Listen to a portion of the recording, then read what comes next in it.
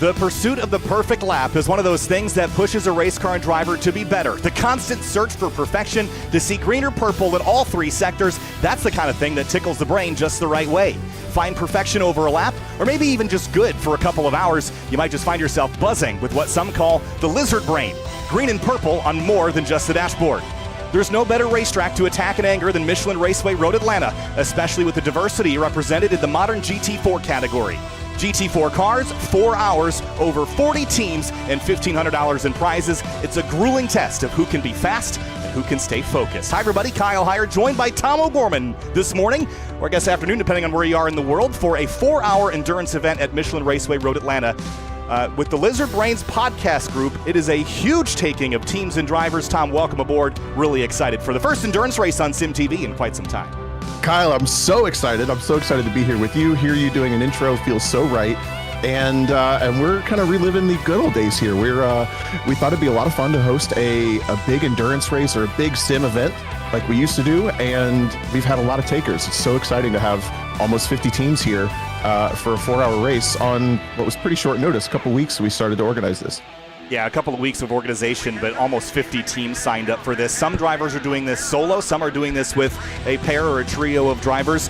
You know, I think we have to look at the talent that's in this field, and we'll go over it during qualifying, but there are drivers from all over the grassroots and professional racing world that have joined us here today. Who's got your eye? I mean, you mentioned just prior to the launch of this broadcast, Paul Darling was a little self-deprecating about it, but he sits 5th here in practice and looks really fast. Yeah, the car looks great too, and it wouldn't be Paul Darling if he wasn't a little self-deprecating, but he's definitely going to be in there. Right now in practice, the fastest car is Austin Cobb for the Ultra Yeti Racing and another one of those Porsche Caymans, but we do have another McLaren on the front row as well with, Mercedes on the front row with Morgan Burkhardt and a couple other fast teammates there, so this team is going to be one to watch, even if the car is a little questionable looking. Yeah, Morgan Burkhardt, I believe, just signed a multi-year deal in the IMSA Michelin Pilot Challenge Series and has found success there already in the TCR category, so he knows how to get the job done in this kind of equipment. Excited to see what his professional career has got. I've watched him closely in the Full Sense Sims Esports Series running Miatas. And Tom, you know that learning to drive a slow car fast is really where you hone your skills, and he has done that in the sim racing world. Absolutely, and massively successful in real life, not only with those professional racing in TCR going into GT4, but having podium finishes and a lot of success in Spec Racer Fords, in SCCA Club Racing, and other things as well. We also have Chris Aranha in a McLaren. We have DJ Alessandrini, of course, co-host of the podcast, will be competing by himself today in a Mercedes. It's a pretty stacked field. I'd say so. Have a look at the current conditions. It's going to change slightly here as we tick over into qualifying. A tiny chance of some weather here in the middle of this 4-hour endurance race. I don't know that we'll see a ton of precipitation, if any at all, but the clouds in the sky are kind of waning and wavering here as we get throughout the afternoon. Nice, pleasant temperatures, though, even for Brazelton, Georgia. 77 in the air, 82 on the racetrack, though. It warmed up there for qualifying. 67% humidity. It's a little better than it normally is down there, I'd say. Yeah. No one getting too sweaty in the sim today, but it is going to be a lot of work. Launching into qualifying, which will be a 2-lap shootout. One driver for each team will go out. They get 2 laps to put in a clean one, and that will determine the starting grid for a track that may be a little bit difficult to pass on in these GT4 cars. So I think qualifying is going to be pretty important, even if it is a 4-hour race. Cars on track now. We'll try to bring up some lower thirds so everyone can kind of get used to the drivers and teams that are in each car. I know the team livery aspect is something people forget about in training paints all the time, so some of the cars don't have liveries on them. This is Zach Rubin. We've seen him around plenty of times in that number 18 Porsche Cayman. He's one of the first takers on the racetrack. And you mentioned it's a 2-lap solo qualifying here, so no traffic to contend with or anything. And that leaves you with about 5 miles of a pretty clear open racetrack just to lay down your best time that you possibly can in the next 10 minutes. No pressure. This is when my body starts to tense up for sure in the sim. It feels so much different to be in a real car and go out and you get a session, which you usually only do 2 laps anyway. But then in the sim you get these 2 laps to go put your clean lap down. If you go off the track, it doesn't count. So you have to be really, really careful with those track limits and how much you're going to cut. For example, here at 10A, where the driver's coming down, you have to be really, really willing to flirt with the limits there. Take me through a lap here of Road Atlanta. This is a 12-corner racetrack, about 2.5 miles. In many ways reminds me of Watkins Glen. It's fast, it's flowing, but let's go right on board here with Matt Waldbaum. Take me through a lap here. Yeah, this place is a blast. It actually won the Lizard Brains podcast track bracket, where we determined which our favorite racetrack is. We determined this was our favorite one. Through turn one, really, really fast, uphill on the exit only, so you got to throw it in there, let the hill catch you. Then a blind crest up over into turn 3. You can't really see the entry until you've already missed it, so you have to really work on your muscle memory there. Flat out run for all the GT4 cars, more or less on fresh tires down this hill, but it's not easy. Barely dodging that curb on the exit, and then down towards turn 5, but we're going to see that blind entry here. Down towards turn 6, now one of the most satisfying corners, I think, in all of motorsports. It's just on camber, fast entry. There's no exit to set up for. It's all apex speed and a lot of fun. It's not that hard, but it's so much fun. This one's the tough one, though. It's gotta be perfect to get onto the back straight for this really, really long run. And we do have 5 different cars in this race, even though they're all prepped to GT4 level. So that's going to be a big draft battle, see who's got the top speed. Usually it's the McLaren, but the Porsche is really, really fast at the end of the back straight here as well. Riding on board, of course, with that Aston Martin over into the braking zone at 10A, and this is where you really have to be willing to flirt with the track limits on the inside. You wouldn't use this curb in real life, but you jump it like no problem in the sim. Then it's flat out up the hill over turn 11 and just hanging on for dear life, but flat out again down turn 12. It's a fast lap around here in a GT4 car. The first time we see Michael Ross Smith at a 1:25.994. Of course, we're going to see times continue to drop there. You see Austin Cobb in the Ultra Yeti Racing car, Ultra Yeti Racing, no G at the end of that, Racing. At a 1:24.925. And again, That's fast. It's a quick lap for sure. And we'll keep an eye on the ticker here in a couple of different ways. This will show you the driver that's in the car when you don't see the manufacturer logo. When you do see the manufacturer logo, that is the team name. That will show you just relative position throughout the afternoon. But you mentioned the 5 different cars that we have. We've got, of course, the Mercedes-AMG GT4, the Aston Martin, the new BMW G82. There's the McLaren 570S. Am I missing with the Porsche Cayman? There's so many different choices, and I think they all have their own unique characteristics that drivers really seem to glom onto one or the other. They do, and it's also because this track has such that long back straight, it is important to have a good straight line car. We're looking again at one of those best straight line cars there with the McLaren. But the other big thing, you see that giant curb hop. This track's pretty bouncy, and you have to really, really push the limits of the curbs you're using and those bounces, which unfortunately the BMW is not particularly strong at. So the drivers who have picked the BMW like its strengths in other ways, but you're going to see a lot of drivers dealing with those big bounces, particularly in the big BMW. Yeah, see Christian Rana going for a pretty big jump over that turn 3 curb. That's one that you really have to eat. And comfort over those curbs is a big deal in that section, especially down the hill. When you're flat out, you're in compression. It makes those curb strikes that much more impactful, and especially if the BMW struggles with that in its current state. That might be a car that some will steer away from, perhaps. Morgan Burkhardt jumps to the top of the Blown Apex Racing Mercedes-AMG by about a 1/10.5 over Austin Cobb. Really fast for the Mercedes driver, and then it's the 2 Porsche Caymans behind, Austin Cobb and Paul Darling, both in the 124 range as well. The first driver in the Aston Martin is going to be Ryan Otis, really, really quick driver, one of our autocross friends as well. Just gets nipped out of the 4th position by Michael Montello in another one of those McLarens. Lazy Rocket car climbing up the hill, turns 1 and 2. I really think that, at least for me in the simulator, the first couple of corners are the highest commitment. You can't see much when you go into turn 1 or up turn 2, but you have to be precise in where the car lands. It sets you up for this fast run down the hill. And I also think the opening lap, you're entering some of the blindest corners. With everybody around you, you've got to be careful. This is a 4-hour-long race. It will be over for somebody in turn 1, most likely. It's likely, but we sure hope it doesn't happen. We've been trying to instill that thought process. We don't do a lot of endurance racing in the simulator, or a lot of these drivers don't. A lot of us in general don't. So I know that there are a massive amount of sim fans who kind of make their living in the endurance racing leagues and stuff. But a lot of these drivers have not necessarily dealt with the consequences of mistakes in the first 2 hours affecting 2 hours later. Usually you're off to a different thing. But at this point, we're really excited to see what plays out with the different parodies of the cars, with the different teammates getting in and out of the cars. Some of the guys like DJ here, and a pretty significant part of the field is Iron Manning it by themselves. So there's a lot of moving parts in this race that is not necessarily always there in the simulator because of how long we're going to be racing. Yeah, 4 hours on your own is a long time. I think after about 2.5 is where I start to burn out. I've done a couple endurance races, most recently the 6 hours of the Glen when they had just introduced wet weather racing. And boy, that was that was an experience in itself. And so I think there's a lot of drivers that will be relieved that there's not a ton of rain in the forecast today. But that is a whole other skill that hadn't really been explored in the sim racing space at the level of detail that it is now at iRacing. I think you could argue, the realism one way or the other, but it is another dynamic that is not likely today, but is a potential. Exactly. The last thing about that first lap, there are also 3 corners in the first half of this lap that create really big stack ups, turn 3, turn 5, and turn 7. So you do have to be pretty careful on those first laps. And we, again, have been trying to instill that thought process of, there's a lot more going on in this race. There's a lot longer to go in this race. So the risk reward is way shifted from those sprint races that a lot of these drivers are used to. This is a tense moment here for Christian Arana. We know how fast he is, but the previous lap did set a time, 106-mile-an-hour average. It's a 125.068, but it was an invalid lap because of an off-track penalty.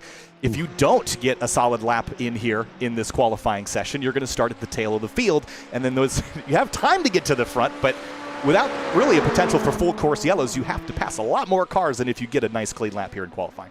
Right, and we have the top, other than now down to the 24.6s for Burkhardt in that Mercedes, but the rest of the field is really, really close. The slowest car on track is still in the 128s. So the field is not slow. If you're starting at the back, you're going to be working hard. And that time, Arana gets a 24.9. That puts him 5th, and that's a big sigh of relief out of the number 11 McLaren. Dan Gerard in the number 47 Mercedes AMG comes across the board. He did not get a valid lap on any of his 2 laps. And it looks like the same is true for Mark Kruger and Hayden Manis. Dana Basinski is another driver that will join the didn't get a clean lap club. But the other 41 drivers did. And I think they've all completed their 2 laps. So your running order will now be displayed here center of the screen, and we can take a quick look at it before we head into the race session and things really fire up. But Morgan Burkhardt, DJ Alessandrini, Austin Cobb, and Paul Darling, your front 2 rows there, Tom. Yeah, and shout out to David Schwartz got up there in his McLaren later in the session. There in the 44 car, Michael Montello, we shouted out him just getting up into the top 10. It was top 5 at one point. Brian Otis, Zach Rubin, great job for him to come out of semi-sim retirement, along with Matt Waldbaum kind of coming out of that semi-sim retirement for this race, both up into the top 10. Yeah, Michael Ross Smith, we know from Grid Life and Sunday Cup competition. It's been a little while since we've seen him on the racetrack, but here he is in the simulator, 13th place. Brian Lemke, we've seen around. Richard Sawicki placed 3rd in Falcon Sunday Cup this year at Grid Life. Raul Uriardi we've seen in the past as well. There's your top 20, about 1.5 seconds spanning those top 20 entries. That's pretty solid parity, I'd say, at least in that top group. This is really exciting for us. The Lizard Brains podcast is a lot about your mental game and the way you use the sim to practice, and it's about becoming a better version of yourself with the lens of driving. To have a field this stout in our first sim event with as many cars as we have as well, it's just really, really cool. I know DJ is going to be geeking out in his car, in his sim rig, in his basement over this. Yeah, it's really cool to see a big grid of cars. I think we've got 45 teams is the final count that I've got on my ticker here. And you're at the bottom there, Tom, but you're going to be joined up with me for the entire 4 hours here. We'll take a break after each pit stop sequence, but there is your starting lineup. We'll head down to the racetrack shortly to kick things off for the Lizard Brains podcast GT-4 Hour. Love that name. Love your hair, hope you win, too. Is also the team name for DJ Alessandrini. But all right, we're taking on over, and night has fallen here in the warm-up. Are we racing in the day or the night here, Tom?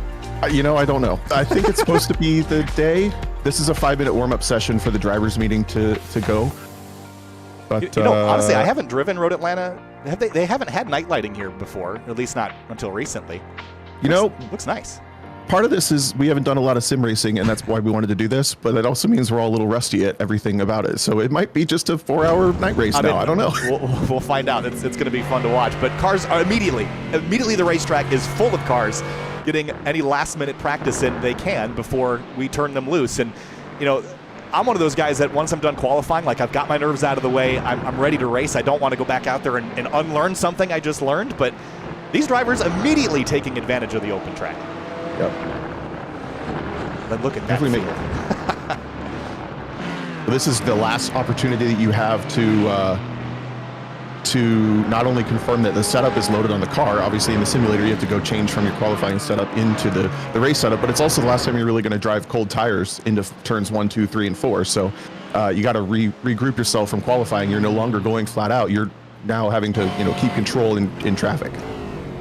Yeah, and that's another thing to consider as well, the pace lap routine for drivers, getting the tires and brakes warmed up. In a GT4 car, how much of that do you need?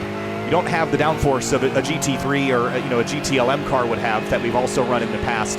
So, how much are you relying on the mechanical grip, and how much warm-up is there to do at 45 miles an hour? Well, it's going to be a full warm-up lap, as you mentioned, but it is reasonably important to get a little scuff on these tires. The sim lizards, let's call them, the guys that are obviously so used to this game, they don't really have a problem with it. But for a lot of us, the car feels very nervous for the first half a lap, and then the second half of the lap is okay, and then the next lap is when the car starts to feel good. So I know I'm personally someone who struggles with car control if I don't warm the tires up just a little bit in the sim. Ryan Kristoff in the number 46. Wrong Wheel Drive is his team name, and typically that would be in reference to a front drive car, but considering he's really only races front drive cars, I have a feeling he's referencing this one. He'll be attempting this race with Chandler Rowe from the Ohio area, also working on a GLTC car, seen him in GLTC in the past, so this will be a strong team. Both good racers, I would say, so I would expect from wherever this car qualified, it may move forward. About 2.5 minutes left here in the warm-up period, and all but 10 cars are on the racetrack right now, getting a couple laps in. I was looking for Dana Basinski, because he's another one of those drivers that we've seen in the grid life world perform at a really high level, and he didn't get a qualifying lap in, and I was trying to see if he was on the racetrack. I do not currently see him. I'm not sure if he's got a teammate that's running with him. But I think he's running with Piero Pucci from Club TR. Checks out. They're in car number 31. Dana is on track. Here he is. Orange and red. That's fitting. But Dana's a driver that we've seen, in the sim environment. He's has a lot of pace and has done extremely well.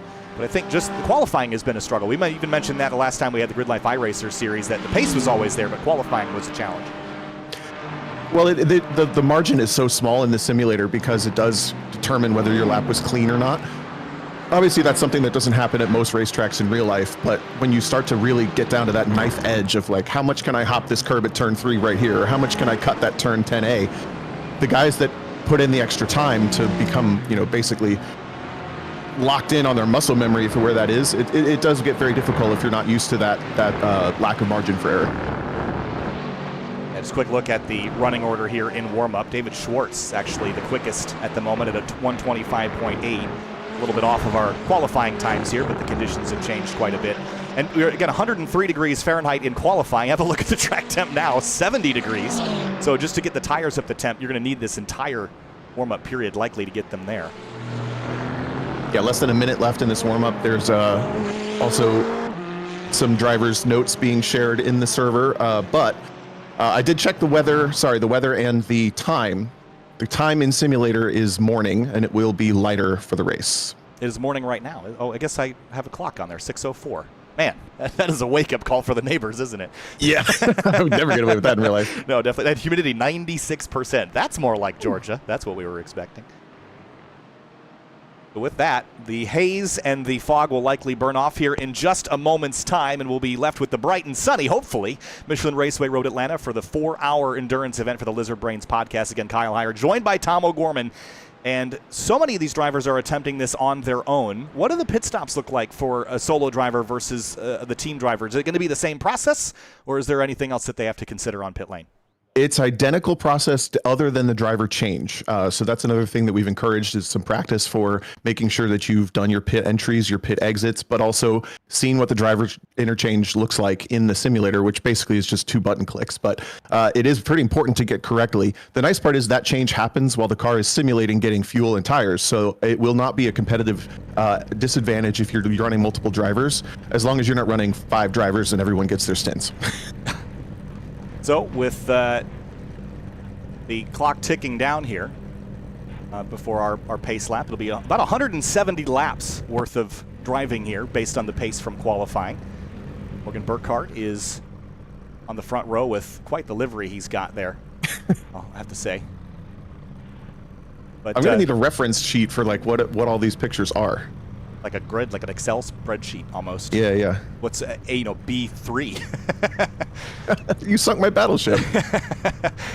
All right, well, it is morning time now, as noted by the slightly lighter conditions. It is 6:15. Only 10 minutes have passed. It'll just be after 10 o'clock Eastern in the simulator when everything is said and done. Again, the humidity is very, very high. Track temp is very, very low. And the field is gridded. Now we just wait for the full pace lap, and here they go. Let's go through our starting lineup on the front row. It's going to be Morgan Burkhardt from Blown Apex Racing and DJ Alessandrini in that Mercedes-AMG GT-4 alongside him, Tom. Then in the third row, or second row, it's a pair of Porsches, Austin Cobb and Paul Darling, getting themselves into that nice prime position for a good draft on the first lap. And behind them, it's Christian Arana in the number 11 car, McLaren 570S. David Schwartz rolls off 6th in the number 44. More McLarens in the next row. We have the McLaren 570S and Michael Montello for Lazy Rocket, and then Ryan Otis starting the car in 8th. Zach Rubin starts 9th place in a Porsche. Matt Waldbaum rolls off 10th in his sim return, the number 7 Aston Martin.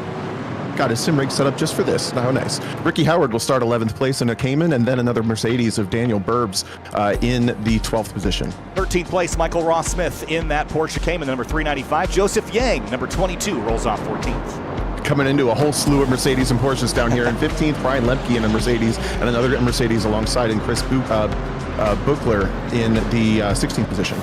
And Alexander Klenk starts 17th, the number 99. Richard Sawicki, 18th, the number 528. Then in 19th, Thomas Lathrop from GLTC, and then a Mercedes of Calvin Owens will start in the 20th position right there in the midfield. Mitch Crowther in the number 30 rolls off 21st. Ryan Christoph, 22nd, in the number 46. Then in the 23rd position, Chris DeShong. Great to see the Skip Barber car here. And then the BMW, top at BMW, Andrew Hero will start 24th in car number 1. Gavin Griffith in 25th, the number 19 McLaren. Cade Midget rolls off 26th, the number 45 BMW. 27th position, getting into the deep pack here, Joseph Rodriguez in another BMW. Then the Will Robbins Mercedes AMG will start in 28th. And in 29th place, it's Marshall Scare in the number 120 Mercedes. Tim Gauvier in the number 43 starts in 30th spot. Brandon Wilson in a Mercedes will start 31st, and then Christopher Van Ackeren in the 32nd position with a Mercedes AMG. And in 33rd place, Christian Ortiz Torres in the Porsche. Connor Ward starts 34th in a Mercedes. 35th, Brian Lyons, then Matthew Haskins in the 36th position in a Porsche. In 37th place is Austin Edwards. Clark Lascelles starts 38th. The last couple of rows, Danny Castro, Logan Sennheiser, James Nelson, Dan Gerard, Dana Basinski, Hayden Mattis, Mark Kruger are the tail end of your field here for the Lizard Brains podcast GT4 hour. It's time to go racing at Michelin Raceway Road Atlanta. Here we go, and we're underway from Road Atlanta. Still side by side for third position, but very smart of Alessandrini to tuck in right away. It's usually very difficult to start in second. Now the whole field piles into turn 1 the first time.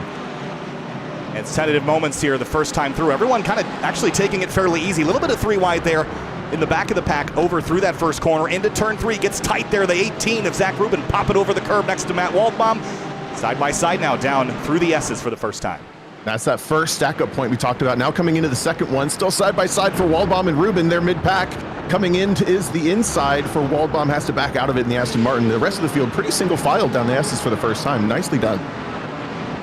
Yeah, I'd say a really strong start to this lap. Morgan Burkhardt, DJ Alessandrini chase each other into turn 7. Connor Ward has found himself in the gravel, and that is over at the entrance to turn 5. It's a little bit of a strange place to find himself, but let's have a quick look at how he got himself there. It was contact from one of the orange Porsches that sent him into the gravel, but wouldn't be any major damage. Yeah, it looks like the car is okay. Unfortunately, got a big hill to climb with this field being so fast and so competitive. The top 10, 15 or so are single file. Big draft on the back end. We talked about the straight line speed at the end of the straightaway for Zach Rubin. Is he going to go for it? No. Otis will hang on in the Aston Martin for now. Over the curbing there. Timing and scoring is showing laps. We'll get that corrected to time here in a few minutes, but Alessandrini closing in on Morgan Burkhardt, applying some pressure here early, but DJ will be the first to admit that Morgan is not an easy driver to take down, and I think these two are going to be very evenly matched, especially in similar equipment. Yeah, I mean, we've been encountering each other in the sim for five plus years at this point. I have these two drivers, so they know each other well. The curious part will be for me, in the simulator, we don't necessarily have any sort of caution or full course caution function, so there's not really a lot of strategy that goes into these races. You kind of just run the car out of fuel. But I don't know if DJ will have any sort of thought process to save the car, or if it's just like kind of a push and wait for the opportunity, especially when we start to get into some lap traffic inevitably. Oh, a little bit of argy-bargy back here. Alexander Klenk in the number 99. That's the huge-ass car there to the inside of Brian Lemke in the 25 and into 7. This is a compromising corner because it leads onto this long back straight. So Chris Buckler, Thomas Lathrop, they'll have a nice big run here on this long, long backstretch. Jockeying for position. We got about 5 cars deep right here, looking at the back of the battle from Lathrop here. But all these Mercedes pretty much single file down the back straight. Finally, the 99 pops out, goes for the move. This is Alex Klenk. Braking zone here for the huge ass car, and alongside in 10A, but doesn't clear him in turn 10B, and he gets turned around off the nose of the 25.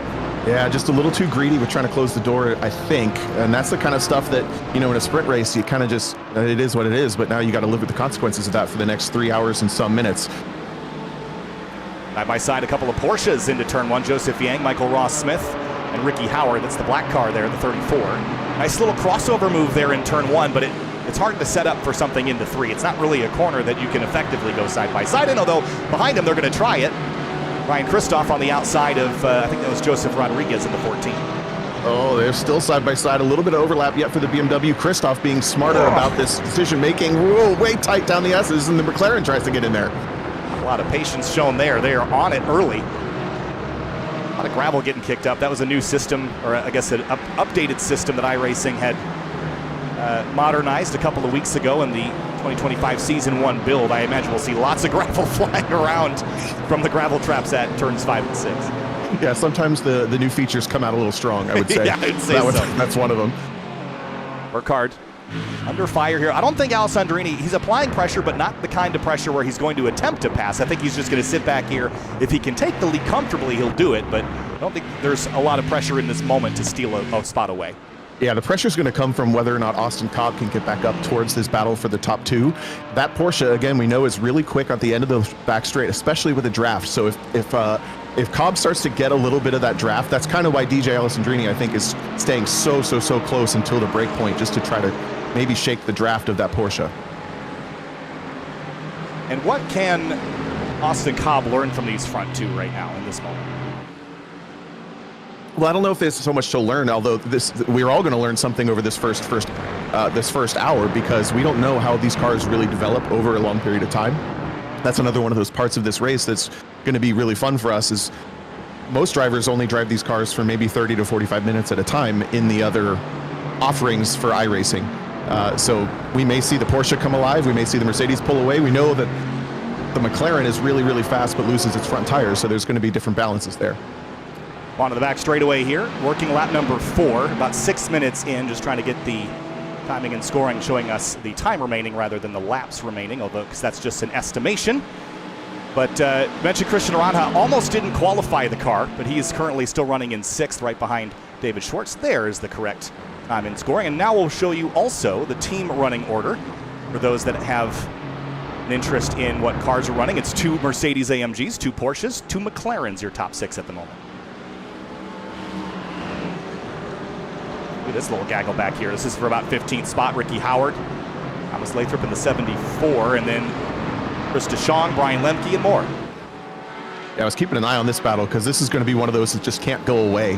They're not going to be able to get away from each other really in any way, shape, or form. So this battle for about 15th position is going to be really fantastic for a while. The BMW pops on the back, tries to get around the outside. It's Andrew Hero, you mentioned earlier. Love that Veritasium livery on that car. Oh, in the back. Ryan Christoph gets into the back of Mitch Crowther and goes around on his own, I think. See if there's any damage to the front of that Aston Martin. Put off the wall. I don't see anything. He'll rejoin.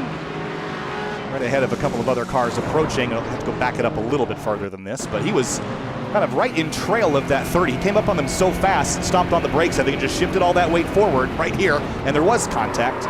There was. They checked up really early. They kind of like checked up halfway up the hill, which is not something you would typically expect. So I can see how that happened.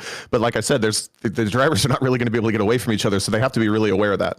Yeah, pretty light contact, all things considered. And he didn't hit anything else, but it does knock him down to 33rd spot in the running order right now. a midget in the 45. That's the kind of teal and green BMW alongside Will Robbins on Second Thought Racing 27 car. We'll see Andrew Pilata, I think, in that 27 car a little bit later. We have a rough idea of who's on what team, but we do our best to keep up with that as the pit stops start to happen. A little tight there through 10B. That's what caused that contact we saw earlier. I think it was with Connor Ward. It was the pinch point of 10A, 10B. That's a new complex. I mean, not new at this point, but it was not an original part of the course. Crash in the background in a big way. And that was Danny Castro, and he's right in the path of oncoming traffic, and he will reset the car. You do get a one free reset, but that was a big impact over there. Yeah, that was a big one. I couldn't tell if he did it on his own or if maybe there was a second car involved, if they were side by side. It looks like there was another car really close, but... Yeah, that was 31 of Dana Basinski. So Basinski with a big run, shows the nose pretty early. Honestly, I think Dana did a pretty good job of presenting himself there, so that's a really unfortunate miscommunication between those two drivers. That was a massive, I mean, you see this is a big concrete wall. This is not one of the ones that you want to find yourself running into at Road Atlanta. That will definitely be a reset moment for the 664, but they'll have to sit on pit lane for a few minutes and wait out some time and likely go a couple of laps down, but it's a long race. You can dig yourself out of a little bit of a hole. And we do have prizes at random draw for Lizard Brains merch and a couple of other things, including a random position will get drawn, and then that person or that team will be our guest on the podcast in the future. So there's a reason to stay in the race. You don't have to win something. You could come be the guest on the podcast for finishing 32nd. I don't know. There you go. Calvin Owens chasing Alexander Clank. This is for 23rd on the racetrack right now. And it's the Huge Ass team versus the Burning Bell Motorsports Mercedes-AMG. A little bit of a miss there into turn one. Turned in, and you just saw the front of the car start to understeer. You have to wonder also with the weather conditions, it's so much cooler than the hour-long practice was. You sort of know the conditions coming in. You can set up the car and the tire pressures to be ideal for one situation, but how many of the teams and drivers set up for temperatures this cool at Road Atlanta during the day? I would find it unlikely that anybody has a hot and a cold setup, at least for this race. Maybe people do that. But the bigger thing is Lizard Brains race, Tom. Of course they do. That's true. I can tell you at least that 35 car probably does. Yeah. But anyway, I think the bigger thing is more your own driving and muscle memory. If you're used to the car behaving in a certain way in the hot conditions, the car becomes way more laser like sharp and grippy in the cool. So you're kind of used to maybe a little bit more margin, maybe a little less pace. When the cars get really fast in these cool conditions, they can be a little bit harder to hang on to if you're not expecting that precision. Great chase going on for the lead of this race. It has not relented yet, but I don't think the urgency is there at the pointy end of the field right now. There is a little urgency back here. Team 86, Dana Basinski, under fire from Brandon Wilson in the Full Potential Motorsports car, and Ryan Christoph on a bit of a recovery drive after that spin at turn 3.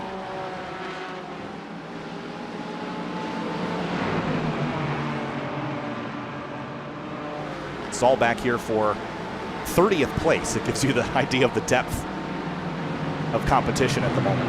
Yeah, it's a big old stream of cars. We've got, you mentioned Christoph is in the middle there, and then it's Chris Van Ackeren in the Mercedes just behind. The Porsche of Austin Edwards is trailing, and then we saw Matt Haskins in that orange Porsche already have a little bit of drama earlier. He's clinging onto the back here in 35th. That was, Matt Haskins was involved with that spin at turn 5 earlier. I don't see any damage. Oh, there's a little scrape on the right front there, but won't be enough to impact the performance of that car.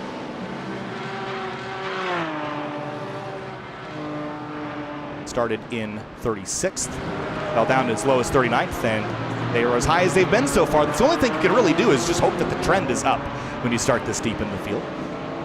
Well, that's part of the fun of these endurance races, especially if you're doing them with the team, is by the end you can have a finish where you don't even know where you finished and you still had the best time. So there's definitely a reason to keep racing, and I'm also keeping an eye out for lap traffic when we might start to anticipate that. Leaders were crossing start-finish when the last place car was still in the downhill S's.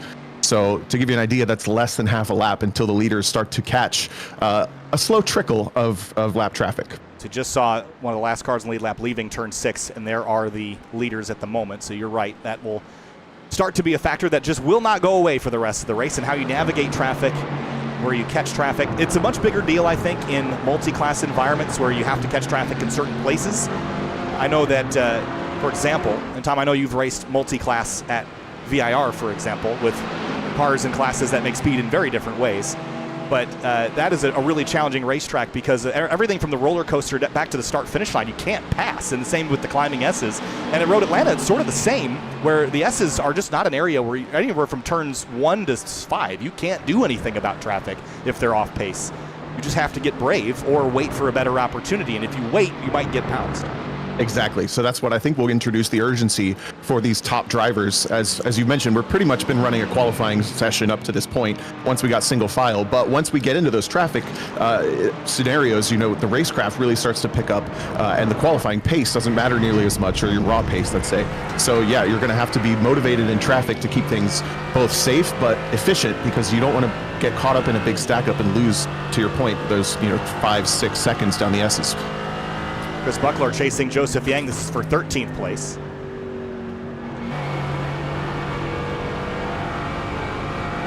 Just ahead of them, that's Michael Ross Smith, and another Porsche Cayman. We don't see a lot of those BMWs. Brand new car at iRacing, or at least a couple of builds old at this stage.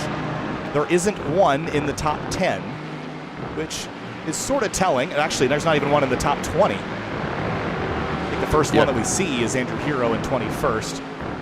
And there was a point which the previous generation BMW was not really the car to have, and then it started to get more popular when there were some changes made to it.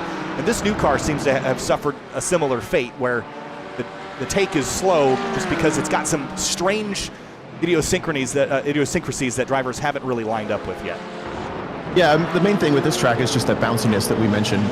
We actually did a group coaching session for all the subscribers to the podcast, and Andrew was in there working with us, and we were just trying to get through turn 5 a little bit quicker. And every time we would work on it a little bit, it just ended up bouncing in a different way, So it's a difficult car, I think, for this race. But as we look at these events in the future, it'd be really fun to have either those multi-class aspects to it, or maybe a different track where the BMW is the car to have.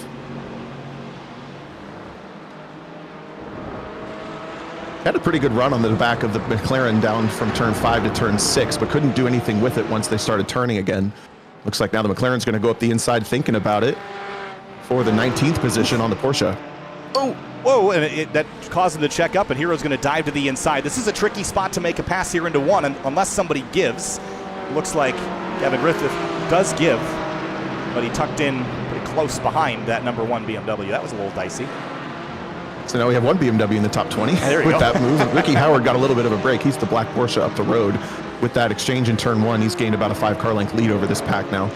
We're kind of seeing those little packs develop throughout the field as, the proverbial cork in the bottle is at the front of each one of them as things ebb and flow. Yeah, there's a couple small groups. I think the first one is 3 cars led by Morgan Burkhardt. Then there's a second group from 7th. Ooh, that was dicey. The one caught Ricky Howard in a hurry.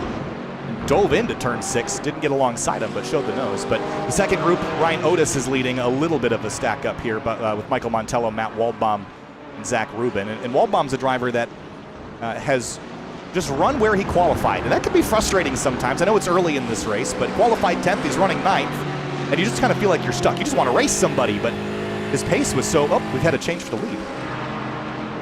Oh, hold that thought. That happened very quickly. And I think just headed up into turn 1. Here it is. Yeah, just got a really good run through turn 12, drafted up alongside and cleared in easily. I think Morgan Burkhardt did make that pretty easy once he knew that they were side by side, which is a smart choice. But to the point of traffic, is this the lap where they catch? No, still not going to quite catch those lap traffic. But Austin Cobb is getting a little closer here, I would say. This is turning closer to a 3-car train. The last time by, you can actually have a look at this on the left-hand side of the screen. Last lap for... Oh, it's going to be a little cut off here. 24.9 to a 25.2 and a 25.1. So Cobb is making up a little ground. And I wonder if there's also a component for Burkhardt. He didn't go defensive. He didn't really try to prevent that from happening. And while these two have been nose to tail and very tight, they're almost racingless, like we've seen drivers run in Miatas, where it's like, all right, I've had to lead for a little while. I don't need to lead all that much. I would like to save a little bit of fuel. we have the same pace. I might as well just tuck in behind you for a couple laps. And this is a word that I love to use that I think is a Darrell Waltrip term, is co-opetition. They're battling, yes, but they're also, you know, they're not fighting tooth and nail. There's a little bit of coordination happening with the stance up front. Yeah, and that's just with a level of understanding and maturity of racecraft that a lot of drivers, you know, maybe don't even realize is there, is when you can realize that co-opetition. Co-opetition? What'd you call it? Co-opetition. Co-opetition, yeah, when you realize that you have that power to not choose battles sometimes, and that may actually give you an advantage. Whoa, look out. What is that? Both of the drivers out of control down the bottom of the S's, as we have another driver. Unfortunately, our BMW, Andrew Hero, goes off at 10, outside of 10 beat. Yeah, so I'm trying to figure out who was who there, because Andrew Hero obviously had an issue, and then there's a couple cars that are freshly in pit lane, one of them Dan Gerard, and I have a feeling that he might have been a car in the S's that the leaders had to dodge there for a moment. Oh, was there a car at the bottom of the S's maybe having an incident? Is that what you're thinking? Right here. Yeah, there he goes. Loses it into the wall. And he resets, the leader's right here. He resets just in time as they were going to split him. That explains why everybody was all over the place down there at the bottom of the S's. We missed that there was a car to dodge, and this is the incident with Hero. Gets really late on the brakes up the inside of the 34 and loses it under his own, just trying to dodge, really, not hitting the Porsche, which is a good choice. That was a big clenching moment there for Alessandrini and Burkhardt. Just, yeah, no kidding. You have to just drive to the side of the road and pray that they reset, and they did. That was a spooky moment, and this is the thing that you have to deal with lap traffic. You can do everything right, and it can still go wrong when you get to the traffic. The other part of this race that we should talk about is, this is a sim feature, but every time you go off track or every time you spin or lose control, you get a certain number of incident points. iRacers are familiar with this. The race has a limit before you start getting penalties of, I believe, 40 incident points. Or maybe 30, I don't remember, which is not that many. Yeah. You can't just go put a tire off every lap. So drivers are going to have to start either taking risks that they don't really want to, you know, flirt with getting a drive-through penalty, or they're going to just have to back off. I think the notable part about that is, I think at Road Atlanta, in iRacing specifically, it's not that hard to stay on the black stuff, with the exception of one corner in particular. And it's because of the curb cut that you talked about in the qualifying session, turn 10A, that inside apex there. It loves to get used and abused, and that's an easy spot to get an off-track penalty, and you can gain time by taking a little bit more than you should. And so that's going to be the place that gets people on the naughty list here. Santa's working overtime past the holidays here to bring people down pit lane. And it's very possible we're going to start to see some of those drive-through penalties take effect in hours 2, 3, and 4. We're only about 30 minutes into this one. 20. A lot happens in 20 minutes here. Here's Chris Buckler on Michael Ross Smith. He pops out to the left. A little bit of a defensive fade there from Michael Ross Smith. Opens the door for Chris DeShong on Thomas Lathrop, and they're side-by-side into 10A and 10B. Great side-by-side stuff there. It's really easy to hold the outside of 10A, actually, so it's tough when you come from behind to get that lunge down the inside. It's really tough to make it work if the other driver sees what's coming. Chris DeShong not quite able to complete the thought on the back of the 74. Nice Hawk sticker on the back there. More side-by-side Dana Basinski and Will Robbins. Basinski's had some pretty good progress. We noted the incident he had earlier with, I think it was the WR Graduates car at turn 12 right here, but Basinski's gone from 43rd to 25th in just 20 minutes. It's a killer drive, just gets clear of that Mercedes, and now he's got a little bit of fresh air to breathe. When you're coming through the field and you see those 5 or 10 car lengths in front of you, it's almost a relief that you get to just do a couple corners by yourself. Dana looking nice and smooth over turn 3.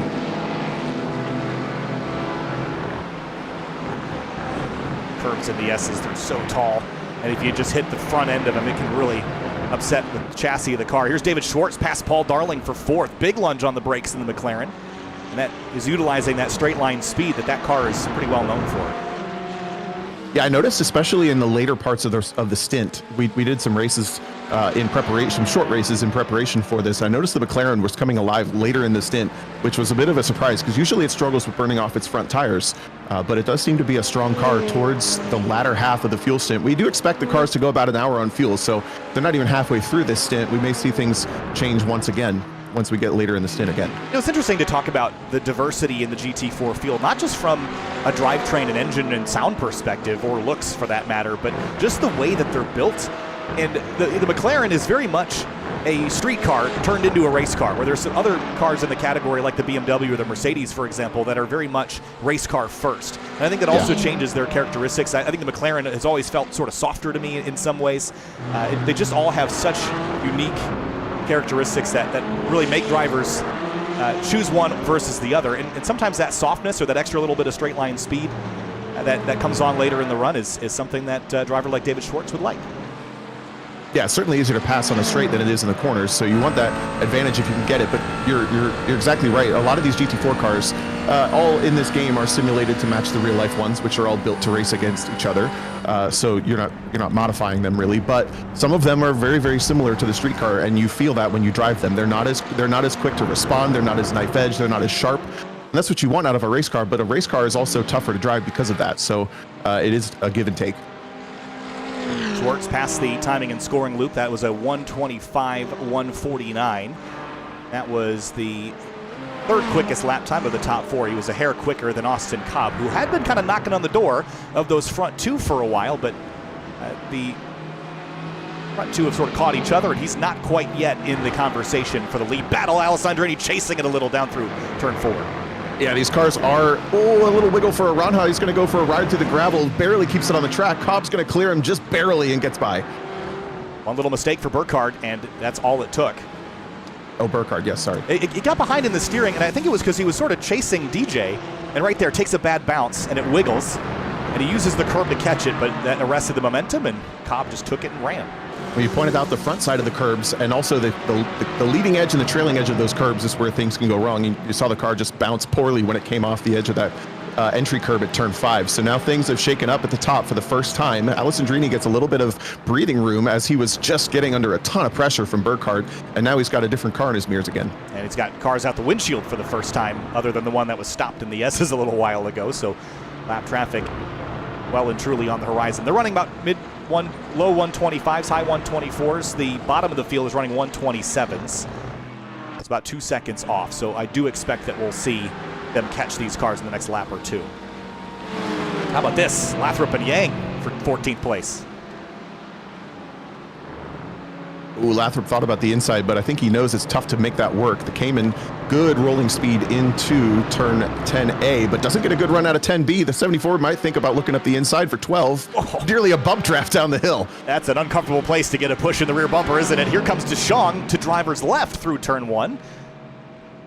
See if he challenges him here or if he'll back off. He will challenge him to the outside contact, hip check, and the 41 goes for a ride into the grass, and he saves it. That's an impossible recovery normally, but keeps it on the road. Yeah, awkward moment between the two. They were side by side and had plenty of space, but I think, sorry, getting names. Lathrop was kind of shallow on entry and didn't quite communicate that he wasn't turning in. It's really tough. They're side by side. You can't really see what's going on here. Let's see how big this overlap was. As DeShong just tries to turn in. Yeah, and Lathrop was just washing a little bit wide from that shallow entry. DeShong did a great job of realizing that he was on a trajectory that was going to take him into the barriers and load up the momentum as much as he could on the pavement before he got to the grass. So if you get 4 tires on the grass, it's typically game over there at the velocity you're doing. That's a 100-mile-an-hour corner easily in a GT4 car. Yeah, and it takes you to the walls just so fast. Look at this. Lap traffic for the first time. Alessandrini clears it coming into turn 1. Cobb and Burkhardt do not. They're going to have to contend with number 32 of James Nelson in the S's, and Alessandrini will have to do the same here. We'll get a look at it from down at the bottom of turn 5. There's the door open for Cobb. Burkhardt jams the Mercedes through. He's through. Alessandrini's patience is going to cost him a little time here, but he'll come out the other side. Oh, goes for the run outside turn 5. That's a little bit sketchy. Trying to get around the Porsche Cayman of Clark Lassell. Makes the move easy by pulling to the left, and now they're going to just miss him by the turn 7. This is a really lucky break for Austin Cobb, not getting caught there. Yeah, I think Cobb, though, he's feeling pressure from Burkhardt. I think Burkhardt knows that he's better matched in pace with DJ than he is with Austin, and I see the intensity to get back by Cobb is a little higher than it was when he was behind DJ. They've lost a little time. Agreed. I was going to point out before they had that little incident between them, but when Burkhardt had that little bobble, that he was really up on the back of Alessandrini, who was having a hard time keeping up with him at the start of the race. He's going to look to the inside. It's up alongside, and this is a tough run to hold on the outside of 11 and into 12. Door to door at Road Atlanta, full throttle, 120 miles an hour, and they will do it, and Burkhardt might complete this pass on the outside. He's clear. Wow, Cobb's going to pull back in, and they are swapped for second position. Burkhardt, I think, is the fastest car on track right now pretty easily, but he's got a long way to get up to Alessandrini. It doesn't look like a long way, but that's going to take him a long time to find. That was a brave pass. Oh, he's capable of it, but even still, triple digits side by side with someone here inside at turn 12. That is a lot of trust to put in a fellow competitor. Now working past Logan Stenhauser here, does a really nice job of communicating where he's going to go. Both let Alessandrini by, and now these two up the inside for turn 6 as we take a look back a little bit. Now this is Montello, Otis, and Matt Waldbaum. Waldbaum has caught Michael Montello now. I mentioned earlier that he had started 10th and only made up one spot. He's got 2 more right out the windshield here. Just that McLaren gets such a nice initial launch. The Aston, the torque in the mid-range here, you see him sort of reel that McLaren in for a moment, and then it's this draft battle. The draft in these cars isn't incredibly strong, but it is useful, especially on a straightaway that is one of the longest in North American road racing.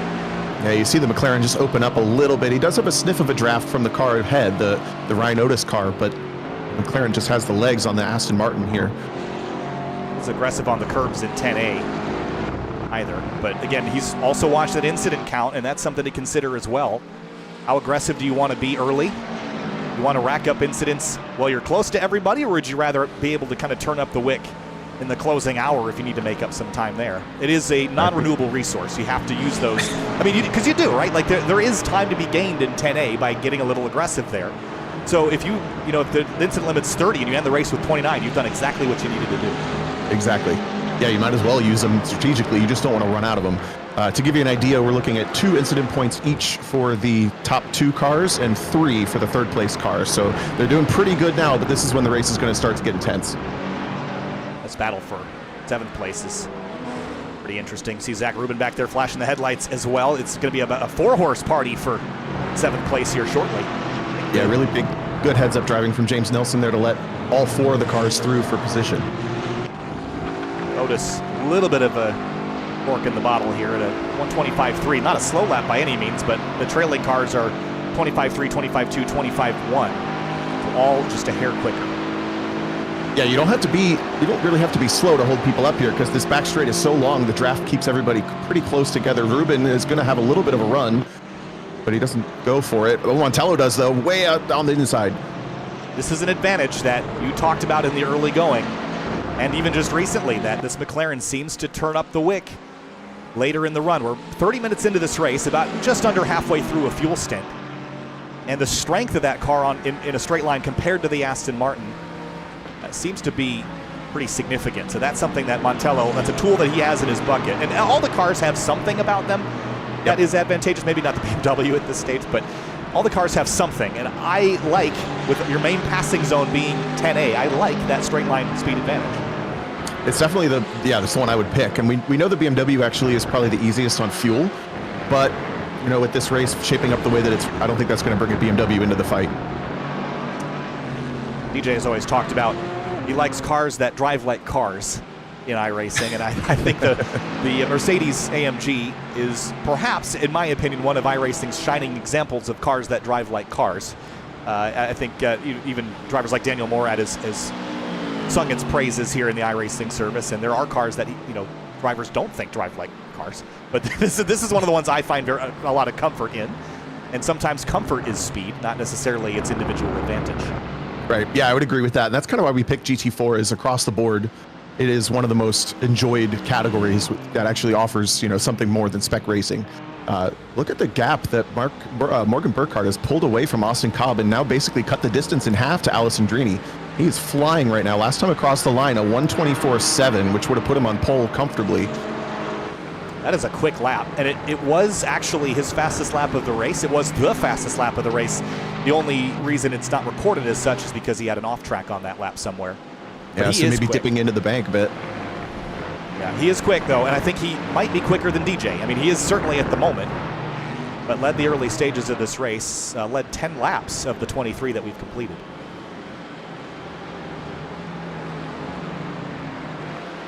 Back Ruben and Matt Waldbaum. So we saw Ruben flashing headlights earlier, working by the traffic. Ooh, little wiggle there at the exit of 5. He's going to go for a ride.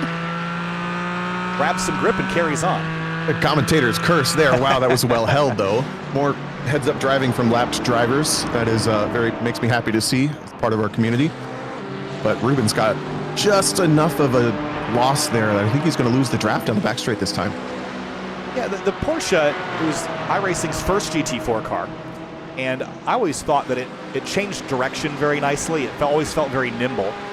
And it seemed like the straight line was not there. But right now, I think it's a really good all-around car. And that's why you see so many of them in the timing and scoring pylon alongside the Mercedes. It's just a comfortable car to drive.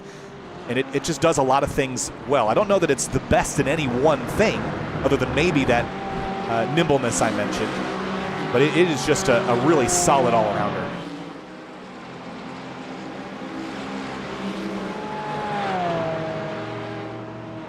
Deeper in the field. A little stack up here at turn 7 behind Tim Govier, Brandon Wilson, Ryan Kristoff. And the Cone Dodger racing car started 30th. They moved up a few spots since, but they might lose all those positions they gained with all the pressure they're feeling from behind. You see the scale difference in these cars. BMW doing okay, though, keeping in front of those two AMG and Aston Martin. Same engines in those two cars. The AMG is going to look for it up the inside. Gets the nose there first. Oh, it's tight. Really tight. Christian Ortiz Torres right behind there, sneaking up there in the Porsche as well. Great battle. This is for 30th place that we're fighting like it's tooth and nail. And another run here from Van Ackeren in the 39, the Skidmark endurance racing car. Brown, pretty fitting color for that, I'd say. Ooh, Torres looks for the over-under, but this is so hard to pull off. Double file into turn 3. He's going to think better of it and slot in. So that's one position gained for that Skidmark number 3 car. Oh, I just got your joke. Ew. I don't know if it's my joke. I think it's their joke. But trouble in the S's, and this is Matthew Haskins, and there was another car tangled up in it as well. This was just oh, just lost sight of the Porsche up the inside. Pretty heavy side-to-side contact there too, on the same corner that they had contact earlier. Hopefully nothing's bent. Always try to get a look at the inside and see how the steering is. Looks pretty straight. There's nothing more annoying than having to do an endurance race with messed up steering. Yeah. Have you had that experience in the real world before? I have, yes. So you have to drive the car where it's, I remember Watkins Glen in the TCR car going over the bus stop. Oh. It just slowly went left-hand down and lap after lap after lap. But you can't slow down because you're in an IMSA race. Yeah. So you got to just keep beating the heck out of the car, I guess. Where DJ told me a story at Road America where his steering got knocked 30 degrees off by one of those nasty Apex anti-cut curbs.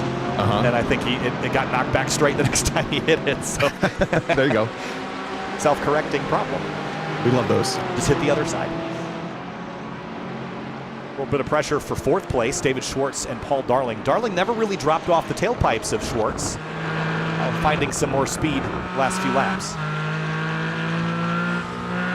Yeah, this is kind of entering that unknown territory. I don't think a lot of drivers did more than, I would be surprised if they did long runs very, very often in preparation for this. So as we get down to the 20 minutes, 10 minutes left before they're going to need gas and tires in the cars, this might be where we start to see some unexpected balance changes if they're going to show up. Some marbles collecting on the outside of turn 3 as well. That's another thing to consider. One of the redone systems, as of we mentioned the particle systems and the gravel, marbles were redone. I haven't seen an endurance race or any race for that matter since the new build where that was introduced. How much are the marbles going to affect the grip level? It could be a lot more than I was used to in the past. We'll have to see. And also the sun's coming up too. Sorry, Tom. The sun's coming up. The weather's getting warmer. There is supposed to be a programmed chance of rain in the middle of the race, but it is getting, we're basically simulating a 6 a.m. to 10 a.m. endurance race. So it's just going to get warmer and slidier as the temps come up. Marbles collecting offline there. Really just in the slower corners where you've got all the rubber shredding off. just get a little offline in places like the S's, and that will be problematic. No challenge up front for the moment. Alessandrini leads Burkhardt by a full second. This is the closest battle in the top 10. It's Zach Rubin chasing Matt Waldbaum. There's a nice size difference between the Aston and the Porsche. Yeah. Been keeping tabs on that top 2 on my own, and there was a little bit of traffic that influenced that gap. So Burkhardt is still quicker than Alessandrini, but got caught up.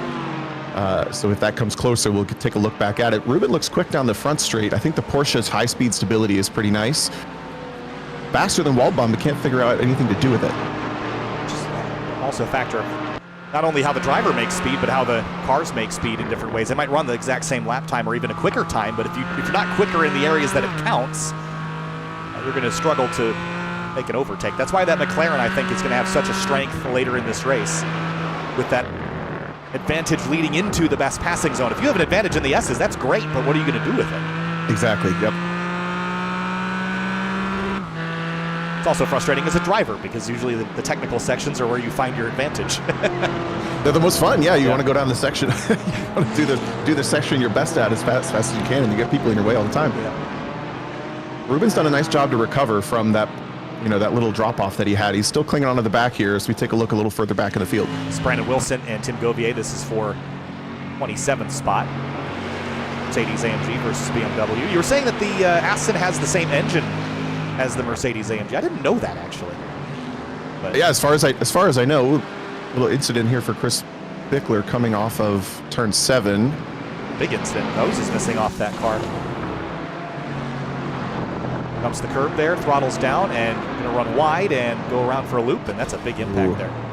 Yeah, it's tough when you make it that far on the curb, and at that point you're well out of or well into the acceleration zone, so he hit pretty hard.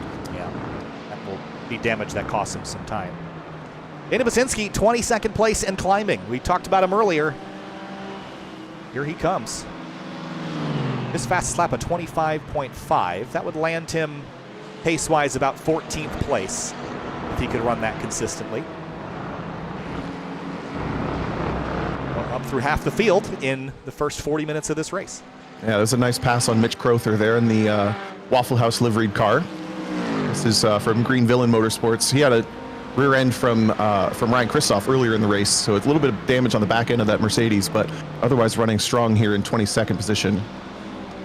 Will Robbins and Calvin Owens. This is for 24th spot, and there is a little bit of a battle brewing behind Michael Montello again. Ryan Otis is all over the back of that McLaren in his orange and white Aston Martin Vantage. But again, look at the McLaren's pull the last couple hundred feet of the backstretch. Just enough to clear the threat of getting past under the brakes. I think you're going to need to be almost side by side exiting turn 7, if not make the pass before that. But it does look like the McLaren struggles through the second sector of this track, which is going to include some of the downhill S's and the run through 6 and 7. Every time he drops a little bit closer to these guys, does Montello. Just watch this first half lap and see where McLaren is losing, because they clearly are close on the backstretch. But even here, it just doesn't seem as stable in this slower stuff. See the car kind of wiggle, the tail kind of violently swinging from left to right. Yeah, you kind of have to fling it. As you mentioned, it's a little bit more street car based, so you're driving it with the weight a little bit more than the other cars. But right down those S's is where it seems to lose a little bit, and then I think it loses the last little bit in these long duration kind of double right-handers at turn 6 and 7. See if they prove me right. Also a little bit there on entry, but that is also just because these corners are slower. Yeah. Ooh, nice big dig that time. It's interesting to watch the ebb and flow here with drivers that are so evenly matched.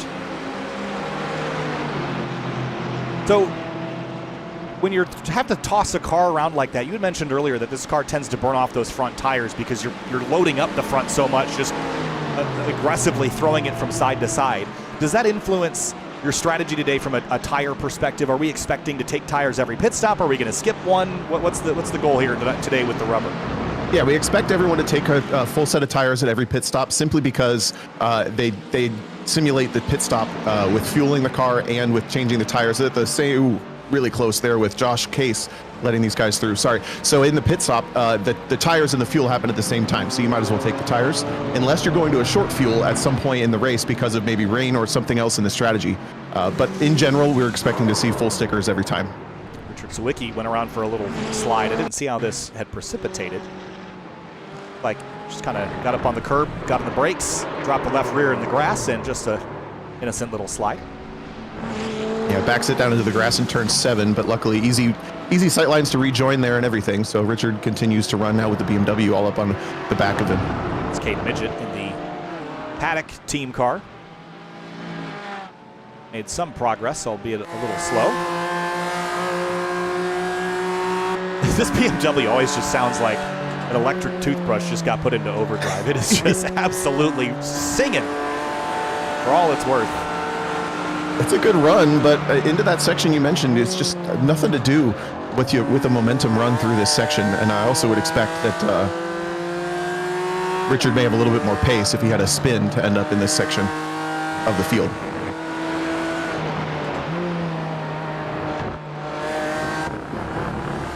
See just how careful Midget there is through the curbs on turn 5, keeping the BMW as grounded to the ground as he can. Keep all the tires, all the contact points on the road best you can there. The battle continues for 21st place. A little bit of a fight going on still between Calvin Owens and Marshall Scare. A little wide there for Owens, and Scare had to pinch off the exit and kind of killed the run he was building, but they'll run sort of flanking each other like this up the backstretch. It's a really interesting passing zone down here into 10A. Basically, whichever car has a nose ahead has the advantage, but both inside and outside work. These guys are going to come in basically dead heat. Shallow line there for Owens. That might really not shallow. Pay off because, well, actually it did. He just overslowed and kept Scare from apexing 10A the way that he wanted to, and that killed the momentum for 10B. But you're right about, I mean, we talk about this all the time. Every time we come here for sprint races on SimTV, especially with cars that have slipstream, what line do you take? Because left or right, side by side there, works. It just depends on how you set up the second part of that corner. And it turns into one of those turns that you just try to outmaneuver the other guy, but everybody knows how to, overslow and keep the crossover from happening. So it just gets messy when you're trying to calculate a maneuver like that, because everyone's so good now at placing the car in just the right way. So you just have to do something surprising. And it is a challenging corner to find an advantage in. DJ's interesting racecraft strategy. Just do something surprising. Well, I mean, surprise them. Well, like the thing is, everyone tries to be surprising, so it's not surprising. You know what I mean? Like you got to do. Right. You almost have to be normal. That's the surprise. Just be normal. Just pass somewhere else. I know a driver that will intentionally do rowdy things like that to make other people uncomfortable. So maybe that's the strategy of be surprising. And he's your favorite driver in the paddock, right? He's a nice enough guy. Still side by side here between Scare and Owens. This time roles reversed. It's just to prove our point. And again, it looks like Scare is going to have the nose ahead this time easily, crosses over, and now we'll resume the position. It almost looked like Will Robbins was going to get an opportunity there in the black and orange car in the background. Didn't quite get the opportunity. Well, he might, but the aggression level I don't think was there. Scare both times is sort of taking a pretty conservative route through there. And for 7th place, Montello and Otis close again. This is as close as Otis has been. And you so desperately want to pop the nose out of line. Montello felt the pressure. He went center track, but Otis backed out early. Yeah, and something has happened. They've dropped Zach Rubin, so now it's a 3-car battle here for the 8th position. Just in front of them, Michael Montello is 7th.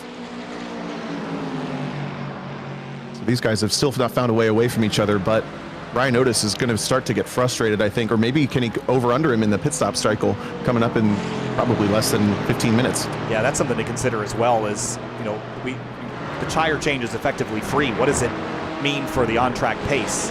It'll be colder tires, but they're fresher.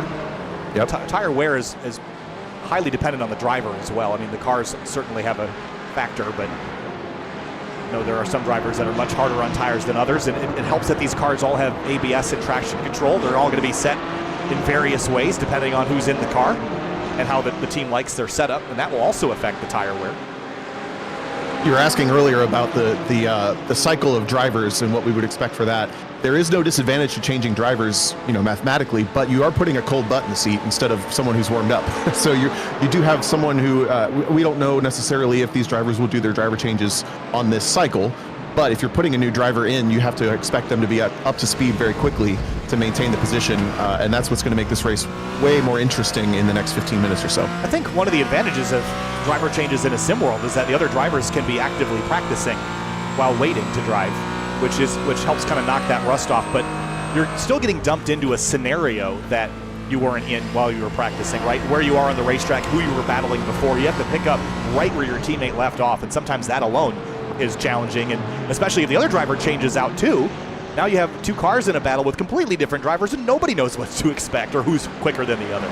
Yeah, exactly. And we knew there's a couple of teams that have a really big ringer lineup between their 2 or 3 drivers, or some of these drivers doing it by themselves. But there are other teams that have it's a group of friends. Maybe one of them's way fast, the other one's a little bit slower, and we'll see that kind of unfold.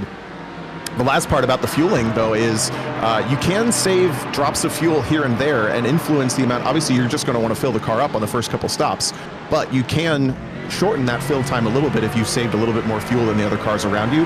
We could see 1 or 2 position swaps all over the place. I think we had mentioned that the pit stop window is a little longer than an hour, so in a 4-hour race, you can afford to not pack it full every time. I think there might be some advantage to packing it full the first 3 and then short fueling that last stop.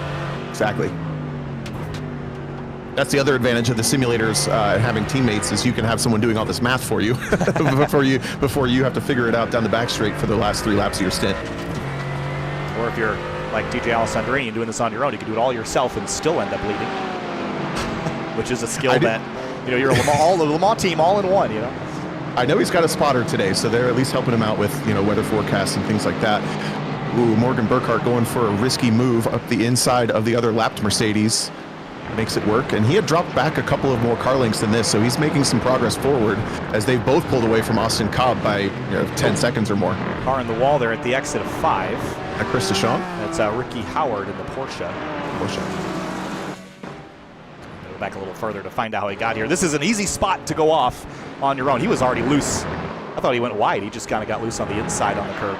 Yeah, and it's so tough. Those kinds of spin look so harmless, but the reality is these cars, a lot of them have steering locks, so they can't get that much steering angle. And as soon as you start to lose the back end, they also have traction control and stability control that tries to save you. So if you get it just enough pissed off that it gets that little rotation, you run out of steering angle and you're in traction control, you just can't save it. Yeah, it's never fun, because you're like, I could have saved it if I didn't have all these other things trying to save me. Right, exactly. What team are you on here?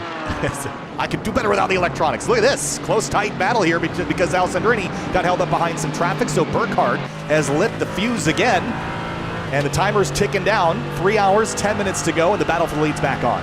Wow, and actually, there was a pretty significant moment down into 10A. I don't know if we have the replay of it, but multiple lapped cars had contact with Alessandrini, so there might be a little bit of damage on the right front of that yellow Mercedes. I don't see anything significant, but he got rattled pretty good down in 10A. Yeah, we'll take a look at it here in a moment. We'll let this kind of sort itself out before we pull away from it. But this is intense, and Burkhart was showing the nose. He would like to get back by. I think he didn't fight it hard earlier, but when he got buried in third and realized how long it took him to get back to Alessandrini, I don't think he'll let it go so easily this time. One of the prime opportunities is coming here if he can get a good run out of turn 7. Looks like Alessandrini actually backs him up just a little bit. That looked like a really overslowed turn 7. Smart if you can pull it off, but Burkhart does have a pretty good run. Yeah, he's going to have a run here. And so we noticed that Alessandrini sat on this opportunity a bunch in the early part of the race. Burkhart had the opportunity to poke the nose there. He did not. But he will stay put. So this is, now we'll take the opportunity to go back and look at what prompted this whole scenario. This was headed up the backstretch. Here's Alessandrini behind those lap cars that you were pointing out. And the gap was about 8/9 of a second prior to this. So Alessandrini is going to move to the inside and get pretty deep on the brakes of the Mercedes, but the BMW in front has something happen. It maybe just didn't notice Alessandrini there. Touches slightly. I think Alessandrini turns him. Yeah, I think what happened, looking at this again from high above, is he gets spooked here because the Mercedes kind of, he just braked so much later, it spooked him and it killed his braking ability and just got in there really deep on the lap car. I'm not sure that the BMW knew that he was going to be firing in that deep. He was just braking so much later. Yeah, agreed. kind of got into that vortex of danger that Randy Popes likes to talk about, going for the apex, and just a miscommunication between a lead car and a lapped car as the sun starts to come over the trees. Yeah, and it's a challenging situation too. We mentioned the difference between the fastest cars and the slowest cars on the road. I mean, it's only about 2 seconds, which in the sim racing world is very tight, but a lot of that 2 seconds seems to be in the braking zone for 10A, so it just caught him off guard. I think that'll be a learning experience. And how about this mess? Behind Ryan Otis, Matt Waldbaum, and there is Matthew Haskins in the number 12 on the inside. That's causing a little stack up here. Well, really close on the back end of Ryan Otis. Now Matt Waldbaum kind of gets balked by this whole scenario. Yeah. Multiple lapped cars to his front and rear. He's going to lose out pretty big on that turn 7. Yeah, 26 cars of the 44. Or on 45 rather, 26 are on the lead lap, so almost half the field is a lap down in the first hour of this race. Well, you're talking about the margins, and yes, the raw pace for the drivers is only split 2 or 3 seconds, but half the field's been in these really intense battles for almost an hour now, so you're losing a lot of time all over the place, even though your potential is high, versus the front runners. They've just been basically putting in those qualifying laps. Oh, watch the grass there, Matt. He was flashing his headlights right in behind the 12. And this is something that, I'm sure you've had the experience of many times with, chasing people down. Watch the visibility and maybe we can drop even lower in the cockpit. Watch how little Matt can see with this Porsche in his windshield here. He can't see the road. They can't see it at all. And this Aston Martin has an insanely high dash line. You can see, like, literally what you see there is what the driver can see unless he's changed his seating position manually in the car. So that's a really, really difficult place to be. And unfortunately, I think Matt Haskins with the lap traffic should be making this a little easier on Waldbaum, but he's not. Back straightaway. Ryan Christoph, who'd gone a lap down. Here comes Burkhardt with a look to the inside for the race lead. Alessandrini with the nose ahead, but wow, commanding outbraking performance for Morgan Burkhardt. Alessandrini says, okay, I'll try for the over-under. Nope, that's not going to work either. He's going to have to settle in for second position. Switch for the lead again. This is lap 38 of approximately 169. Third or fourth lead change in this race, and a nice big run into turn 1. Will he go for it? He will. Battle is on here at Road Atlanta, side by side into the opening corner. Burkhardt tries to swing the outside. You run out of track really quickly there, but he's going to keep the position. Now side by side up into turn 3. Alessandrini thinks better of it. Smart move. And they're lucky that they have this track to themselves for the next couple corners to sort this thing out. Yeah, and again, this is where it seems like now the positioning for the pit stops is gathering importance. Do you want to be ahead, or do you want to be in a position where you can kind of outsmart the lead driver? These two are going to be racing each other for the rest of the day. There's no doubt about that. Austin Cobb's dropped off. David Schwartz has now got him in his crosshairs. But these two cars, these two teams will be wrestling with each other. So you're racing not only the other 44 cars, but that one guy in particular. That's a really good point about the pit stops. If you want to jockey for position coming into the pit lane, if you're first, you get the clear run down into the pit box. But if you're second, you might be able to pull the over/under off, or maybe even just kind of let the driver barge through some traffic for you for a little bit longer. Ooh, Alessandrini, though, looks racy. Yeah, and the other thing is this pit lane entry is pretty wonky and Waverly, so you can probably pretty easily overslow somebody behind you in that advantageous position and force them to check up a little more. Yep.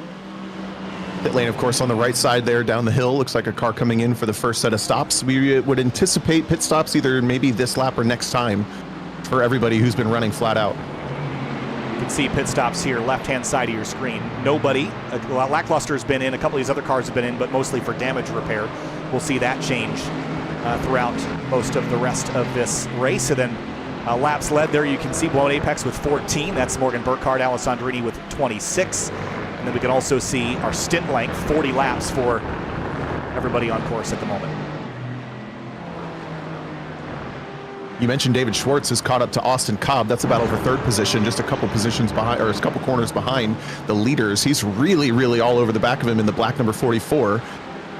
This is a driver that has kind of gone under the radar today as far as storylines, but he's doing a really, really solid job having come up from sixth place. Here, and a huge run on exit, 3 wide with the lap car. Schwartz is not waiting on it. Got a gnarly run out of 7 because he kind of threw the car in there. It slid on him, but Cobb got balked by the lap traffic, and Schwartz is through to the podium spot.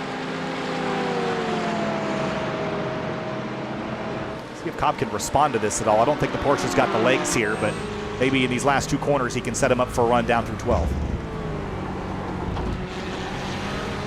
And Schwartz is just on it with the placement there. You see how confident he was going through A and B, 10A and B, and picks up a couple more car lengths. So now we run Mercedes, McLaren, Porsche. As Paul Darling has clung on slightly to the back of this. He's the blue with yellow highlights there, a couple cars back. Lap traffic will let him go by pretty cleanly. Just behind them, another McLaren, that's Christian Arana, another driver that's kind of gone under the radar a little bit. Been a quiet day, started 5th, running 6th. But running quickly enough that with a little bit of pace increase, a little bit of luck on the pit lane with traffic, he could be in this mix, and this is not lucky traffic catching here. The 32 bails out of the way. And I think that those kind of moments are going to really determine this race. Look at the stack up behind. I think those are all lapped cars. Whoa, boy. That is a battle for position for 27th place on the track, just behind coming through, starting with the Porsche with the kind of tartan livery on top. That's Christian Torres.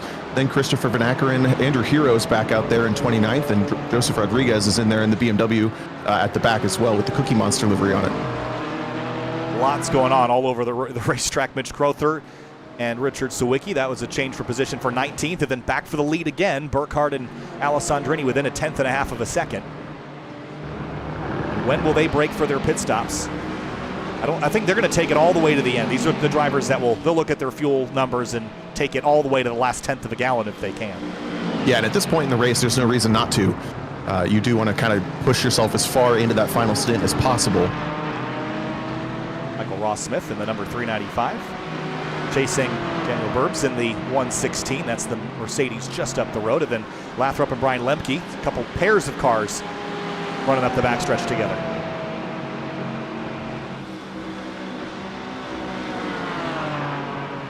And the speeds here, 150 miles an hour into the braking zone. Mistakes, I mean, we saw that with Alessandrini earlier when he got on the brakes. 150 miles an hour, things happen really fast at 150. And so every little mistake that you make is amplified there. Get away with a little slide at 80. And here comes Michael Ross Smith and Daniel Burbs into pit lane. There's that kind of serpentine pit entry I was talking about. I've seen a fair share of drivers in endurance races here end up at the end of a tire bundle by accident. Yeah. Always embarrassing. Did that at Daytona a bunch of times myself. Why don't they just put a wall around it? I don't understand. I don't know.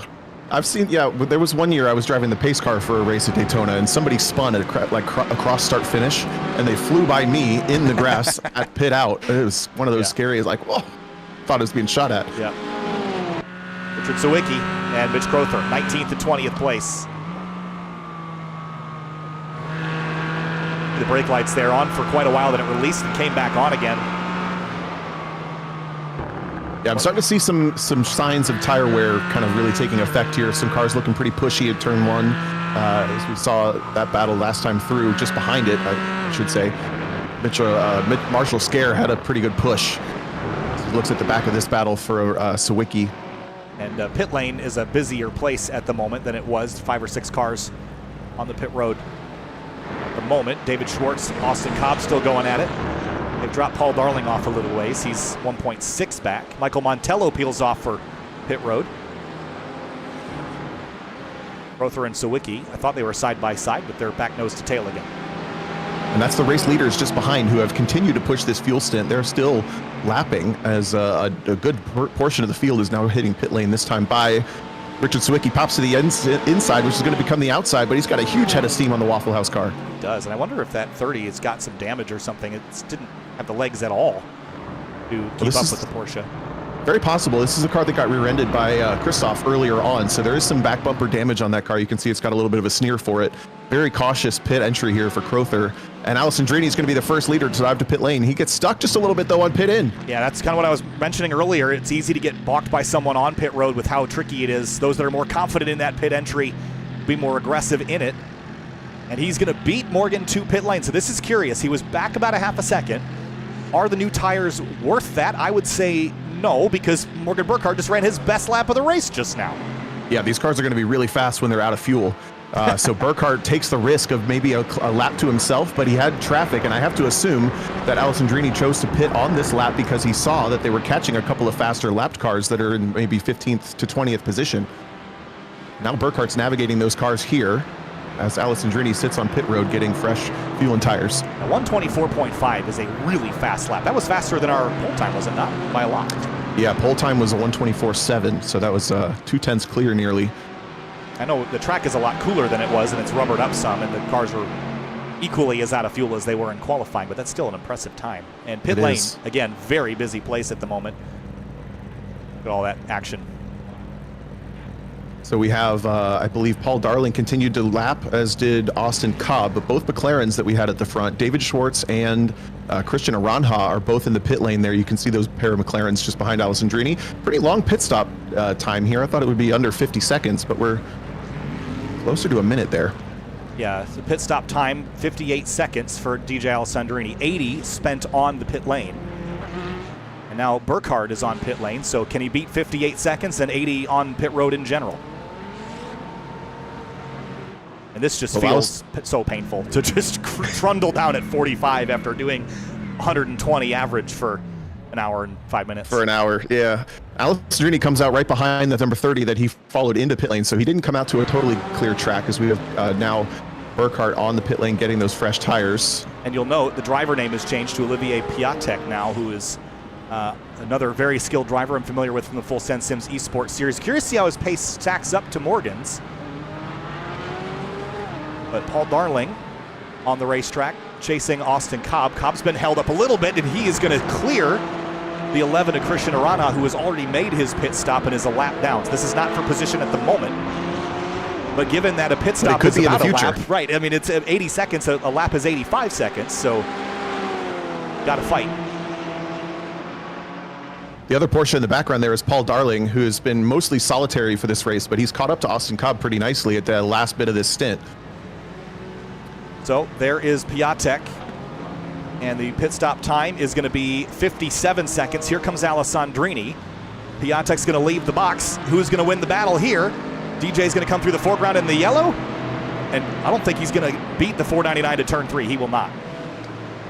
No, that was a great attempt at the over-under for Alessandrini, but he just didn't quite pull it off. And now, as you mentioned, Olivier, a very, very fast driver as well, was one of the top drivers in practice for this race. And now has to set his sight on, a new, fast but cold driver. Yeah, so that's another point that you just brought up, is he hasn't been in the car yet in this race, so he's got a lot to pick up pretty quickly. I'll be honest, the first sector out of the box pretty solid. Yeah, really quick on confident on those cold tires. You mentioned, I mentioned at the beginning, I'm someone who struggles with car control on cold tires. He clearly does not.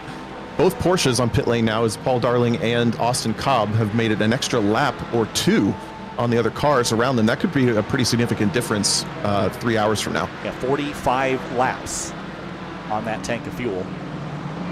We'll see where they pop out. Comparison. David Schwartz, his pit stop is complete. Nice quick time in pit lane. He is going to cycle to be third unless Paul Darling or Austin Cobb beat him out.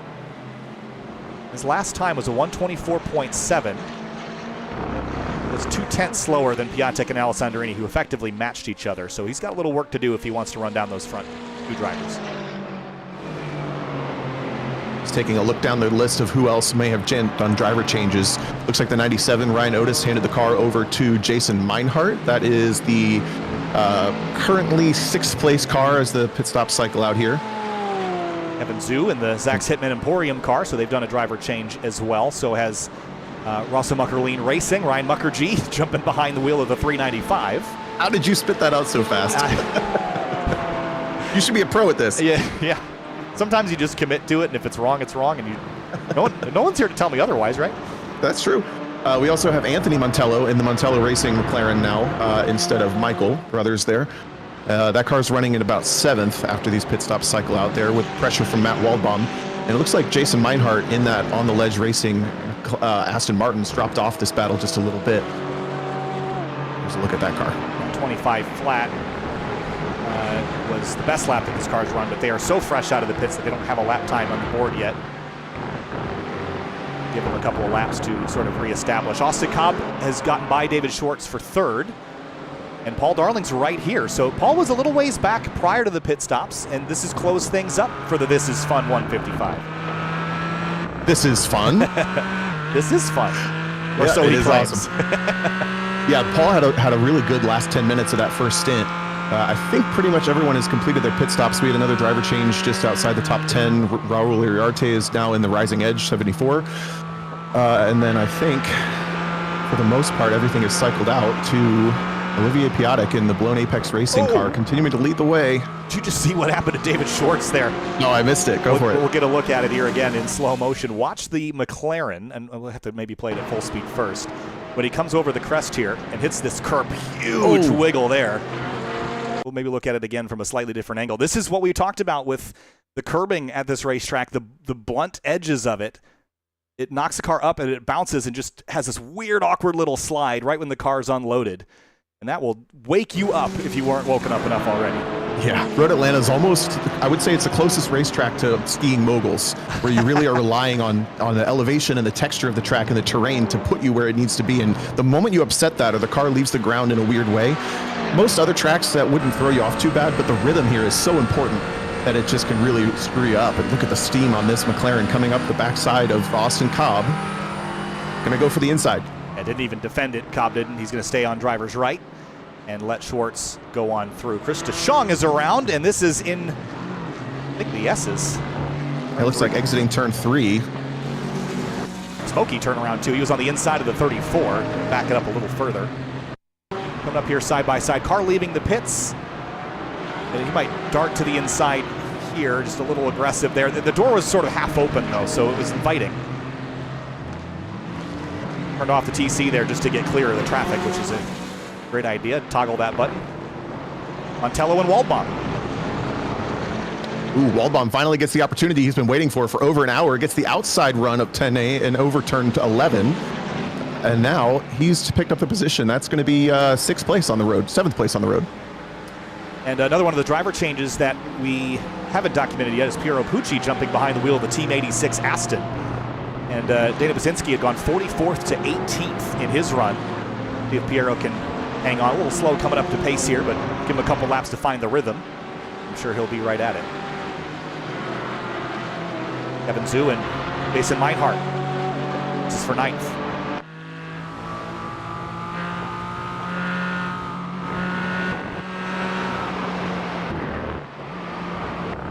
Nice run here, leaving 5.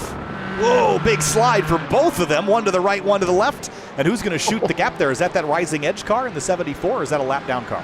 I believe that's a lap down car, yeah. That is the but I think Jason Meinhardt doesn't quite have the pace to run with this in this part of the field where Ryan Otis had the car. So he's doing his best not to lose time as he gets positions picked off one by one here. Already lost a couple of them, but looks like Kevin Zhu doesn't really have a run this lap. Well, we saw the Porsche have some pretty decent legs on the straightaway in comparison to the Aston, but it comes on later, and here he goes to the inside. Big lunge on the brakes. I always really liked how the ABS felt in this car, at least in the steering wheel that I have. I was always pretty confident on the brakes in the Porsche. But maybe that was just a factor of it being the earliest car and I had gotten used to it. But no, I would agree that it's like you said, it's just kind of in that sweet spot where it's just friendly for most people to drive. Finally found that car that was just behind them. It's Austin Edwards for Skidmark Endurance Racing team number 2 in that Cayman. So it's currently in 34th. Well, 2 hours and 49 minutes to go. Let's have a quick little look at a recap here of the first hour of racing and some of the incidents that happened. We'll step away for just a few minutes, and we'll be back with the rest of the coverage of this race. Starting early in this, it was down in turn 5 where we had some incidents. This was early on with the Team Huge-ass car, though, at turn number 10A and 10B. A little bit of contact, a little bit of aggression, turning in a little early, caught that car up in just the wrong way. They carried on with no major dramas after that. The wrong-wheel drive car, Ryan Christoph, running into the back of the 30. This was a major moment that sent them back down the order there, Tom. Yeah, that's where the damage on that 30 car came from early in the race, but still continuing to do a good job, and we'll catch up on where that Christoph machine is as well. Our top running BMW, here's an incident for that car, getting into the side of Ricky Howard in the 34, just a little bit, and then going for a spin off to the outside of 10B. Yeah, there was some more big crashes as well. I think this one was a little bit earlier in the race. This is lap number 6, the WR Graduates car, the Oscar Mayer machine, just getting turned into a sausage there at turn 12. That was no fun to watch that incident there. Big hit for them. Team Sawicki had a spin at turn number 7. And recently, lap 36, just prior to the pit stop sequence, we saw a little bit of drama heading down the hill with the leaders. This was a big moment that almost cost DJ Alessandrini the lead. Got spooked, lunge up the inside, and a little bit of contact with number 43. Both cars are still rolling. The 43 car is currently scored in 30th place with the 35 Lizard Brains car running in second. So first hour and 13 minutes is complete. You won't miss any of the action here. We'll take a step away for just a moment. We'll be back in a few.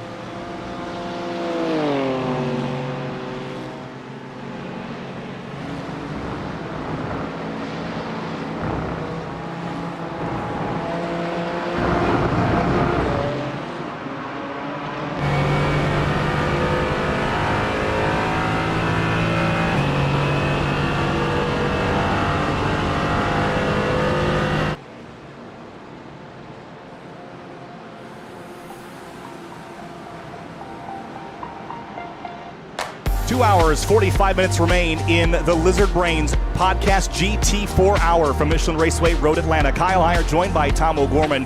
The first hour and 15 minutes have been action-packed. There's so much racing left to go.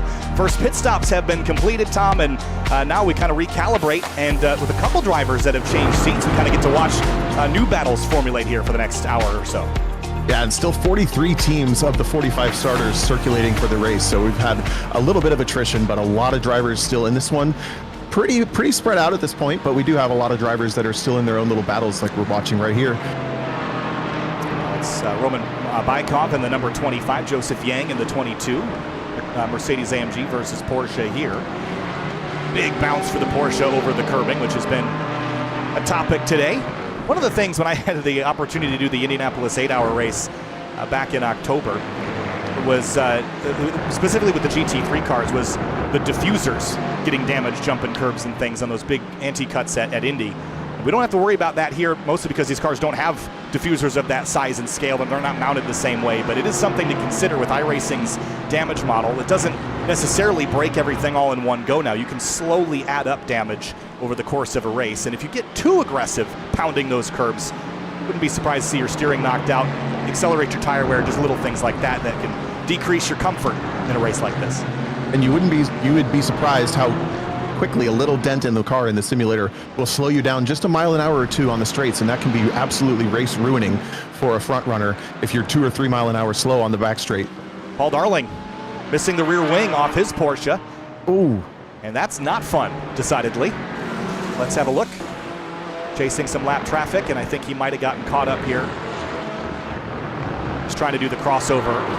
Got tangled up, and it's going to be a tire bundle impact here. Just the slightest.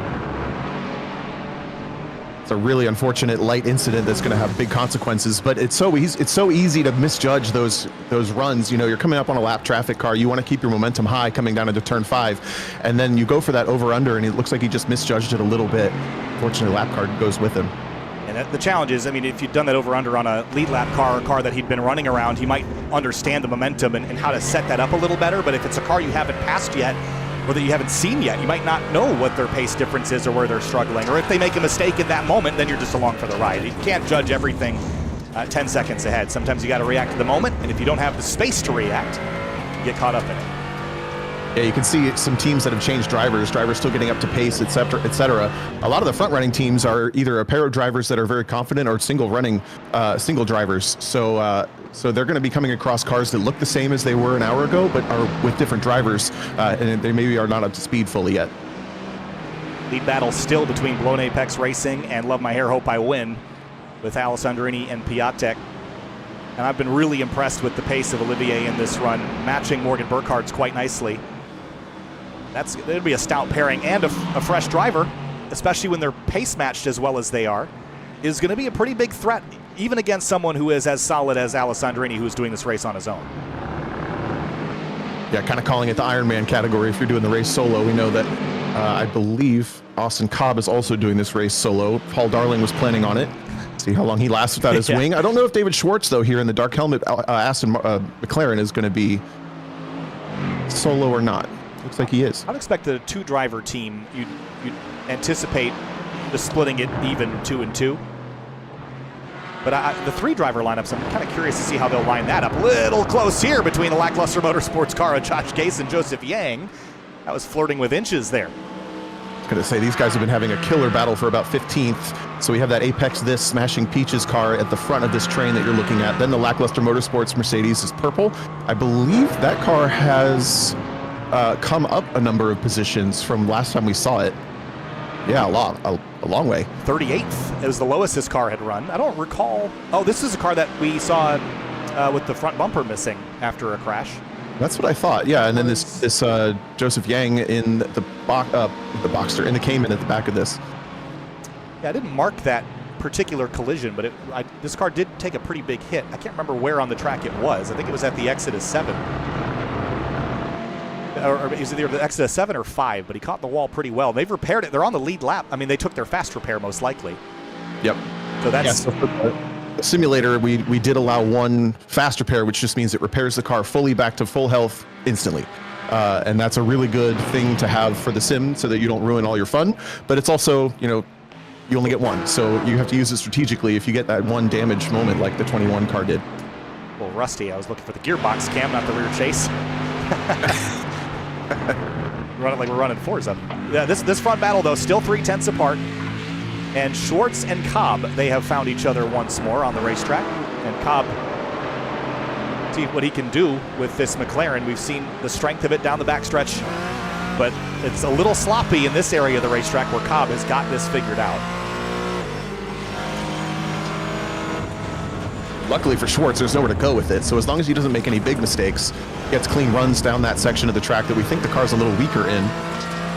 The last section, I think the entry speed of the Cayman into turn 6. If you watch him, he's just so much easier rolling speed up into the apex there. It's those little moments.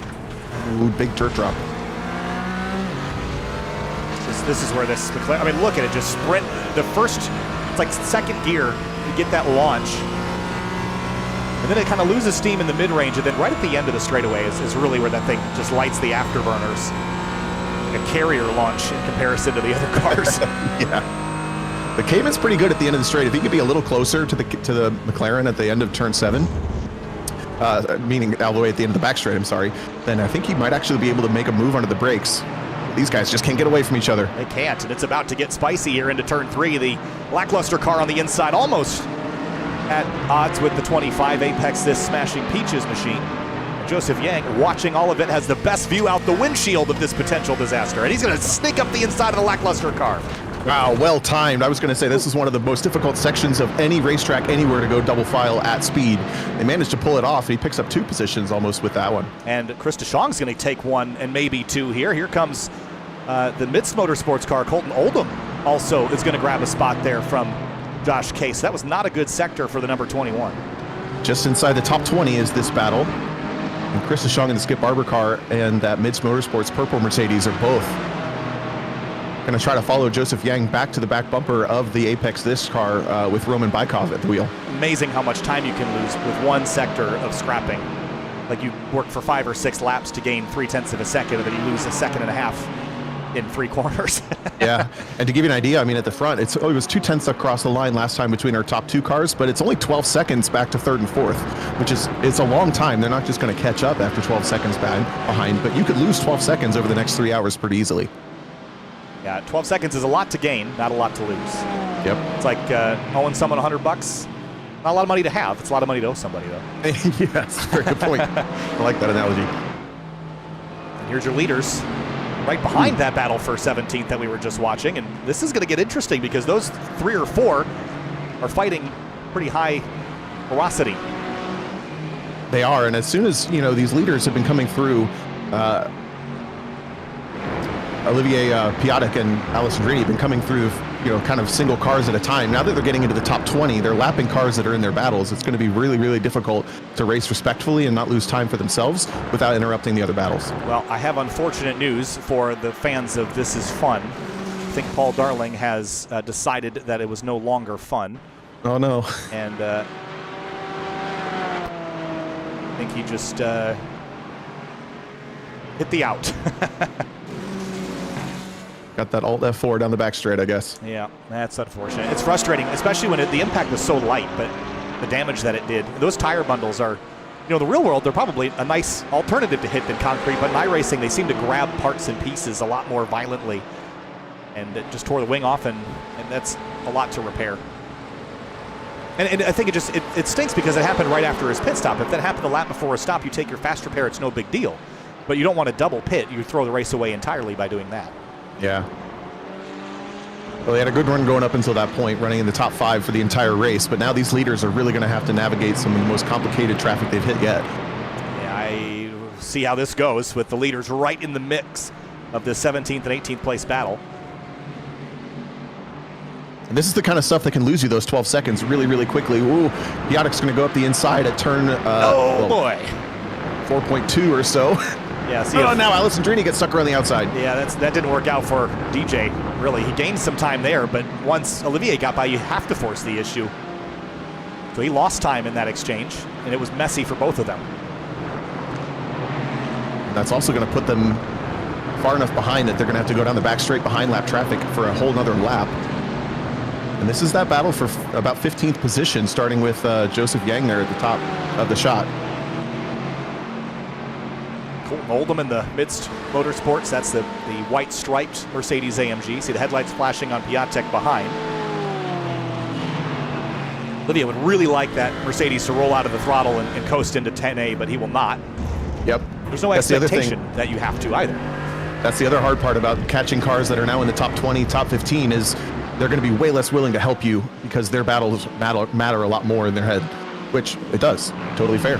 Yeah, I think once you get past the 2-lap down mark, then there's a little bit of a gentleman's agreement that you're not going to hold up anybody. But in a race this long, if you're a lap down, it could also be completely circumstantial, especially around pit stops and when the pit stop sequences get out of order. Just because a car is a lap down doesn't mean that you're actually a lap ahead of them. So it's something that, you know, you see the blue on the timing and scoring, red on the timing in iRacing when you're in the game. Means that the driver's a lap ahead. You see the blue, they're a lap behind. You see that blue and you just completely disregard what their race is doing, but you can't always, right? It's all circumstantial. Yeah, Piatek with a risky move to the outside of turn 6. So Chris DeShong sees him, backs onto the brake pedal just a little bit and lets him through before the corner, which was smart for both of their races, but it doesn't help Alessandrini much. Well, DJ did not get a great shakeout in this exchange here. Yeah. Then Schwartz and Cobb, well, all this is going on in the background. These two continue to run completely nose to tail.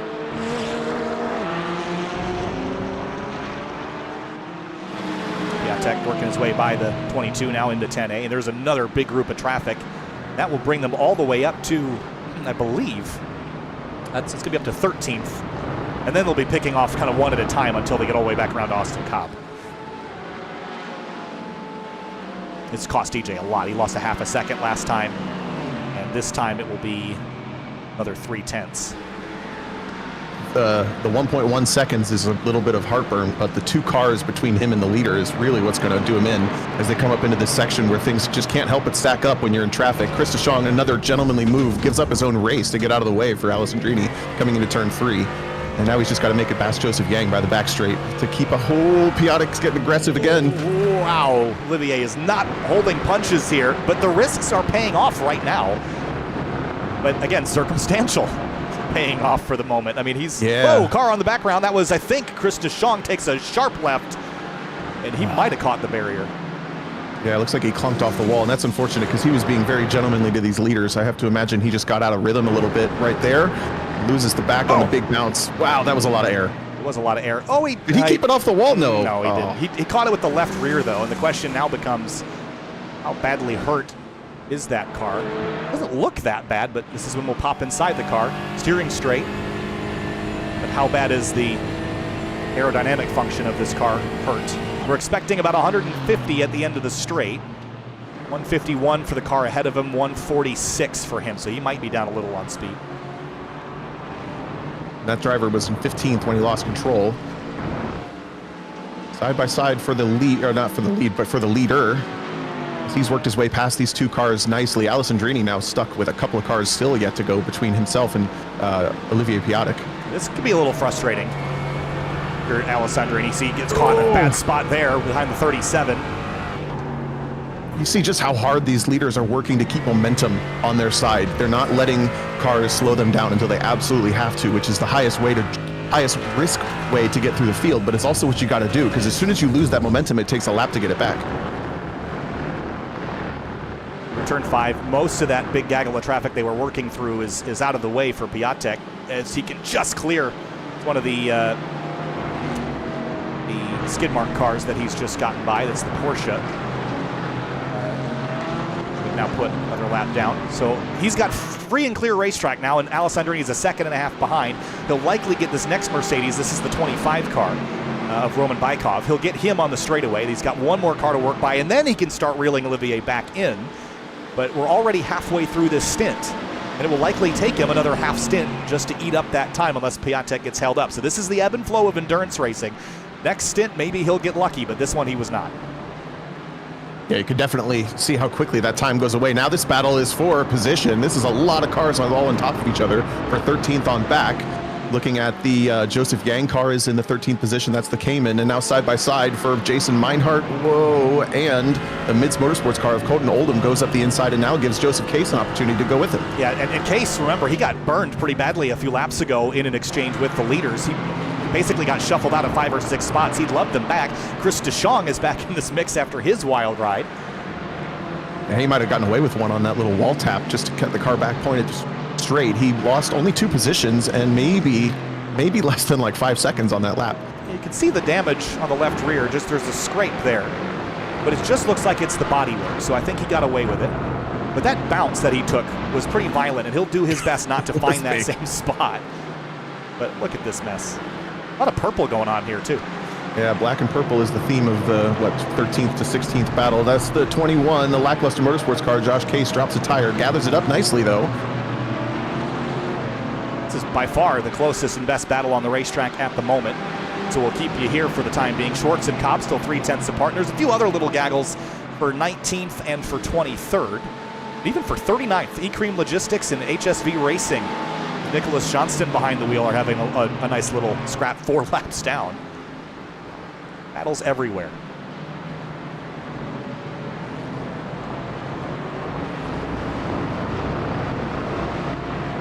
Andrew Pilata, we haven't mentioned this name yet. This is a name that we've seen for years here on SimTV from the DC Region SCCA, Grid Life iRacers, and now here in the Lizard Brains Podcast GT4 Hour.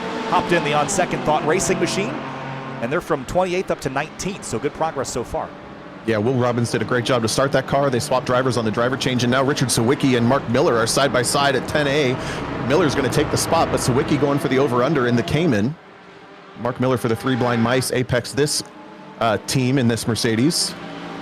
Gets the position. A little scrap, and then just behind this, Chandler Rowe and Jeff Harris. They just had a little bit of a coming together, I think, at 10A, 10B. there's that was Andrew Hero in the 1 BMW, and it just got slow and awkward here for a second, I think. Right there. Oop. Yep. Clunking door handles just for a moment between the Mercedes and the Aston Martin, but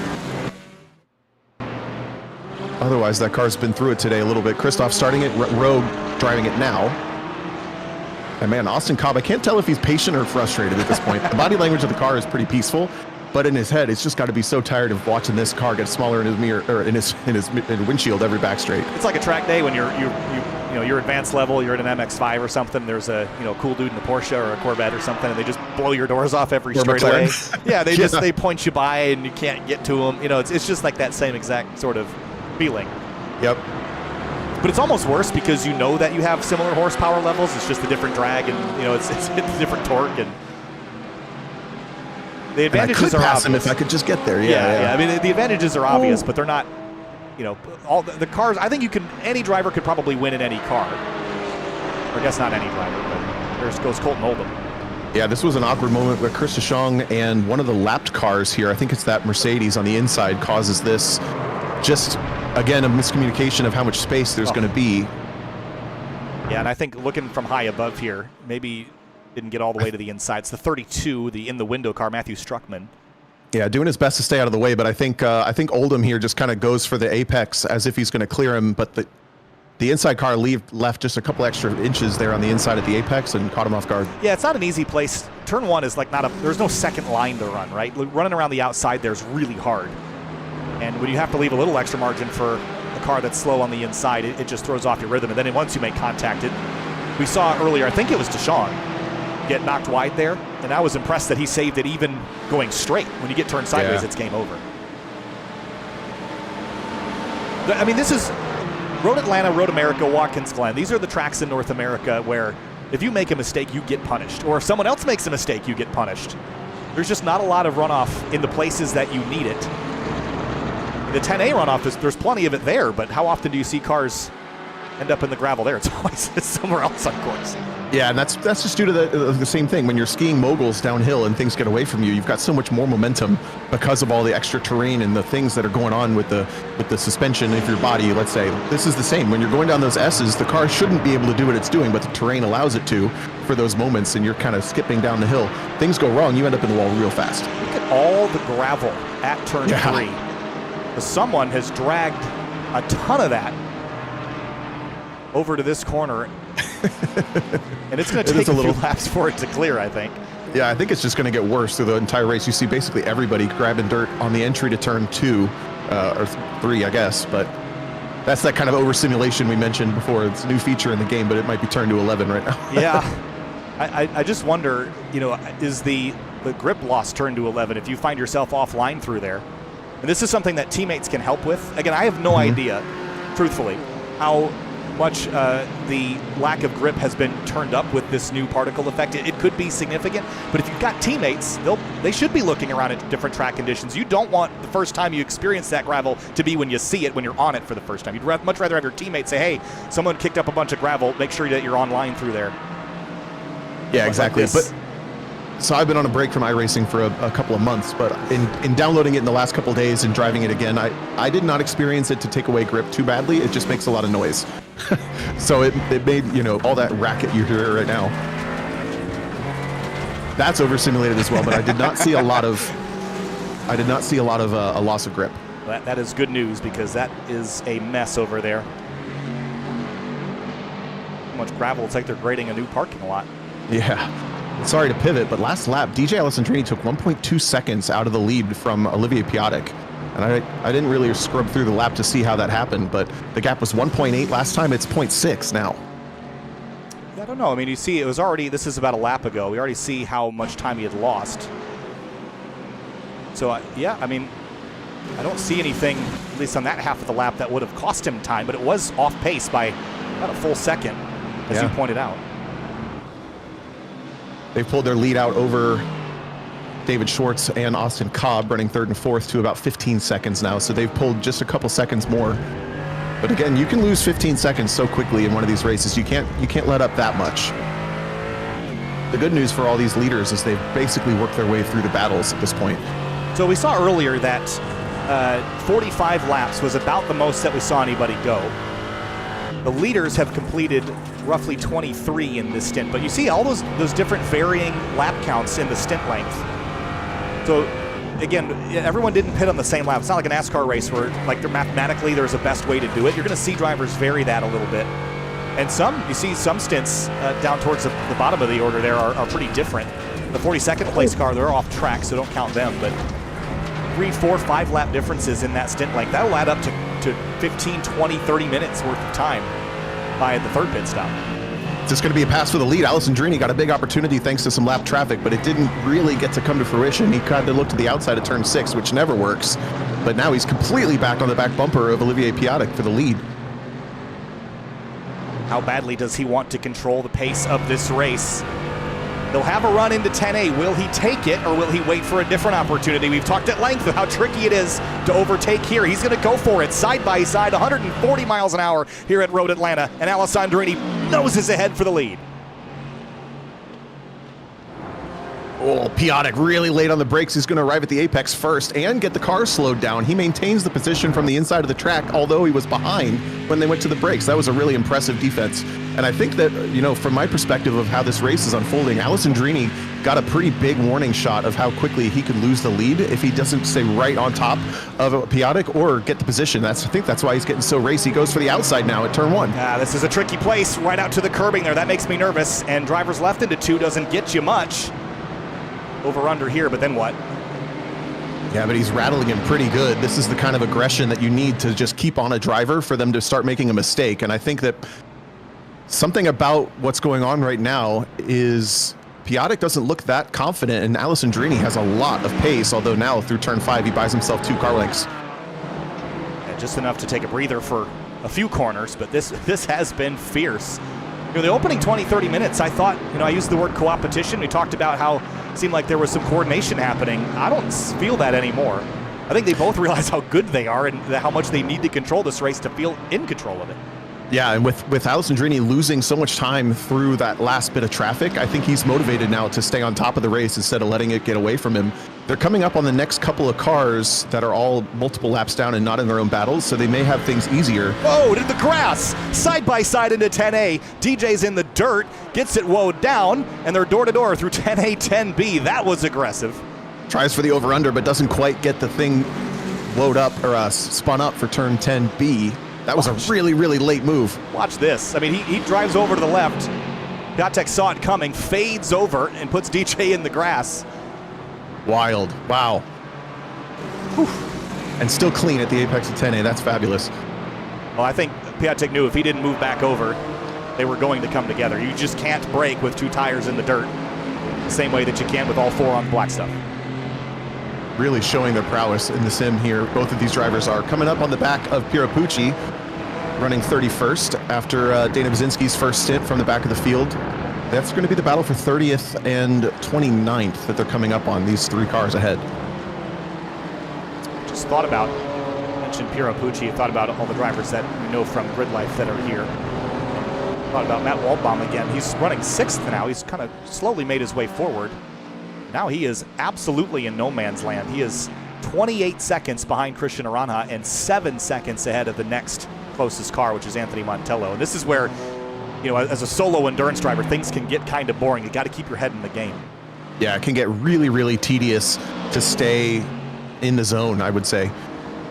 Really good heads up from Piero Pucci there, pulling to the side, giving up his own race to let these leaders come through.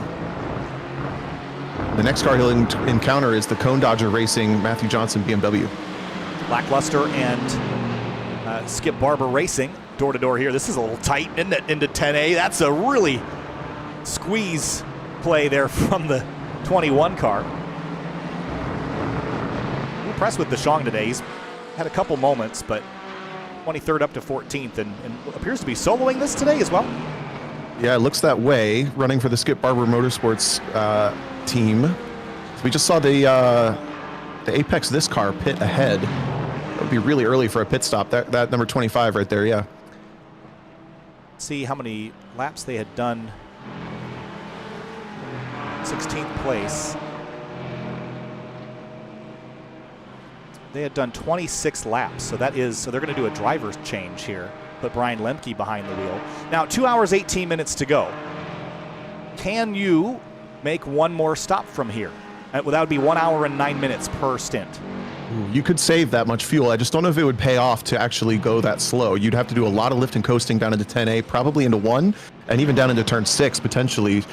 You can save a decent amount of fuel here at Road Atlanta without losing a lot of pace, but I think that's an extra nearly 6 or 7 minutes of fuel per stint to save. Yeah, that feels like a lot. Oh, feels there's like a car around there. That's Gavin Hooks in the Jumpstart Racing car. Oh, and that was one of our cars that was up pretty high, I believe. Right ahead of the Skidmark Endurance car. This would have been for about 26th, I think. And gets in there a little hot. It just goes around on him. Had all the weight on the nose. That's not the first BMW spin we've seen in that direction. So it looks like that car might be just a little bit easy to lose on the entry there at 10A. And as soon as, again, those driver aids kick in and the lack of steering angle almost goes for a ride again. And now the tires are hot and mad too. So you have to keep that in mind, that once you upset the car, it will kind of sting you back if you don't give it a second to catch up. Andrew Pilata and Colton Oldham is for 16th.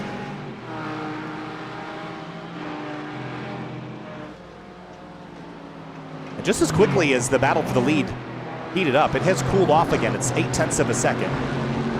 And Piatek just ran a 25 flat to Alessandrini's 25.2. David Schwartz just ran a 24.9. Austin Cobb ran a 24.8. So Austin Cobb is the fastest car on the racetrack right now.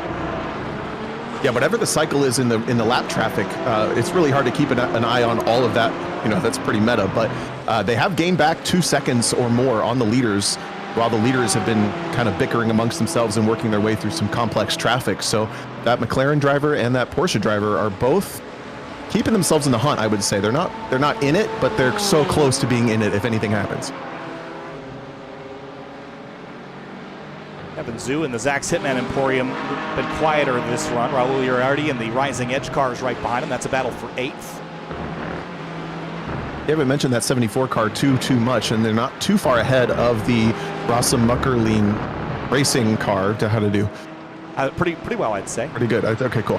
Ryan Mukherjee's a couple corners back in that Cayman that you're taking a look at right now with really cool livery on it, but he needs to find about 10 seconds on the road to catch up to that battle for 7th. And how about Alexander Klenk in this 99 HJ car, 17th to 11th. This is a pretty good run for them, almost in the top 10, and running times that are actually a fair bit quicker than the next 5 or 6 cars combined. Yeah, we've seen Klenk in the car since the start, but Alex Cawford's going to be getting in at some point, and Cawford's a really quick driver as well. So this 99 Mercedes is going to be a factor for the top 10 coming into the second half of this race. Here already has a look at Kevin Zhu into 10A. Decided against it. Chris Buckler's on pit lane in the lackluster 21. That car changing hands once more with 2 hours, 15 minutes to go, as we're about 15 minutes from halfway. Believe that already. Flying. Even at this stage, there is a battle for 32nd place being fiercely contested. Austin Edwards and Mark Kruger. Kruger can stay put there for a second with the cellular connection. But yeah, 31st, 32nd place. I mean, that is an incredible battle. And 41 of the 45 teams still running.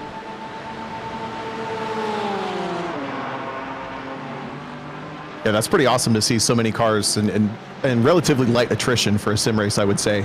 Oh, everybody racing for those prizes. Again, we have random giveaway prizes of Lizard Brains merch, and even being a guest on the podcast for a couple of finishing positions throughout the field. And then for the front runners, we have prizes from Hawk Performance. We get a 4-axle set of brakes for the winning team, 2-axle set for the second place team, and a 1-axle set for the third place team. And that's about $1,500 in brake pads. So these guys are racing. I don't know if DJ's going to take them, though. That's a good question. Yeah, that's it. I mean, he had to have considered the possibility, I'm sure. But here comes Uriarty and Onzu. This is for 8th place again. Mercedes versus Porsche into the braking zone. Mercedes will take it. Yeah, Raul's been working really hard, not only for this race, but just in general with the sim pace. And Zach Rubin's coming out of, that's not Zach Rubin, though. That's Kevin Zhu, who's been racing it, obviously, pretty regularly. So Uriarty's got the leg up now. Yeah, I'm curious also, Kevin Zhu is an iRacing employee, and I know it doesn't count in the hosted sessions, but there is an award in iRacing for beating an iRacing employee, and it's called I Let You Win. And And I don't. It doesn't apply, I don't think, in hosted sessions, but in official races, if you beat Kevin Zhu, you'll get yourself an award. How does that? You get like a trophy mailed to you or what? It's just like a little digital. It's like you get awards for all sorts of things, like like winning a season of something. You get a little digital template award thing. Maybe, that's pretty cool. Yeah, it's fun. Hey, we'll make up a Lizard Brains "You Beat an iRacing Employee" plaque for everybody who beats Kevin today. yeah. And then for anyone that beats DJ, we'll make a I Beat DJ award, and then we'll have 2 of those for a lifetime of our existence. So with the pace that Raul Uriarte is running in that white and purple Mercedes at the front of your frame, he might actually start chipping away at the lead to Michael Montello, who's in Anthony Montello in the Montello racing car. It's in the McLaren, just a couple of corners ahead. There he is. That would be all the way up to 7th. Good climb for the Rising Edge car. Did we document where they had started? They were back in 19th, so this has been a nice climb for them. Yeah. About 10 minutes away from pit stop window opening up again. Jason Meinhardt and Andrew Pilata side by side. This is for 14th on Second Thought versus On the Ledge. Pilata goes by. Meinhardt was real off pace last time around, 3 seconds off pace. Not sure if there's something that's causing a problem. This car started in 8th. Has steadily dropped since. Don't see any damage on it, but last time by was real off pace. Yeah, I don't see anything wrong with it either. I do know that Jason Meinhardt is a newer or maybe less lizardy iRacer, so he may just be a little bit off pace of the drivers relative to his teammates, I should say. But he's still doing a good job and kept it clean this whole stint, so he's going to keep the car in contention for a top 10, even where he's at now. P15 at the moment, but again, I think qualified 8th with the teammate in the car, and again, keeping the car on the road. And every team has to contend with this, right? Everyone's got the driver that they're all trying not to let down, because there's always one guy that's just a little bit faster than everybody else. But your job behind the wheel on the team is just to keep the car on the road, keep it off the barriers and out of the kitty litter. And if you can do that, you are contributing to the team's victory. For sure. It's like we mentioned how quickly you can lose 12 seconds. You can lose 12 seconds by being a little bit slower over an entire hour. Yeah. And the guy who lost 12 seconds in one corner is still going to lose to you. And there's always the risk versus reward too, right? Would you rather have drivers that are maybe lacking a little pace try too much? I mean, this happened to me in the 6 hours of the Glen. We were running in the prototypes in the Acura, and it was in the rain, and I had never experienced rain before, and I just pushed too hard into the toe of the boot, hit a puddle, and crashed, and it's game over. And in hindsight, would I have rather gone a second a lap slower? Yes, because we would have been in the race still. And so that is a factor to consider, is that the fastest team doesn't always win. I've seen that happen a million times. No, and car control in the simulator is just so hard, so it's really easy to make simple mistakes that in the real car you would probably either feel coming or never get yourself in that scenario. And without the sensation, if you're not really, really, really practiced for the simulator, it can be really easy to make those high, low. What do I want to say? Low. I know where you're going. Small mistake, large consequences. yeah. There we go. I got there. Little word, big meaning. Yeah. But I mean, for me, I was so mad because I had gone into the toe of the boot, hit the same brake marker, but the system had moved in and started raining harder on the long lap that Watkins Glen is. So the next time I came around, the puddle was bigger. So I just felt, I hadn't experienced it before, so I won't make that mistake again, or maybe I will. But have I learned? I'll tell you who has learned is Alessandrini. Now, he was a little slower than Piatek on this run, but last time by he did pick up a little pace. It's just a 10th here, a 10th there. And as you said, at this stage in the race with the traffic, it doesn't matter all that much, but it's the trends that matter. That time, Piatek just ran a 124.3. That's by far the fastest lap, by 2/10. That's the quickest lap we've seen today. So that is crazy fast. And yeah, Alessandrini, actually, I just kind of scrubbed back through my replay. He actually had a kind of awkward experience with a lap car in turn 12 a lap and a half ago. That's what created this gap. And now that he being Piatek, has gotten past this huge ass car with Klenk at the wheel, Alessandrini's seeing this thing slip away a little bit again. Yeah, and I think at this stage we're seeing some of the best conditions we're going to see. Yeah. It's relatively cool out. Track temp's only 73 degrees. There's just a little bit of breeze. The track's rubbered in now, and we're back to the end of the fuel tank. So these are really prime conditions to go as fast as possible. And Piatek and this whole Blown Apex Racing team has taken advantage of that, at least on the timing and scoring. Looking to complete maybe lap 78 this time by.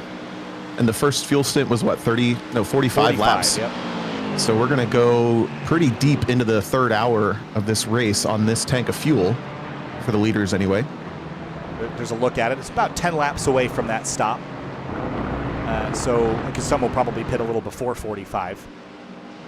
And mathematically, you just need to get to the 2-hour mark. I mean, or even just shy of that. But I think we'll see drivers, again, go as long as they can on this stop and the next, just to set up for a short fuel. But again, if you short fuel, do you still have time to put tires on? That's the next question. Well, that's the big question. That's kind of the mystery of this endurance race, because we don't do this a lot. And a lot of drivers have never done this before or haven't in a long time. So with that last fuel stop coming down to maybe only needing like a half hour of fuel at the very, very end, there's going to be a lot of math involved. Anthony Montello has gone around for a slide. He seemed to be on his own. See how he got himself in this predicament. Coming down the S's here. Curb on the left, curb on the right, and the dismount from it. You see it start to do that little bunny hop. Yep. Ooh, the gravel almost turned that car over. Oh, he got away with it though. No contact, no incident, and only one incident point probably assigned. That was a big, big moment.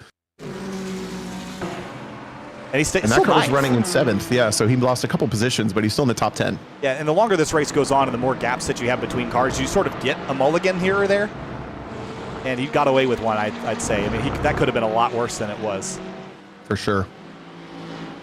I mean, to the designer's credit, turn 5 is a very fast corner with a lot of potential for disaster, but it feels like we've seen a lot of drivers get away with stuff down there today. Yeah, it's amazing how I guess they opened up enough of it just to get away with stuff. Alessandrini's gotten back to Piatek really quickly after losing out by over a second. He's brought it back down to just under a half a second. Yeah, the ebb and flow of that. Whoa, car off to the right there. Who is that? It's Levi Mitchell. GT-RLS Racing, number 19. Hold that thought on Alessandrini. Let's see how this precipitated. There's some damage on the nose of this car, and I have to go back even further. He'd been there for a while. Fresh out of the pits even. Oh, that's tough. Again, these cold tires can be just a little skittish. Somehow gets himself in the grass on pit out, trying to maybe be a little more aware of the cars, and ends up hitting him anyway. Yeah. And then he kind of sits here for a little while, I think. Just trying to not get in traffic. Yeah, it's tough to see at that spot on track. You got to have your relative screen open or just guess. Yeah, guessing's never you don't really want to guess. Yeah, there's no corner worker to give you. I always had a thought that being a corner worker should be like an option you can do in VR. Oh, yeah, that'd be cool. And then you could like wave your arms and stuff. I think that'd be super cool. So the anyway, car that had the... Go ahead. Go ahead. No, I was just going to say that the point about Piatek and Alessandrini is they both have pretty equal pace. I still think the upper hand goes to the Blown Apex Racing car, but when either of them gets behind the other, it takes them a really long time to earn the time back. And they both realize that, so they want to control this race. There's a lot of times I think that they like to sit in second and like wait to pounce on the last lap. They're not going to do that today. They want control of this race. They want to be leading. They want to have that advantage. And though we're 2 hours and 5 minutes from the end of this race, I don't think you're going to see DJ hold back from trying to steal this lead. Yeah, and I think that's simply because this race is a little too unpredictable for holding back and taking your time.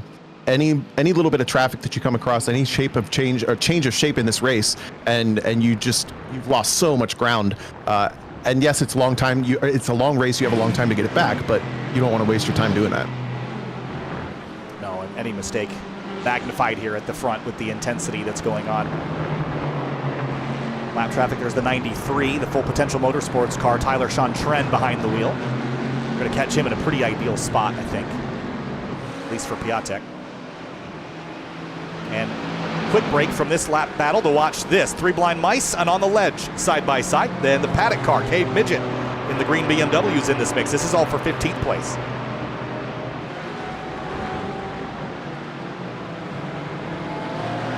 And for the lead, Alessandrini is there. Coming up on halfway of the race, but we think that these cars will get a good number of laps past the 2-hour mark on this tank of fuel.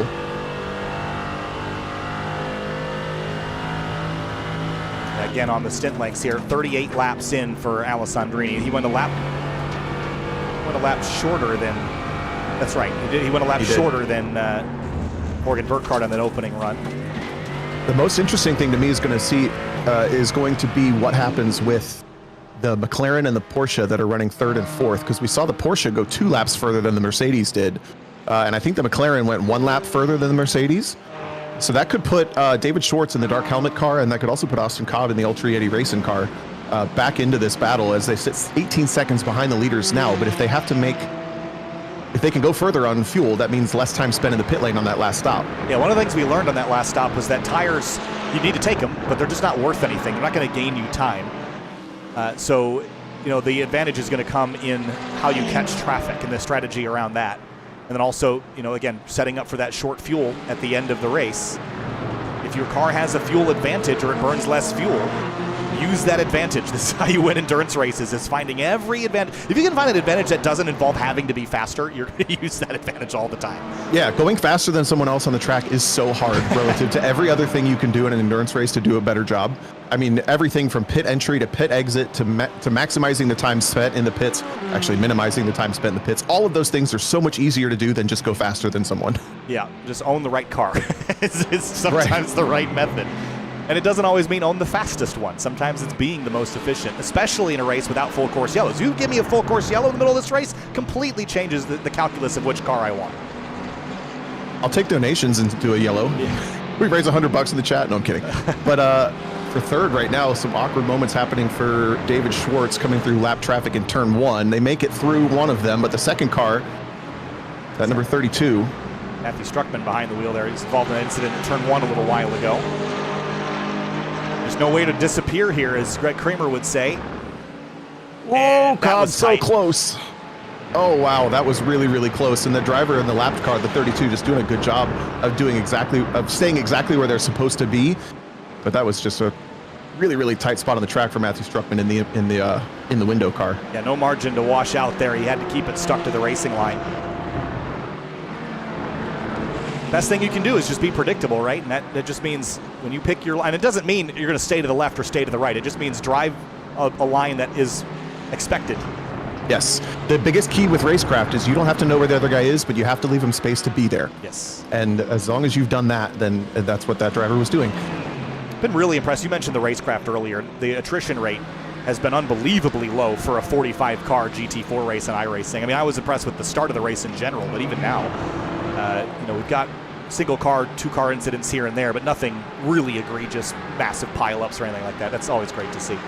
Yeah, it looks like the 116 Mids Motorsports car had a little bit of a moment in turn 5. There's some rear damage to that car. You see the rear bumper pushed up just slightly, but I don't know if that's from that incident or maybe another one, because this car has been through it a couple times with that top 15 battle. No, it was there before. We'll see. Yeah. Watch this run through 5 and see if we can pinpoint how he ended up in that position. He has the... What does he have behind him there? That's the... Richard Sawicki, I believe. Oh, it is Sawicki, right. Oh, just gets loose, just steps out on him, and he corrects it, keeps it out of the fence. Oh, wow, good job. Didn't even have to pull a Chris DeShong and wall tap it. No. All right, more lap traffic. Quite a bit of it, actually, and we're a couple laps shy of pit stop, so what do you do? I was just thinking the same thing. I don't know if either of these drivers are going to have the cojones to pull a pit stop this early, because they know they've got another 4 or 5 laps of fuel in the car. But they're going to waste a lot of time in this traffic. Does Alessandrini take the risk? Maybe. I feel like I would. No, he's not going to, but I feel like that would have been an opportunity. It just sets you back. I mean, you're spending all this time to gain a couple of laps of advantage for that short fuel. Whatever you gain now, you probably lose in having to fuel longer in that last stop. Possibly, but they're going to go so slow on this lap. They're going to lose multiple seconds. If Alessandrini had pit that lap, he would undoubtedly be able to do the over-under if he came back out in clear track. But you're right, the risk an hour and a half from now is just not worth it, really. And the other thing is you can see what Piatek is doing. You can keep him in your sights. Once you pit, he's out of your control, right? You can't stay on his tail and put pressure on. And maybe that's another mistake. That's another strategy Alessandrini can use, is stay on Piatek's tail through the traffic, force him to make a mistake. Yeah, I think that's what he's been doing, is trying to follow Piatek through as often as possible. He's only gotten caught out twice, but he can't get back by to control this race. He did lead a lot of laps in the first stint, but he had just been stuck here in second ever since. They did make pretty quick work of that traffic through turns 1, 2, 3, and 4. So I think maybe they're just feeling pretty confident in their ability to get through cars at this point, recognizing the names even relative to last time they saw that driver. Yeah, 56 laps led for the Blown Apex car, 26 led by Alessandrini. Wow, these guys are coming up to lap 7th and 8th overall. They're nearly put a whole lap on the whole field halfway through this race. And Alessandrini just ran his best lap of the race, but a big wiggle there is going to cost him some time. Piatek ran within 600ths of his best time. So these drivers are both on the fastest they've been all day long. We're past halfway now. Pit lane is a little busier now. Cade Midget's down there, Chris DeShong's down there. And we'll pull up the pit stops here. So anyone with a 2 has likely made their second stop of the 3 that we expect this afternoon. This is pretty early for what we know those cars can do. Full stint, I think a lot of these drivers are just doing the clean, I'm going to pit every hour and just get the tank full. Ooh, around the outside of Zach Rubin goes the leader. Oh, Alessandrini gets stuck. That didn't work out there for DJ. 9/10ths back. Bunch more cars. Michael Montello's back on pit lane. We'll see if he stays in and if they'll, or Anthony just climbed back out. So it's Michael back in. So they're likely to go AB for their driver lineup today. James Smith behind the Ross Mucker lean racing car. Yeah, and those 2 cars are battling for 10th and 11th on track when they pitted. So if they come out near each other, we're going to have a battle for the top 10 there. DJ looks, faces the right. He's going for it here. So this is going to be his 40. Whoa, almost. He's going to slide into pit lane, almost clipped the wall. 42 laps on this run for Alessandrini. And we'll see if we expect Piatek to come back in the next lap by, or if they'll try to extend one past that. It's an interesting choice to pit when the car ahead had clear track instead of the lap prior when there was so much traffic, but it's so hard to make decisions by yourself in these kind of game time moments. Yeah, I think the question was down to, is taking more fuel on that final stop going to be more time wasted than the traffic that they had to contend with? And I think with the traffic, at least the other guy's losing time too. So I don't know how you reconcile those two things. David Schwartz and Austin Cobb, you pointed out that they might find themselves in a bit of an advantageous position here. Cobb is getting real tired of looking at those McLaren taillights, I bet, by this point. Yeah. He's either settled in and is just completely content or so frustrated, but he seems very, very at peace. He doesn't seem to be frantic in the driver's energy of the car. We're not seeing any mistakes or anything. And I'm very curious if this Porsche can go 2 laps further on every stint than the Mercedes at the front. That's going to be a massive difference. Just don't know if it's going to be enough, as the gap is now 20 seconds. Sure, he's not upset that that's not an MP412C in front of him. Otherwise, the front of that Porsche would look like a campfire marshmallow at this point. Yeah. I love that MP412C firing flames out the tailpipes every time. Here comes Schwartz. Cobb will go an extra lap. Ooh. Schwartz was pretty early on the brakes for that pit entry as well. Thomas Lathrop's in pit lane for the Rising Edge car. Ryan Kristoff is back in the wrong wheel drive car, the Potential Motorsports car. They overran the pit box a little, had to back up into it. That'll cost them some time. And Patrick Hingston getting behind the wheel of the Blown Apex racing car. This is not a name that I'm familiar with, Tom. You'll have to help me with this one if you know. I actually don't know Patrick well either. So a 3-driver rotation strategy for the leading car is a pretty interesting call. So we have one driver Ironmanning it, Alessandrini, and now we have a 3rd driver in the 499 car. Yeah, that is, I would imagine that the teammates of Piatek and Burkhardt would have picked a very strong driver to be their 3rd. Yep. But it's just one of those unknown things. I'm sure I've seen him before, but the name rings a bell. I feel like, there's no way that he's not, oh, well. Drops the clutch and gets back out on the track. Where is Alessandrini? He's already through turn 1, so he actually completed the over-under successfully and will take the lead of this race with 1 hour and 53 minutes to go. Looked up Patrick Hingston. Looks like he is primarily a sim racer, but followed by JCD, Jean-Campestre Dubets. and Henry Drury, who I know from GR Cup. So he is well connected. And now we will have the honor of running down DJ Alessandrini. They're behind currently Austin Cobb and Matt Waldbaum. Cobb will go yet another lap. Yep. Which this will be his 43rd. And again, we know that we've seen drivers do 45. So Cobb's going to push this tank pretty deep, I would imagine. And now we'll have to see how quickly does Patrick Hingston come up to speed in that number 499 car for Blown Apex Racing. Can he stay on the back of Alessandrini for this outlap? I think if he does, he's in good shape. Yeah, 7/10 behind now, and we'll keep an eye on that gap here on the left-hand side of the screen. Of course, that gap is still calculated relative to Cobb, who's still on the road, and so is Matt Waldbaum in the Waldbaum Racing car. I've also been, keeping my eye on this as Waldbaum comes to pit lane. He's gone a few extra laps than the leaders, too. Is there some damage on the nose of that car? No, it's just I was seeing under the hood, and it looked like the hood was buckled. Those vents. Yeah, some strange body lines with the livery on that one, but it looks like it's okay. Cobb's continuing to circulate.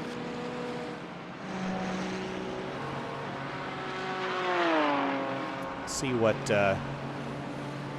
Cobb does here, if he can go one more. Because this would put him so far ahead of Alessandrini on the fuel window. That is not an insignificant amount of time. No, it would be yeah, he stays out. Going to keep pushing the Cayman, and that's a massive difference. Where David Schwartz ended up? He ended up about 20 seconds. Ooh, he's a little wide. 20 seconds behind Patrick Hingston. So the challenge now is it's not worth 20 seconds, but it's worth a few. And if he's going to get that advantage again on the next pit stop cycle, that's where we'll find out. Patrick Hingston keeping it pretty tight with Alessandrini. There's a lap car there in between. My eyes are trained on this 499 to see what the pace differential looks like, or if there is any pace differential. Just a quick incident point update between the two lead cars. Alessandrini, with the lead of the race, has 20 incident points, as does Patrick Hingston from his teammates from Blow Apex Racing. So both cars sitting at the exact same number of incident points. A reminder, in iRacing, that means after, I believe, 30 points gets you a drive-through penalty, and every 10 past that gets you another drive-through penalty. So we are getting into that territory of the race where you have to just really keep the car on the track and off the other cars. I think thankfully the field is spread out enough now that lap traffic is getting a little easier to contend with. My timing screen shows me the intervals in red when there's cars that are close together, and I only see 4 or 5 red marks on the screen. So there's just not a lot of close proximity right now within a half a second or so that could generate those kind of escape maneuvers or aggressive driving. Right. But you have to get into a rhythm that's conservative. There's a car on the wall. There's Mark Kruger in the Kruger Tuned Racing Porsche. They were in a great battle down in the 30 positions. Facing that on the ledge racing car. I don't think that they were for position, but same story, just a bad bounce on the curbing out there. And that curb at 5, you have to run over it. You can't be so conservative with it, but you can catch it the wrong way. And sometimes you go, I thought I climbed up on that thing the same way I did the previous 90 laps. And it just doesn't matter. You can just get it a little bit wrong, catch the damper at the wrong point in the travel, and you're going for a loop. This is our top BMW runner in the field, the number 45 car from the paddock. This is Cade Midget driving the car with that nice gradient livery. On the side, 3 blind mice, Kelly Greenhoe behind the wheel of that car. A little smoke and a spin right ahead of them, and was there contact there with the Oscar Mayer car? There was, but that was a really strange trajectory to be on at that speed for Gregory Bowe. Car's been through it a couple other times today as well. He got tipped into it, I think, by the 31.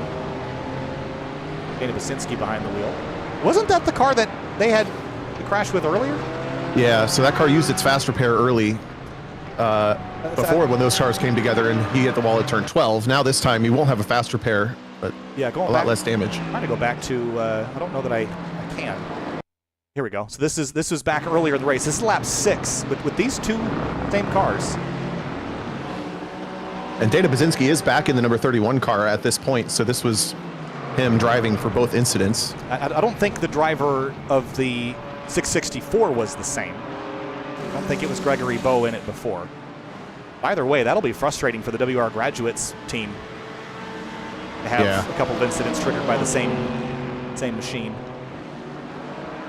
But then, as we always look at incidents, it's like, well, how do we end up in that position, right? Right. You can always look at something as a driver and say, well, we could have probably been in a different position. Here's Alessandrini leading the way. Hingston 9/10 behind, and they're navigating some traffic here at the moment, but he hasn't dropped off, so I don't think that there's a huge pace differential to his teammates. No, it just kind of flipped the race. This is what we were seeing the last stint the entire time, but with the roles reversed, Alessandrini was at risk of losing the back end of the leaders from Lone Apex. So this is a pretty big switch. Now this is going to be for position between, I believe, Huge Ass and Montello Racing. Yeah, Michael Montello and Alex Crawford. Crawford's in the car for the first time. Michael Montello's back in the car after starting the race for 9th place. While we were watching that other incident, Austin Cobb did complete a pit stop. He's back in the 3rd position, 17 seconds behind the leaders. So he did gain 3 seconds or so on that pit stop cycle. But it's really going to show up if he does a short fuel on this last one coming up in about an hour. Good run here for Crawford out of 5. Got Michael Montello looking in the rear view. Good little scrap here for top 10 position. Another battle between Kelly Greenhoe, Daniel McKelvey, and Cade Midget for 17th. If this one fizzles, we'll take you there. The top 4 teams have not changed at all in this race, other than for the brief moments where we're in the middle of a pit stop sequence. Their order has shuffled quite a bit, but it's been Love My Hair, Hope I Win, Blown Apex, Ultra Yeti, and Dark Helmet for the entire 2 hours and 15 minutes or so. Yep. And then in 5th position, a shout out to Christian Aranja, who's been a pretty quiet, 7th to 5th position runner after qualifying in the 5th position. And then a big mover of the race so far is Matt Waldbaum in the 6th position, having started 10th. Then the Rising Edge car up from 19th, running in 7th. That's pretty awesome. Matt Waldbaum's response to this race, that was so boring. He has just not had anybody to race today. Just stuck in an awkward spot in the pace where, he doesn't quite have the speed to be up there with Schwartz, Cobb, Hingston, and Alessandrini, but the next group of cars is a long ways back. So he's just in no man's land today, and sometimes it just be that way.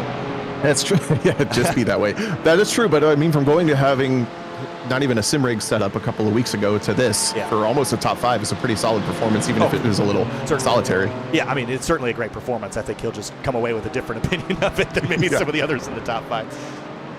As Paul Darling said, this is fun, which reminded me of a quote from Christopher Bell at the NASCAR Coliseum race, where they were all mad at each other, beating and banging at each other for 45 minutes. He goes, "This is fun. We're having fun." This got 17th place battle I mentioned, 3 Blind Mice on the ledge, and the Paddock with Cade Midget in trail here. And this is Mercedes, Aston, BMW. Yeah, Kelly Greenhoe leading this race. Misses turn 3 just a little bit. That's going to open up the opportunity for the on the ledge car, which is swap drivers to Dan McKelvey, national championship winning autocrosser and time trial participant, I believe. Probably a safe guess with the autocross background. Yep. Gets another run out of turn 5 as we see Richard Sawicki dropping dirt, staying ahead of Matt Waldbaum. Probably putting a lot of pressure here on the 3 Blind Mice car.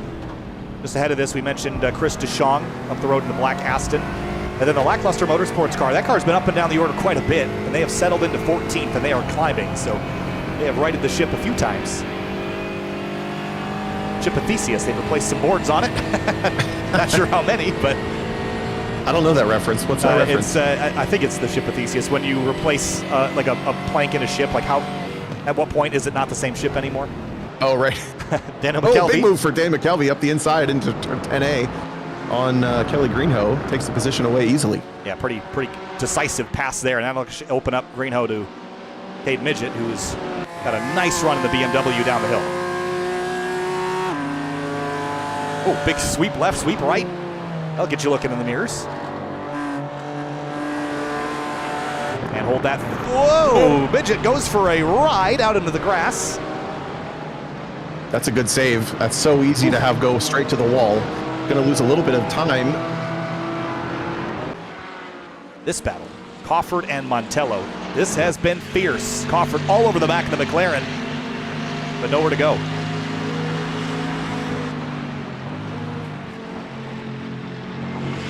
And he's certainly confident to stay right on the back bumper. It kind of tells me that he knows he doesn't really have anything for Montello until Montello makes a mistake.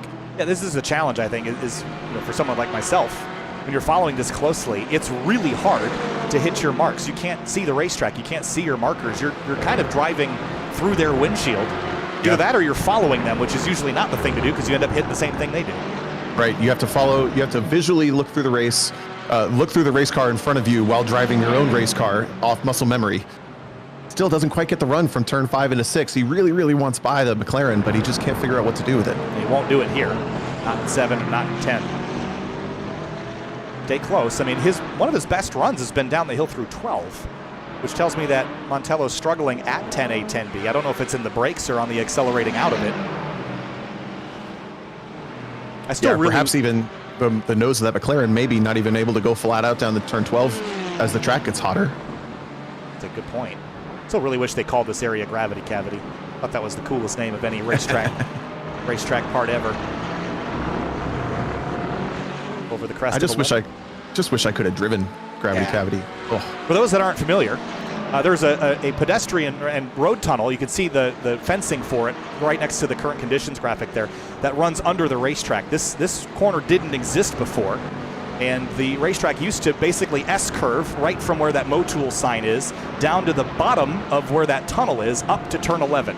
And it was all one consecutive kind of sweeping downhill, uphill kind of slalom run. And it was such a huge compression that it got the name Gravity Cavity, and it was pretty dangerous sections. That's why that chicane was put in place and the tunnel underneath it. But it used to drop another 20 or 30 feet below where the current track is. It's already a big drop all on its own. Can't even quite comprehend what that would look like. It's just, it's wild to think about. There's not a lot of footage of it. There is footage of it on the internet from runoffs and things from the 70s and 80s. Yeah. But there's not as much footage of it as I would like.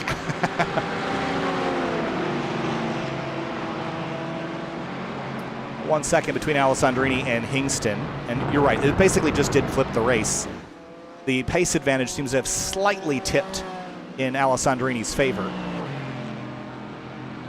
But this is going to really set up a very intriguing last stint, especially with Austin Cobb. Now, Cobb's lost a little time, but has that fueling advantage for the end.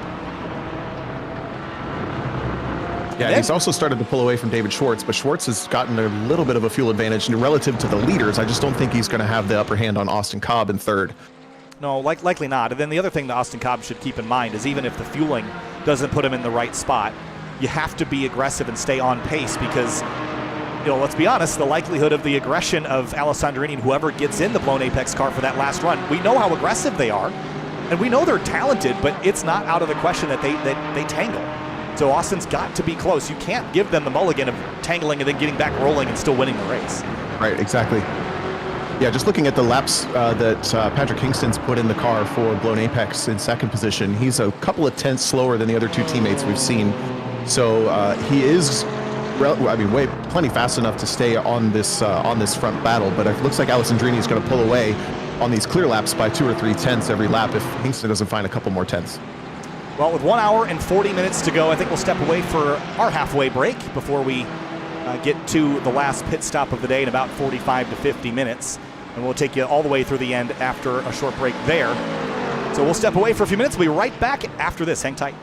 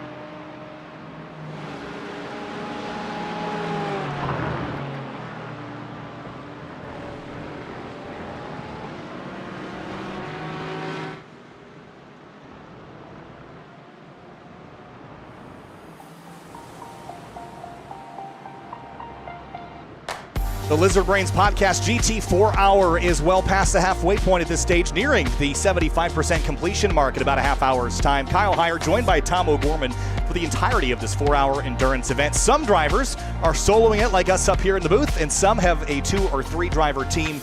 There's been plenty of shuffling in the late stages of this one.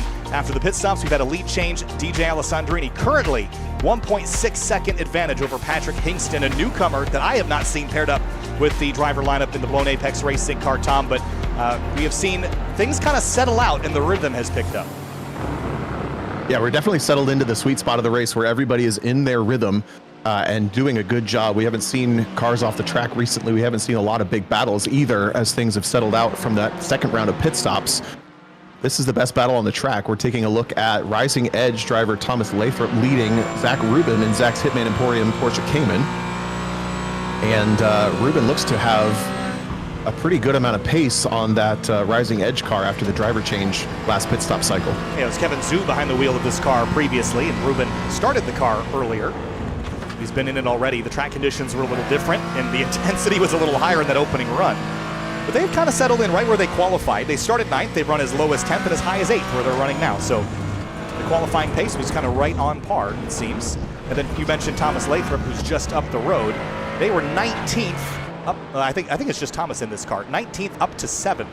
So it's been a nice bit of progress for the 74. Yeah, he's sharing it actually with Raul Iriarte. Oh, that's right, Iriarte, yeah. And Iriarte started, no, I believe Lathrop started the race. Iriarte put in a pretty good second stint, and now Lathrop back in before Iriarte's going to finish it out, I believe. So they've had a nice climb up through the order thus far. Everywhere else, things have fizzled, and again, we talk about the rhythm of this race, and this is just at the point where you're clicking laps off, and there's still some math going on right now, but this is the meat and potatoes of this race. This is your full calorie meal now. You're settling in, just kind of clicking away the time, but you're setting up for your last pit stop. It'll be a little under an hour from now, probably about 40 minutes from now, and those that have set themselves up with a short fuel run, maybe they're not going to win the race, but they are going to maybe leapfrog a few positions. Looking at Kruger-tuned, Ultra Yeti, and a couple of other teams that have set themselves up to leapfrog at least a car or two in the lineup. Speaking of leapfrog, Alessandrini back in traffic now. That is the BMW of Charles Schluh for Cone Dodger Racing. Lets the car easily get to the left side, and will make this easy for Alessandrini. I think down in the braking zone for turn 6, eases off the throttle, and Alessandrini is through. Give you an idea of just how spread out this section of the field kind of is. That was 28th position. The next car is on a different lap, running in position 20. That's Kelly Greenhoe, still clinging onto the back of a battle for position. That is led by Cade Midget for 18th. Rubin and Lathrop going back at it here for 7th. The one thing I also wanted to point out, we'll bring up the other ticker here for a moment. Have a look. The top 6 cars are the only ones remaining on the lead lap. And Matt Waldbaum is only about 7 seconds away from going a lap down. I know Waldbaum hasn't sim raced in a while. I know how good he is. He's very good. His best lap is only about 6/10 off of Alessandrini's. I know we're 2.5 hours into this race, but that's still incredibly impressive pace by those top few cars to lap up to this point. Yeah, they're working exactly at lap 100, so it's taken about 100 laps for Matt Waldbaum to get caught by the leaders. So that's what that 6 to 8 tenths a lap does after an hour, 2.5 hours of racing.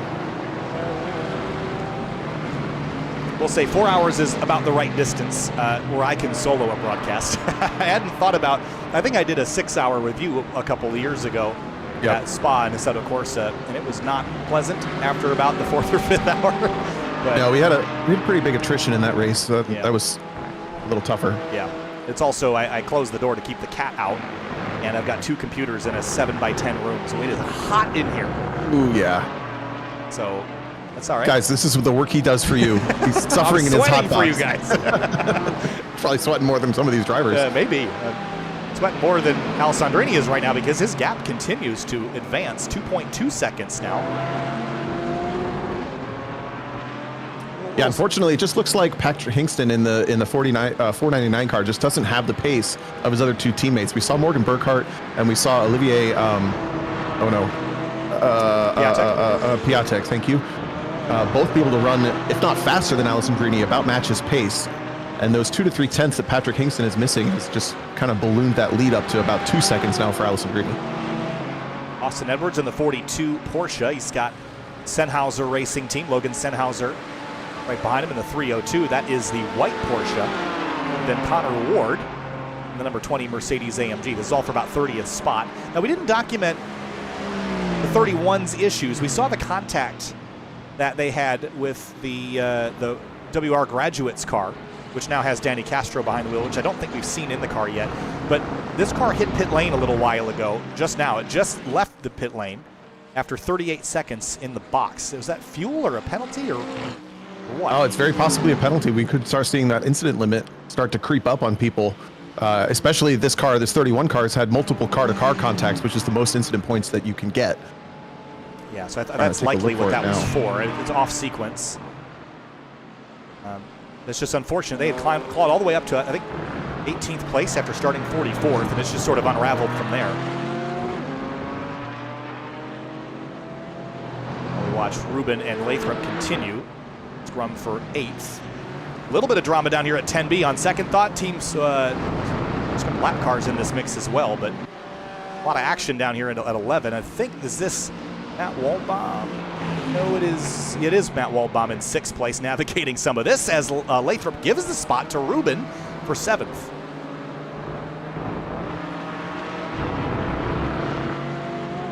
Over the hill and through the woods. I wonder if he was feeling the pressure just to make that a little easier for Ruben. These cars are the first ones off the lead lap, battling for 7th and 8th on track. Yeah, there's also... And they're only... Go ahead. I was just saying, maybe there's incentive when they're all by themselves. It's another 16 seconds up to Matt Waldbaum. Is there incentive for Lathrop just to tuck in behind Zach, knowing he might be a little quicker and maybe find some speed? Yeah, I think that's probably what's going on is Ruben just filling his mirrors so much. You just wanted the pressure off. Okay, I'll follow you instead of you following me. Clearly you want to go through, right? So you just let him go. That's the kind of smarts the endurance racing requires with your racecraft every once in a while. And you saw right there, Lathrop charged into 5 and lost some time on exit. And it almost spooked him. He almost ran into the back of the 18, but that's something he just learned is, all right, well, Ruben is taking it a little easier into 5 and gained some time out. Maybe I can replicate that next time and find a 10th or 2.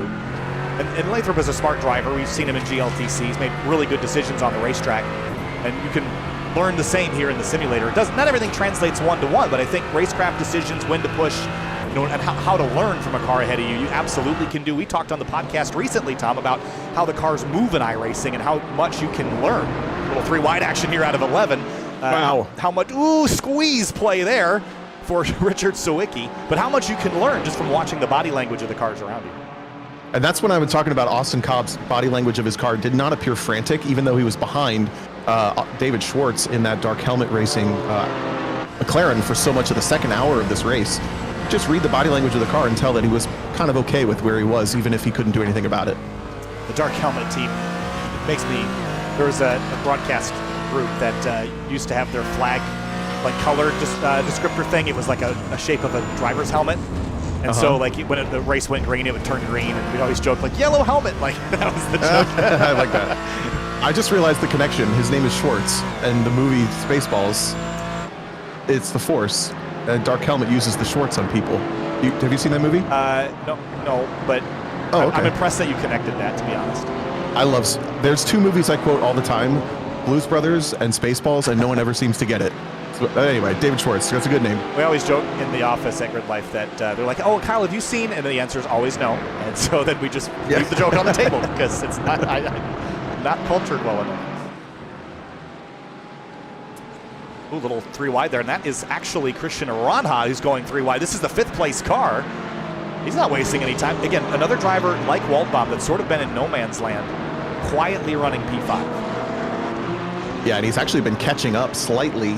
Was catching up to David Schwartz slightly until maybe a lap or 2 ago where it stabilized slightly, but it's only 7 seconds between those 2 cars for 4th and 5th, and he was working his way past, Aranha was working his way past Connor Ward and Logan Sennhauser for a battle for 30th.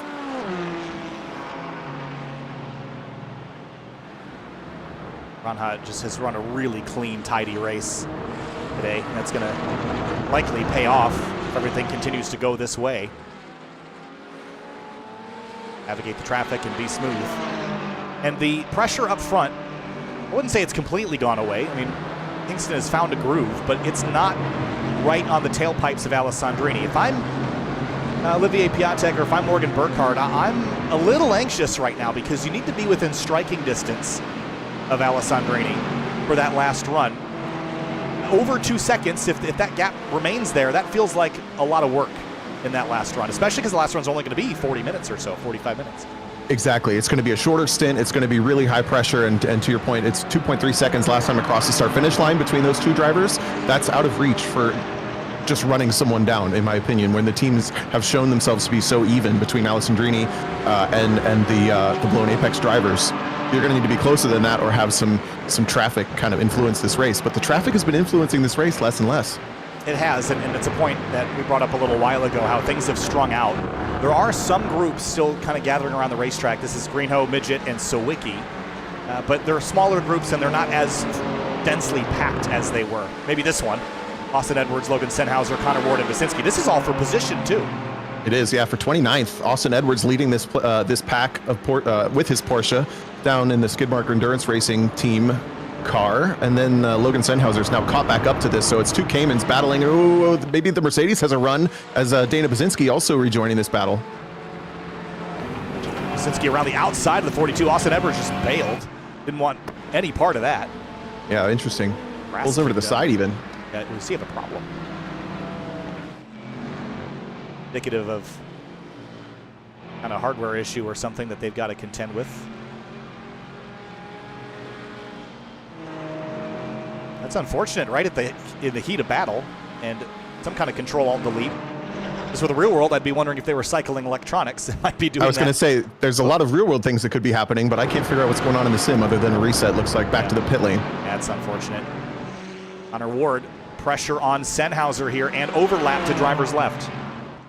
Really tough to do around the outside of turn 6 if the guy on the inside doesn't let you do it, but Senhauser's going to be pretty polite with that one, leave plenty of space. Dana Basinski almost could have gotten in between them as he's now looking for the over-under, still side by side for the Mercedes and the Porsche. See if Basinski can watch out for that long schnoz on this this Aston Martin this time. It's going off guard.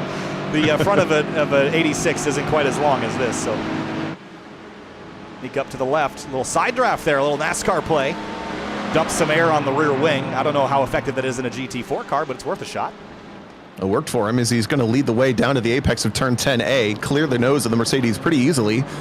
Ooh, Mercedes had to check up quite a bit, though. And it's going to open the door for Senhauser. He swung back to the right there a little. Ward did. That will fizzle as quickly as it sparked. Sawicki and Midget, this is for 19th place. Andrew Hero, the BMW, just behind. This has been a lonely day for the BMWs. Again, this is a new car to iRacing. Update on the prior generation BMW GT-4 that had gotten progressively more popular as updates came. And unlike the real world, where this car seems to be kind of the de facto go-to GT4 car in most championships, it is not that way currently. Hero has been fighting the good fight to run the car that he wants to run. Yeah, and he's coming back from a spin. He had kind of a self-spin, a little awkward moment early in this race, the first hour, that caused him to spin to the inside of the turn 10A that we just came through. So now he's working his way back to being at least the top BMW, which he just has to catch up to Cade Midget, 2 cars ahead, to pass that number 45 Paddock car for 19th. That'll get him the top BMW honors, if not anything else. That spin was lap 13, long time ago. But lots that has happened since. But we talked about the parity of the cars before, and I said at one point that I think, Alessandrini or Blown Apex, if you give them any car, I think that they'd be capable of winning with it, but it doesn't mean that it's going to be easy to do. And I think just demonstrated by the super high level of competition in this race and the fact that there's only, one of them in the top 20 currently, it just goes to show that, they're the drivers that are really solid are going to pick a car that suits their strengths, and none of them have picked the BMW. So yeah, it's unfortunate. I mean, I would love to see an even taking of cars, and I think the GT3s are in a really good spot right now with that. But and I think otherwise the GT4s seem pretty even. Maybe the Aston has never been a favorite. Yeah, I think the Aston Martin's always been the one that everybody likes because it drives really nice, but it's not necessarily always the fastest car. Tends to struggle with torque more than anything else, believe it or not. This is that front-running BMW, Cade Midget in the Paddock car. just a couple of corners ahead of Andrew Hero, and he's got Richard Sawicki still all over the back of him in this Porsche. That Porsche is like an angry little velociraptor in the rear view. They are little, but they are mighty. And this is actually, this is the newest version of the BMW GT-4. I think it's the G82. The car behind is the previous generation to what is current Porsche Cayman. This is the Club Sport MR, and now the current one is GT4 Club Sport RS or something like that. Can't remember the full name for it. I can't either. But it's a little different, and I think it's a little wider, and it has a 3.8 liter versus a 3.5 or something like that. It's a different engine. Yeah, correct. I think it's the 4 liter now. A 4 liter, that's right, versus the 3.8, which I think is. Hey, this is the Lizard Brains broadcast. We're not talking about car stuff. Okay. Well, I think what was significant about it is when that car came out. I remember back at it was St. Petersburg. I think 2020. It would have been 2023. And it was so fast that it had to run in an exhibition category because they couldn't properly BOP it yet. So that is kind of interesting about these GT4 cars that are, I mean, they're all real life cars, of course. If you're watching this is iRacing, and they're simulated in iRacing to match their real life cars. But most of these cars, if you match their production car to the GT4 car, they're cutting multiple hundreds of horsepower out of the engines. Like that M4, that's a 500-600 horsepower car from the factory, but they have to bring it down to GT4. And when you look at the Mercedes engine, the Aston Martin engine, most of those cars are just way overbuilt for GT4, which is why these cars are just so easy to run, really. It's also interesting because there are some cars that are not like that. Like, for example, the GR Supra is, that car does not make quite the amount of power that these other cars do. And so their advantages come in very different areas. And I talked to some drivers at VIR about the Supra, and it's like they have to keep the car fully in boost, so it just is not competitive below 4,000 RPM. You have to keep it really spooled up, keep it in a low gear, or high gear, I guess. It's not something we have to contend with in iRacing, but all those, idiosyncrasies are replicated. I don't know how close the real-world BOP is to the iRacing BOP, and how much that carries over. I imagine there are plenty of differences, but the end result is fairly decent parity here, which in a simulated environment, always people science it out way more than they can in the real world. So it's harder to, I think, balance it in the simulator than it is in real life. Alessandrini into some traffic. He has gained a 3-second advantage over Patrick Hingston, and it is still growing. Yeah, these last 2 laps, you see all those cars right behind Alessandrini. It's 1, 2, 3, 4, 5 before the second place car comes across just there. Alessandrini made pretty quick work of those 5 cars, and Hingston's been struggling a little bit to catch them at the same moments. So he's been both a little bit slower to start this stint. He found his footing, but now he's just a little bit far enough behind Alessandrini that he's losing out on the opportunities to follow him through the traffic. And they've now put Matt Waldbaum a lap down. He's actually the next car that Hingston has to contend with. And as they lap, the top 5, or really all these top 10 cars, they are not slow. They're not going to just move over for you. It gets so much harder to make these passes. I think Hingston's going to experience that here shortly with that number 7. And got walked there a little bit by the 37. Yeah, that's that timing thing that I just mentioned. If these 2 cars were together, every opportunity Alessandrini takes is something that he creates for the car behind. But now that Hingston's dropped so far back, he just keeps catching those awkward moments. And now, to your point, they're not that slow. You're just not going to motor by him. Montello Racing on pit road. And that was a 27-second pit stop, which makes me think that was for a penalty. I think that would have likely been for track limits violations, or just the incident limits in general, which I anticipate are mostly track limits today. Trying to look at those. Yeah. What is the car number on the Montello car? 268. Thank you. Tom's got dashboards I can't see because he's an admin. I'm just trying to see if the incident points are adding up for anybody, and I only see 21 incident points added up for the Montello Racing car, so I'm not sure that was a penalty from that or not. The big trouble, the 97 and the 37. Oh, that was the battle we were just watching in front of the second place car. That is huge. Both those cars have a ton of damage. Oh, and the second place car is gone with them. Hingston? Oh, he was involved. That's the car that just spun into the wall. Oh my gosh. Wow, 4 cars involved out of nowhere. That changes everything. who else is involved? The over the ledge car. Oh, and the Calvi. Oh, it was sort of tripped off. I think that was a big hit there for Hingston. Man, that's a big impact. So what happens here is they come down the hill, and I think he just taps the 42 right there. Just there, and yeah. And he panics a little bit and then swings back over to the left. And the 37 is just an Pax Rolf just got absolutely obliterated. Then the on the ledge car is in there as well. This is a huge crash. Oh, what was the number on this Porsche? 37. The first one. Oh, the first one. That was the skid. No, that was the 42, the Skidmark Endurance Racing car, Austin Edwards. Oh, he just typed in the chat for the game that his wheel disconnected.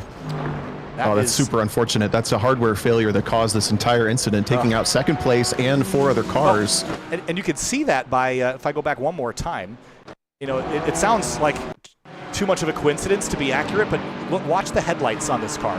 Yeah. So goes for a crash, right? He's crashing, actively crashing. The headlights are still flashing. Yep. Still flashing. Still flashing, which is an indicator to me that there is something not right with the interface. And you see there the wheels kink back to the left and the lights shut off. So there was definitely a hardware issue there. And unfortunately for the blown Apex guys, they're going to limp that car back around. They'll take their fast repair, Tom, but they're 5th now and will likely be much further down than that. Well, that's going to promote Austin Cobb and David Schwartz up to 2nd and 3rd for sure. Christian Aranja is going to go through to 4th in the Pure Mayhem car. But this car that was just collected, the Blown Apex Racing car, out of no fault of their own, is still sitting in 5th on the merit of being a lap up on everybody, starting with Matt Waldbaum. So they may be able to maintain the lead lap if this fast repair is quick enough. Well, so here comes Alessandrini, and go by. I didn't see. They're still in the box. I don't think they took the fast repair, though. It's up on the jacks with the front bumper missing, unless they're changing time. Unless it applies at the end. I thought it did at the beginning. The other question is, if you do get out of the pit lane at this point, do you push it to the end, or do you even care at this point? You know, these guys are still now. I think Matt Waldbaum might have just gone by for 5th. They're down to 9th. See if they take back to track. Yeah. No, so they have not taken their fast repair because the on the ledge car just rolled out of the pits. So they did not check the box before rolling into it, and now they're going to have to sit there and wait for the repair. So they've just, that was a procedural mistake. They had the lap to double check that that was checked. I don't think they did. And that will really drive the nail in the coffin of any hope of saving this run. Yeah, that's going to take a lot of pressure off of Alessandrini as well. Now he's got 23 seconds back to Austin Cobb in the 2nd position. Kind of clunky turn 10A there. But yeah, he's now got the reason to push kind of taken away, so he can really be a lot smarter in traffic when he comes through these cars. There's more issues in turn 12. Yeah, I'm trying to see. That's Derek Palmerton in the E-Cream Logistics car. We haven't really talked about this car at all today. Unfortunately, it just hasn't been a exhilarating day for them. And this was 302 at a big head of steam and no way to stomp on the brakes there. And they just clipped the Montello racing car, which I just heard had come in for a fast repair, and that was why they were on pit lane, was because they got clobbered before. Oh. So maybe fatigue setting in this 3rd hour of the race. We only got to get through an hour and 13 more minutes of this thing. I think you're onto something. But unfortunately, that was Logan Sennhauser that we're taking a look at right now, who got a little bit of that moment with the 6 car. Yeah, I think you're right about the fatigue at this point, especially at a corner that's so high commitment. You've got to be on your game all the way through the lap. The battles, big dive from Montello. Go ahead. Just battles have sort of fizzled in a handful of places here. Keeping my eye on Cobb. He's again fully in traffic. I don't know that he's got the pace to defeat DJ, but he does have that upper hand in the pit situation. So we'll see. And then, of course, something could happen to DJ just like it happened to the 499 team. So it's not over till it's over. Yeah. Yeah, 23 seconds is a big ask to save on a pit lane, on a pit stop. But I think if he gets it down closer to 15 seconds somehow, I don't know how he's going to accomplish that. I think he may be within a shot. Greenville and Motorsport, Mitch Crowther right ahead of Ryan Christoph, who we're on board with. This is a battle for 21st. This 46 car has been up and down the order a little ways, as high as 18th today, and Christoph is clawing his way back towards that.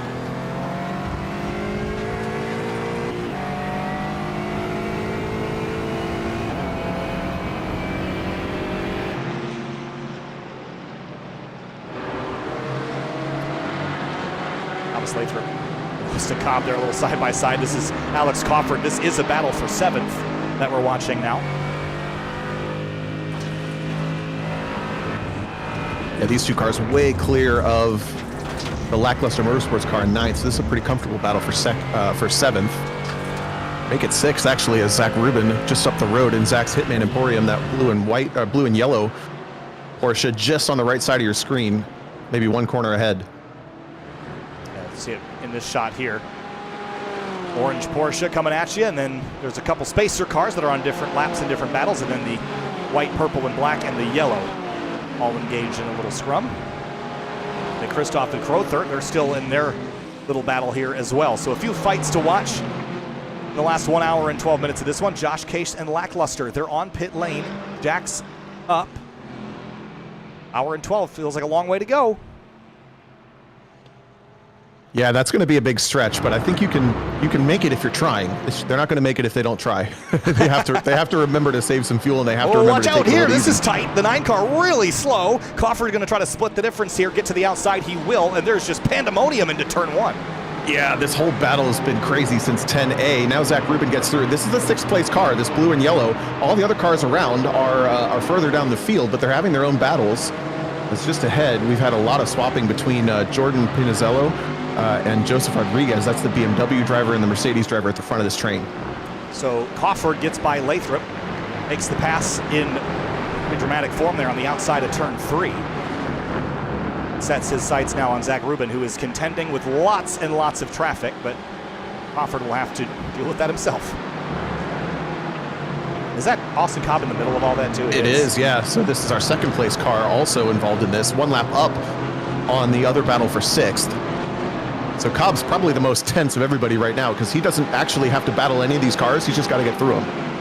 Yeah, and this is not helping his case as far as eating into Alessandrini's lap times. No, not at all. And I don't think the frustration isn't going to help. It'll just make you do something that you'll regret. Taking a look at the back of Will Robbins back in the On Second Thought Racing Mercedes after Andrew Pilata did the 2nd stint. Cobb's going to go for the under down into turn number 12. And Robbins is battling for position for the car right behind. That's Kelly Greenhoe, who's going to get a big run and take up the 14th position across the start-finish line. Quickly, and then if there's any other cars that are immediately in this fight, but here comes that huge-ass car that we referenced earlier, making a pass there and adding another car between himself and Thomas Lathrop. That was tense for a few minutes. I'm not sure it's completely over yet. See that BMW going to the left and slowing up a little. That's one of those situations where you're really happy when it happens cleanly, but if that happened in a little messier way, you'd be really mad that he moved offline and hit the brakes, right?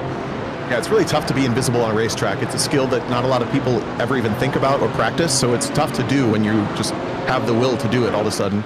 It's a good move from Joseph Rodriguez, though, in the Jumpstart Racing BMW. This driver is 24th. He's actually not for position in anybody in this train. Just kind of ended up in this battle for, well, we got 2nd place here, we've got 6th place here, we've got 14th place here. They're all over. Need like AI graphics to float over the tops of the cars, tell us who's where. I mean, they have the Luma ranks on them, but they don't have them on the, some of them have Luma ranks.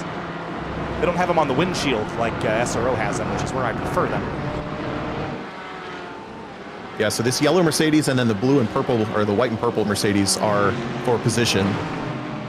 That car there. Yeah, they just swapped a few laps ago, though, so I think it's trending apart rather than together. Crawford had gotten by him at turn 3 in the midst of all that traffic jam that we'd seen. And he's going to be motivated by seeing Zach Rubin on his relative screen. He just knows if he catches up to that blue and yellow Porsche a couple corners ahead, he's going to be able to get it closer to even the top 5 now as they're battling for 6th. Great effort from Rubin and Zhu in that Porsche to get this car so far up the field from 9th. Yeah, they've done a nice job. They've been in a couple precarious positions today. They've kept all the fenders on it. Running a really nice, clean, tidy race. And then even for 10th, how about this? This is Joseph Yang and Chris DeShong in the Skip Barber car. This is a nice little scrap here through turn 12.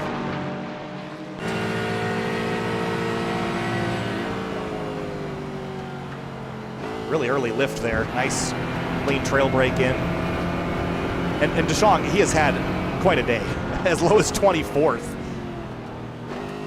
Yeah, in fact, started 23rd, so he started way back down there. And has worked his way up, in addition to having some incidents here and there, kept it clean. He had that slide at turn 1 where he almost ended up in the barriers, and he did end up in the barriers right here on driver's left at 5. That was back at lap 61. About 61 laps to go, so he made it through that time.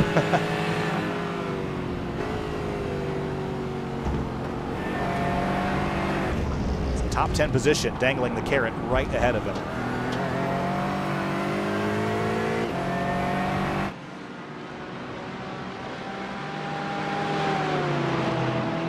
And these two are not all that far behind the Montello Racing car, which is for 9th.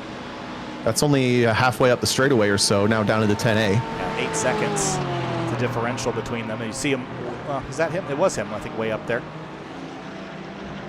Chong really good on the brakes there, but Yang has done a nice job. We talked a little bit about him, but this is as high as this car's run all day, and this is the right time for it, leading into this final pit stop here shortly.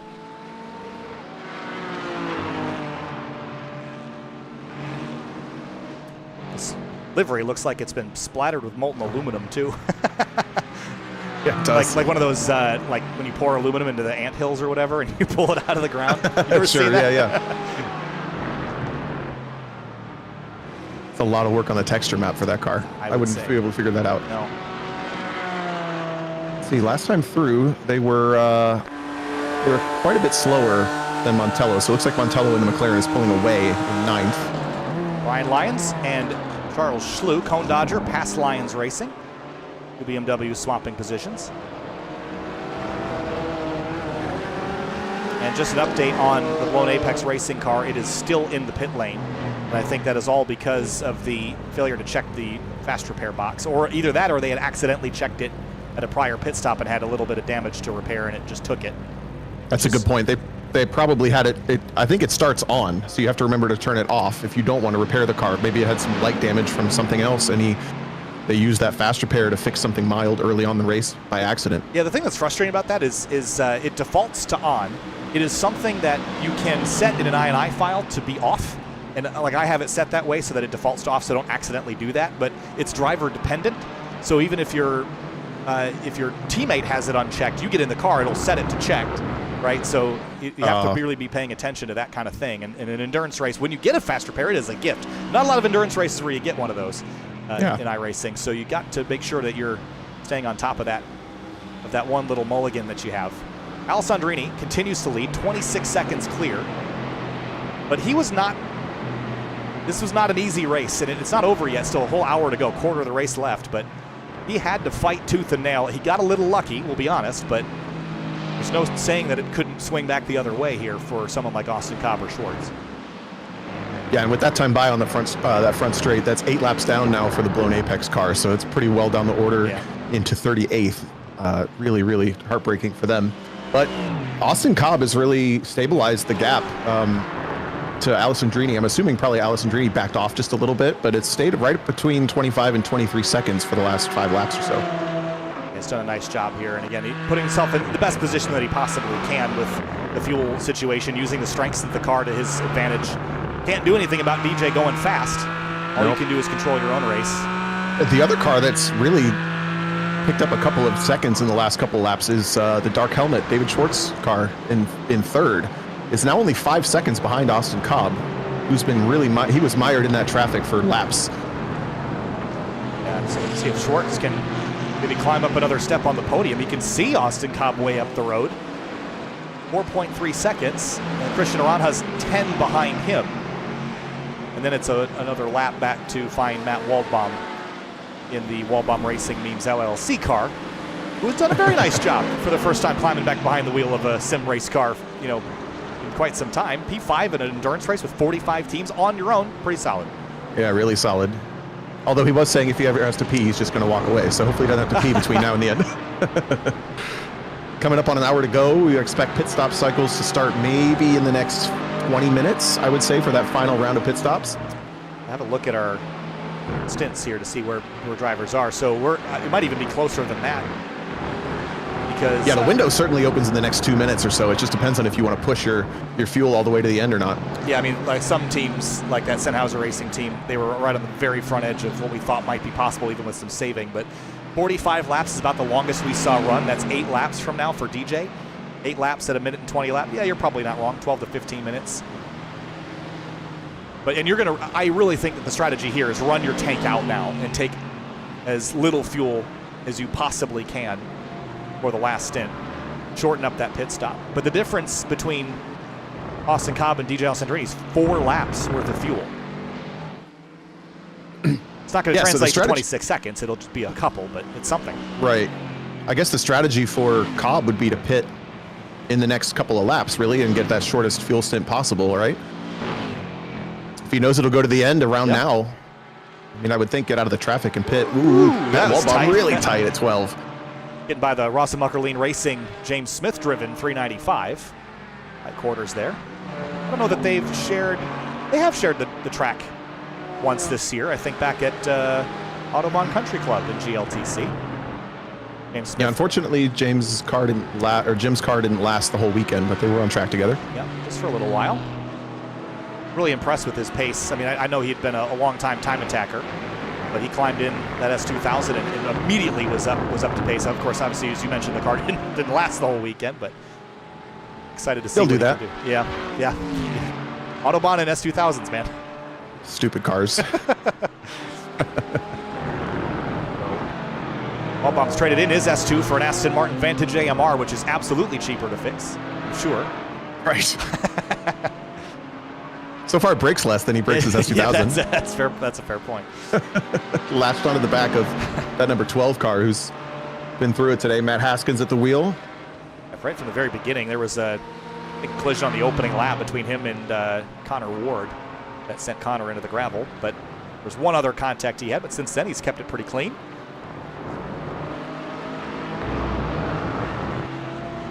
There are no battles within a second, with the exception of Joseph Yang and Chris DeShong. This is the only fight on the racetrack at the moment that's close enough to have both cars in the camera shot. And it's all because everyone's setting up. The aggression levels died way back. It's all strategic now. And then once you get to that pit stop and you know your situation at the end, it's fight and fight hard. Yep. Chris DeShong got the headlights flashing. Working this 22 now for 10, 15 laps. Feels like the whole race, these guys have been in the same, stretch distance or sight distance to each other. And this would make a top 10 for DeShong, having started in the 23rd position, which is a pretty big charge. Joseph Yang soloing it as well. Most of the top 10 actually soloing this race. Yeah, I think that doesn't surprise me that much. I think there is a little bit of fatigue that can come into play. I think anything beyond 4 hours, first of all, you need to use the bathroom at some point. That's just real. And then I do think that there is, at some point, a benefit to having a fresher driver in the car. But I mean, evidence would suggest, at least to this point, that having one driver in the car seems to be advantageous. Right. Yeah, once you get in that rhythm, the time kind of vanishes. I think also just with the complexity of all the other teams and drivers on track, like normally when you get into an endurance race, you're going to end up on track with a variety of different people, and you're going to experience all those different driver styles.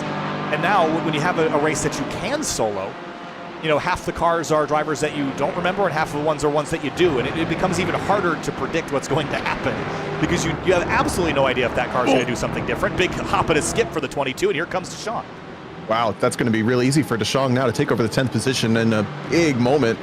Lots of air for the 22.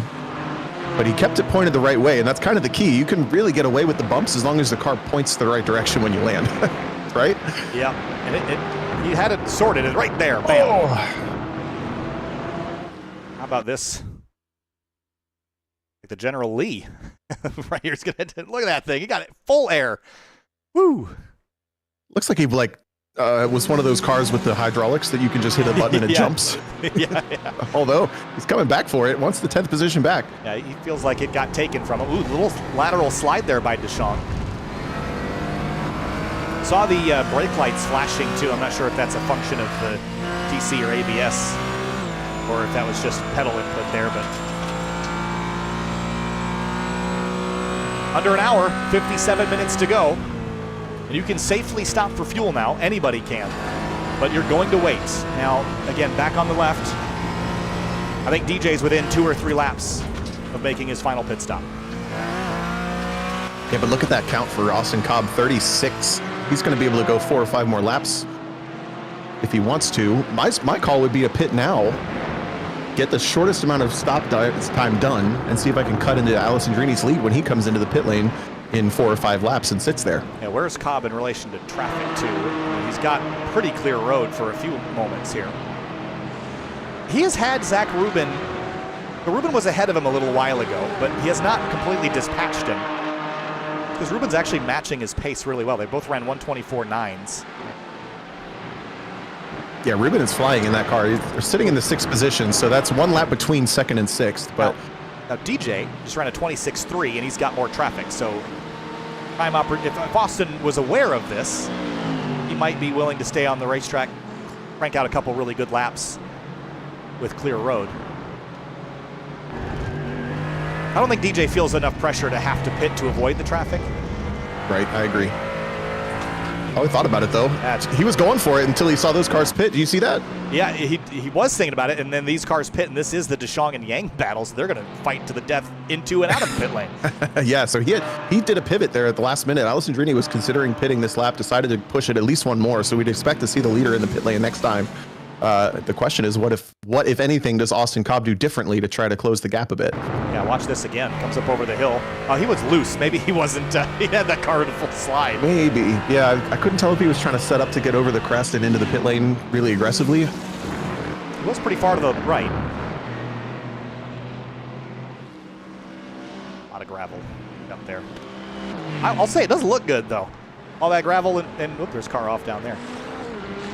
Yeah, it adds that like dynamic excitement. I remember there was certain times when I was a little kid going to Mid-Ohio where the track would be really dry and the dirt would just be flying in the air. Every lap cars would come through and it just made it feel so much more intense. Yeah. Because it was just that haze of like a dirt track kind of thing. I think also that just the visuals of the marbles have gotten a lot better with this recent update. They always looked very plastered on and very repetitive, but they've done a really nice job with those particle effects. Don't work for iRacing, but yeah. Might as well at this point. Ooh. All right, let's see. Pivoting back to Austin Cobb, they just had a really awkward exchange through turn 6 that actually caught out Zach Rubin a little bit more, but Cobb dodged it. Pit stop, and he's right behind. Didn't hold him up too badly. 30, so he's in. Cobb, he still gained some time, about 4 seconds. Well, now he's gaining because DJ's in the pits, but right. Said that they had that awkward exchange. David Schwartz made up a couple of seconds on him. Yeah, David Schwartz has the gap between himself and Austin Cobb down to 4 seconds. That McLaren is coming quick. Austin Cobb stays out, as does Schwartz. Schwartz say it again? See what Ranha does here. He's 42 laps in, the same as Schwartz in a similar car. And he is going to elect to come to pit lane. Yeah. Oh, really hot entry, but he did it just right. DJ's about 10 seconds away from being released out of the box here. Or 30 seconds away, sorry. Off the jacks. So, earlier pit stop, I think, was 58 seconds. How much less time? I don't think he would do anything big risky like not changing tires, so we're just finishing the fuel here. It looks like it's going to be pretty much a full fill, a couple seconds short. Yeah, 54, so that's a 4-second shorter stop. And side by side, he had to give up a spot to the lap car. Wow. That got into the wall, and now he's going to race it out of the pit lane right into traffic. This is a nightmare scenario. I don't think it's going to be enough to take the lead away from him, but not what he needed. No, that was crazy. I'm trying to figure out which car that was coming out of the pit lane. I think it was Jordan Pianazzolo. Yes. For Skidmark Racing number 3. And in real life, there are rules about like which car gets to go where when they come out of the pit box like that. There's no accountability in the sim racing for that. So it's just kind of like get there and keep the position. Now we're looking at the back of that great battle for 10th. No. A couple little fights here. Aranha's in and out, and that seemed quick. 52 seconds. So that was about 2.5 seconds quicker than DJ, but that's in the McLaren. And so that's the advantage that Schwartz has over Alessandrini. He's about 2 seconds worth because Schwartz and Aranha were on the same lap strategy. Yeah, and Aranha came out right behind Schwartz, so now they're on track together, but Schwartz with the advantage of... Aranha with the advantage of having stopped already. Last little weather check in here the last 50 minutes or so. It's up almost 80 degrees. Humidity's dropped a bunch. But the track is rubbered in. Cars are either fully packed worth of fuel or almost out at this stage.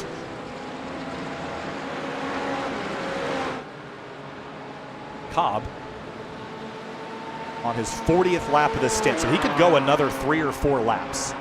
And this advantage is starting to look pretty sizable.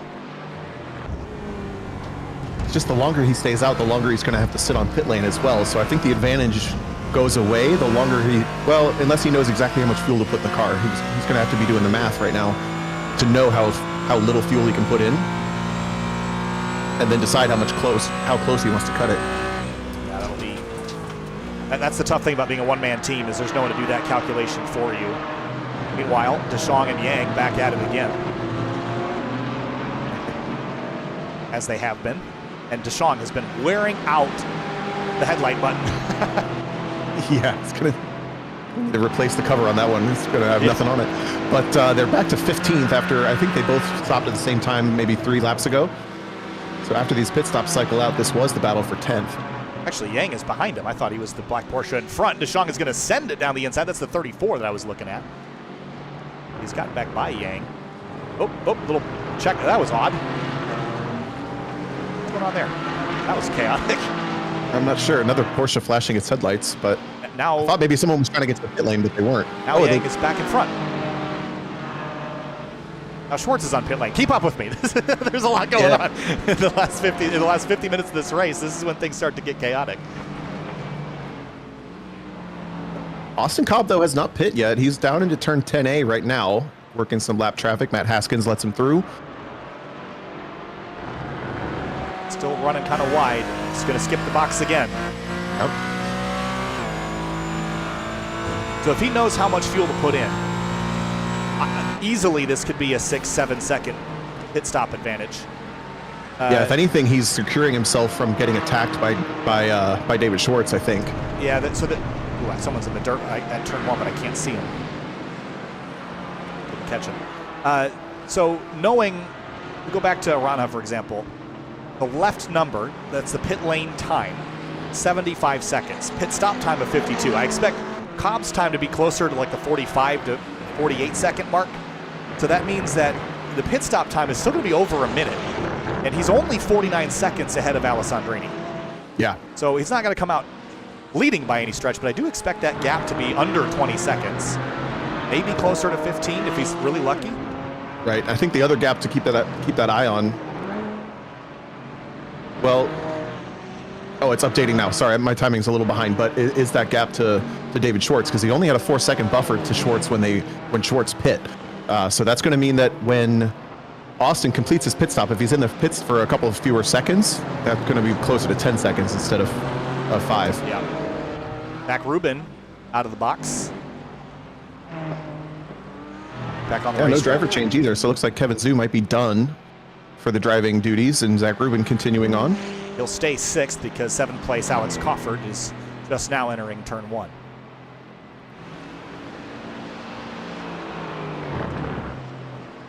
Looks like Cofford's been lapping somewhere in the mid 125s for a majority of his stint. He touched the 40-24s a couple times, as did Zach Rubin, so it's going to be a tough task for him to catch up to the 6th place car. Mario Flores is a name we haven't seen in the Mitz Motorsports car yet, but it looks like they'll be finishing in this purple Mercedes AMG. Just got by K Midget in the paddock car. Ooh, little slide for the BMW right there, I think. Then Chris DeShong and Joseph Yang def taxes in this battle into turn 10A. Ooh, really tight stuff still. The bobble, and it's going to bring the 41 up alongside into 12. We've seen this end in heartbreak a number of times today. And it... Both drivers have to agree it's going to be okay, and it's okay. Big run for Ryan Kristoff, though, in the background. Not on the same lap, I don't believe, but... Oh, and it's Chandler Rowe in the car at this point. They switch back to Chandler. They're 22nd scored at the moment. This is the battle for 11th that we're watching. Austin Cobb up into turn 12. It's going to skip pit lane again. Oh, awkward moment with James Smith there. Realized that he couldn't go to the apex after he let the first car through. He is on his 44th lap. I would expect a pit stop next time by. I don't think he can go much further than that. Good heads-up driving from Andrew Hero coming out of the pit lane, but not blending in before he knows he can. How is that driver's pursuit of a top 20 going? 13th, but holding on because Michael Ross Smith right behind him. That's for position.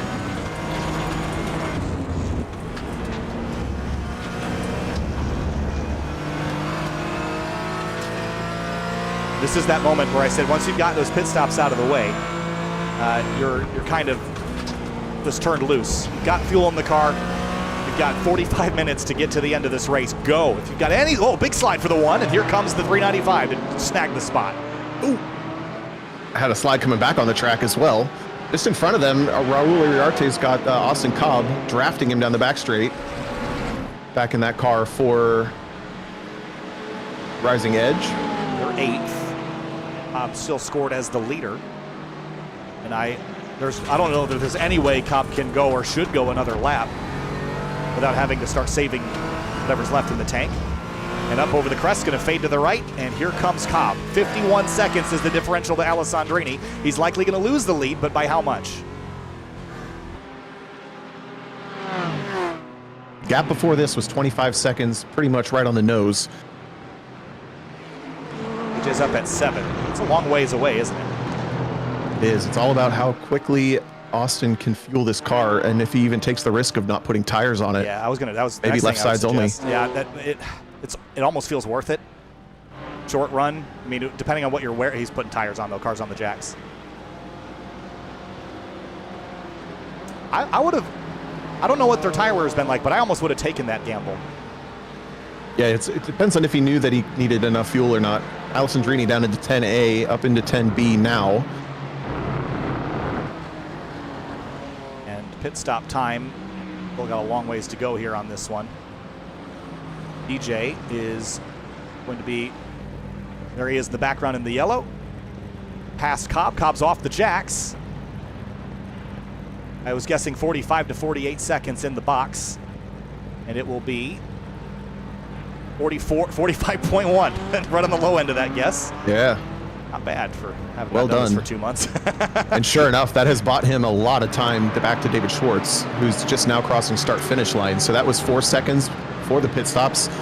Now it looks to be way closer to even 15 seconds. I was a little off on the gap. I suggested it'd be 15. It's 12.2, so I'll take some points off. But that's a really good, solid gain for Austin. I don't know that he could have asked for much more.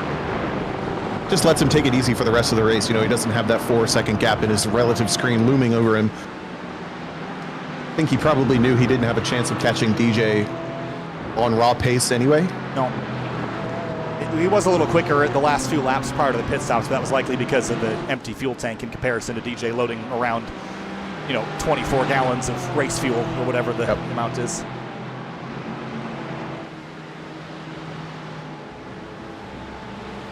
Joseph Yang is not letting DeShong go down without a fight. He's lifting here, though. I thought he might keep the foot in it there.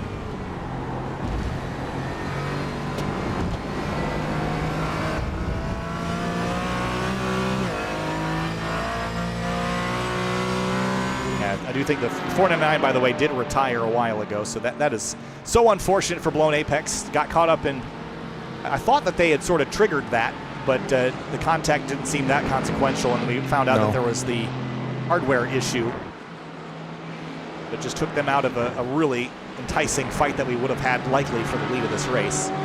They definitely made this thing fun. It was really enjoyable to watch them duking it back and forth and changing drivers and running their race the way they did. Kept the dynamicism alive, and really throughout the day there has been battles up and down the order everywhere. And 45 teams entered this, and there are 40 still on the racetrack running, albeit one of them is 30 laps down. That's that WROR Graduates car, Danny Castro behind the wheel. And they were in the fence in such a huge way early on. If they hadn't taken their fast repair, they would have been in trouble. But yeah, 42nd and still clipping along.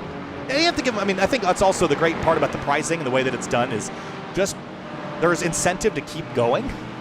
It's so easy, and I'm guilty of this too. It's so easy to just say, oh, car's damaged, no chance, I'm done, right? But if the pricing is done the way that Lizard Brains has done it, there's absolutely incentive to keep running 37s just to do it.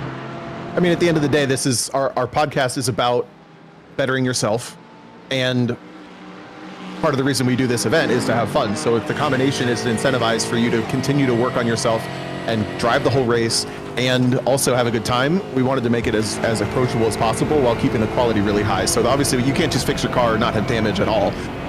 Then everybody just bounce into each other all the time. But try to make it forgiving enough that if you make that one mistake or you have that one wrong thing happen, you can at least fix the car up and continue to enjoy your afternoon.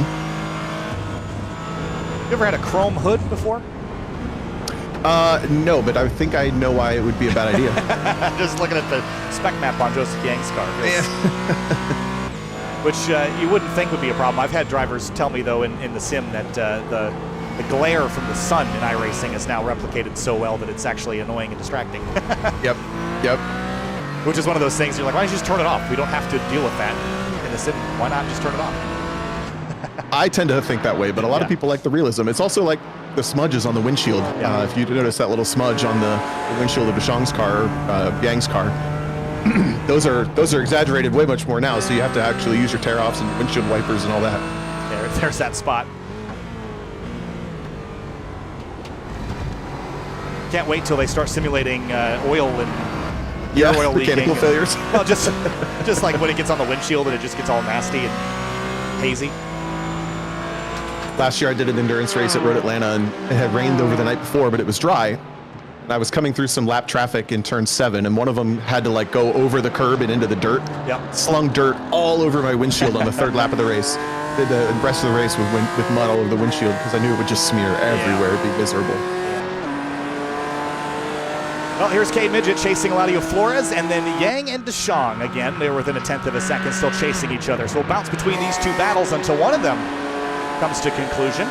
There's that 12, of an English-driven number 12 Porsche. A little awkward space giving back here, and it gets tight again at 10B, and Cade has to back out. Oh yeah, had to lift. He was gonna go for the over-under, but the Porsche put it in just the most awkward spot for him, and now we're getting passed by the Lackluster Motorsports car, which is also for position. That was swapped for 17th. Just picked the pocket there of Cade Midget. Yeah. Snuck up behind, stole the watch right off the wrist. Now he's gonna set his sights, does Chris Bickler on Eladio Flores in the pair of purple Mercedes here. Pair of purple Mercedes. We've seen these two together a lot today. Not these two drivers, but these two cars. To find each other on the racetrack quite a bit.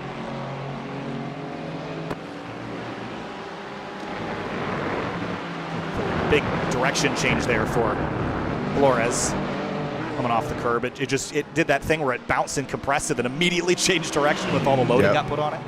Really tough to predict what's going to happen down there, but it looks like the Lackluster car in second in the shot there has a lot of pace in it. Made quick work of the BMW and now is all over the back of the Midst Motorsports car.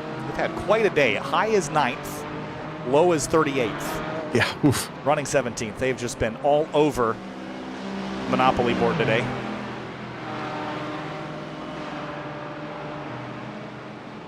Dong and Yang still a tenth and a half apart. There's Austin Cobb. I was going to say Austin Cobb came out right into this battle. Yang's going to make it easy for him down into turn 6, which is probably smart for Yang as well. He knows he's not going to really lose because Austin Cobb's in front of him. 37 minutes to go. The gap is 13.5 seconds. It is not shrinking that much. DJ had a slightly off lap last time by navigating some traffic. But it's just, I always look at that gap and I say, well, it's too hard to make that up, and he can take his time. But the unpredictability, I mean, we had no idea what was going to happen to the blown Apex car. So you just never know until that checkered flag flies. Yeah, still 37 minutes and a half to survive. Field's definitely quieted down a lot, though, at this point in the race. Looking at even at the incident points, a lot of cars have settled in right about 20 to 30 incident points at this stage of the race, which is pretty safe. You can burn up the last of them as you want This in camera's these last 30 minutes. Camera's labeled the Kyle cam, as it catches a curb jump. Beauty of having Phineas. The best curb jump. Yeah, I mean, it's one of the good ones, alongside the bus stop at Watkins Glen, the first turn-in. So Cobb has gotten by DeShong now as well. That black Aston Martin and the silver Porsche are for 11th and 12th on track. They have a long way to go before they would catch up to 10th, though, who is now working turn 7. That's Roman Bykov in the Apex this car. And Roman's a little quicker than them, too, at least on average, so I don't know that they're going to catch him, but Joseph Yang is close. They have run equally as frustratingly this close in the opposite order, too, so whichever car is leading this fight seems to have the disadvantage just enough to stay in the windshield. And then Chris Bickler in that lackluster motorsports car, still hot on the heels of Flores. There's that number 6 Porsche. It's going to jam up the midst car.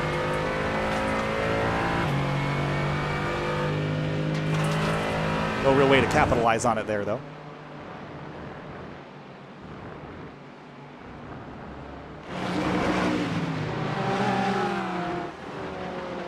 It's like they're two slot cars in the same slot going through turn 5. They just did exactly the same thing back to back.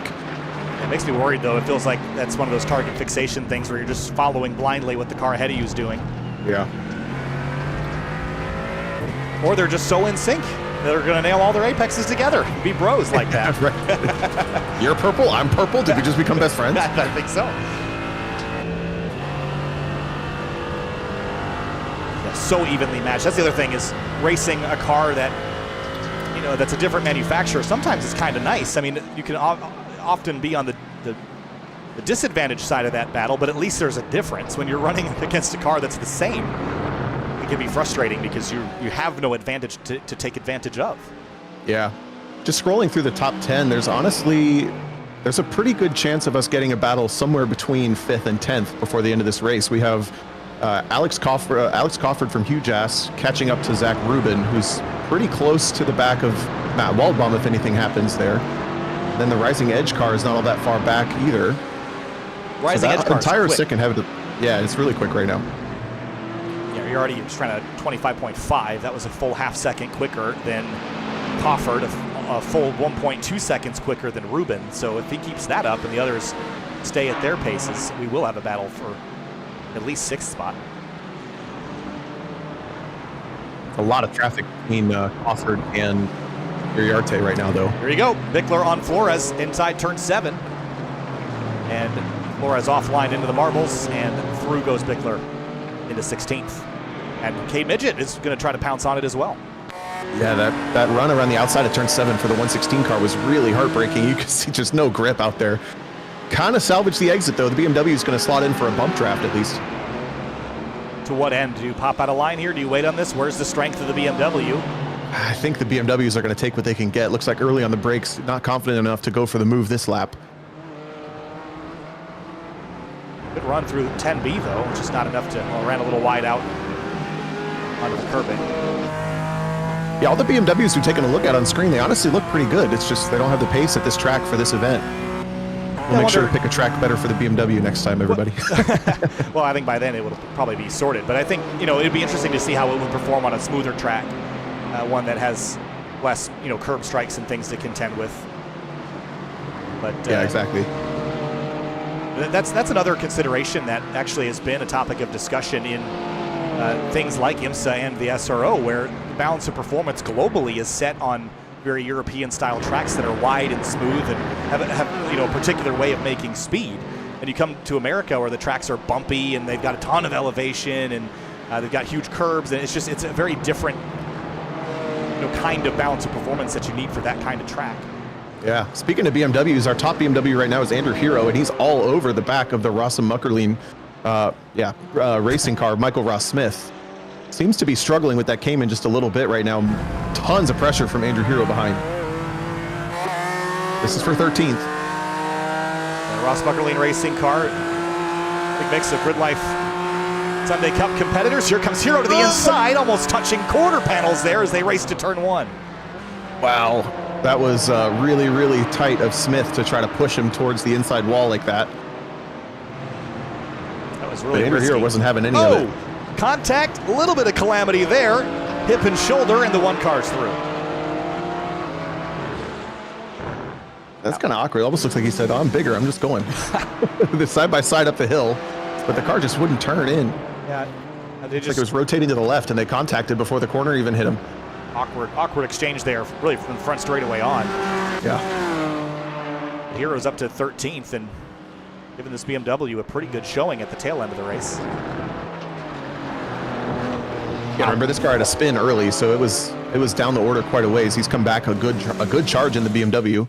Talk curb strikes here. Have a look at this guy. Yeah. Bam. Oof. It's like we're running at Adelaide or something there for a second. Yeah. I don't know what it is with the Australians, but everything's bigger down there, like their spiders and their curbs. And the curb hops. And their curb hops. So now it looks like Andrew Hero is going to have the pace to kind of drive away from Michael Smith. It appears that way. We're down to about the last half hour of this race. And I'm still kind of waiting on the battle that you kind of documented the 6th on to formulate. Alex Crawford. Oh, trouble for Flores in the MITS Motorsports car. Hold that thought. This is over at 10A. Wonder if there was contact maybe with Cade Midget, perhaps? No, there was, ooh. Oh. That's really tough to tell when you're 3 wide with multiple lapped cars. He somehow, did he stay off both walls? Nope, there's a big contact. I think everybody here was on a different trajectory. And yeah, I think the McLaren spooked the Mercedes and they just juked to the right at the wrong time there. Yep, so that's going to take him out of contention for that battle that was pretty good there for about 15th. Wasn't even actually a wall there. That's annoying. Yeah, hit the void. It hit the void wall. Well, we talked about the battle for 7th. That would be Huge Ass and with Alex Crawford at the wheel and Raul Iriarte. There's Iriarte, who is really running down Crawford recently. That's 1 car between them on the front straight. No, not even a car between them on the front straight. That's the next car on the road that he could pass. Yeah, 6.4 seconds from Iriarte up to... there is another car between them. I think they feel... Is it Richard Sawicki? No, it's that 32 car, the Matthew Struckman. That's in between. Yeah, just clearing the frame now. Yep. Then just in this shot, I see Christian Aranja also in the McLaren, who's P4 at the moment. 13.5 seconds back from Schwartz. 1 minute and 3 seconds up from Matt Waldbaum, so he's just trying to click off this last half hour and pick up a top 5. Sketchy here, huh? Ooh, boy, 2x2. Wow. Noah's Ark into 7. Yeah, but you can tell at this point that a lot of people really have their awareness up. You know, we've seen a couple of small incidents, in the last hour, but that's mostly just down to miscommunication when everybody's trying to do the right thing. Go back to just watch the BMW here on the brakes and watch when it hits this curb what the right rear tire does. It picks up, and look how it rotates like that. Yeah. Just like it I can tell that there's something that seems uncomfortable about the way that would handle. And it'll open be the door. equivalent of it'd be equivalent of picking up the back end of your shopping cart and like rotating it. Yeah, exactly. It kind of weird. And Michael Ross Smith is going to take advantage of it up the inside at 11. And through, and Hero's off. Oh, yeah, big push on the outside there. It looks like the track condition on the outside of the track has really deteriorated or maybe just fatigue is setting in and people making mistakes when they have to go offline. But either way, that was a big moment for Hero. On the ledge racing, this car earlier was involved in that really nasty collision on the front straightaway that involved the blown Apex Racing car. Now on lap 113, they are back into 20th place, and I have to give them a lot of credit for the recovery. They took their fast repair, got right back in the mix, and a top 20. They're actually looking at 19th for position right now. This is a great recovery for Daniel McKelvey. Yeah, hopping in that car after the first couple stints from Ryan Otis and forgetting the second driver's name, but battle for position there to get inside the top 20.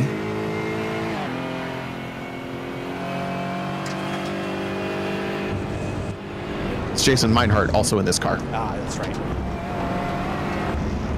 Nice run here on Sawicki. They're behind the Oscar Mayer car that's had quite the day so far.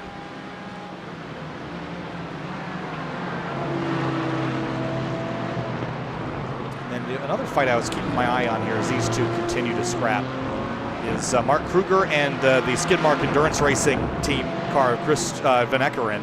This is for 32nd place. They're going to swap positions here, 148 laps in and 3.5 hours in, battling for 32nd. 5 laps down. I love it. I was just thinking that these battles, you know, most of us don't play iRacing for 4 hours at a time. No. So you don't get these battles that evolve over that amount of time. And I love seeing battles having evolved for 4 hours or 3.5 hours, let's say. And you still got somebody to race for position and encounter the lap traffic coming through and all that. That's a dynamic you just don't get to live out in this game very often. Richard Sawicki just lost the spot to Daniel McKelvey, and I don't think he'd like to stay here. He's going to try to give it a run up the inside at 1. I think McKelvey's a little quicker at the moment, and will likely hang on to that spot. Much better drive up through turn 1. Yeah, that Aston Martin started 8th, Sawicki started 18th. So the pace of that Aston Martin theoretically should be higher. Fortunately, now he's got a pretty long way to go to catch the next car for position, which is Cade Midget in the BMW exiting turn, actually entering turn 6 at this point. Getting by traffic there, another fellow BMW. Such an awkward hop, skip, and a bounce there. And then here's Andrew Hero right back on Michael Ross Smith, who's kind of gathered up behind that 32. So the battle for 13th is right back on again.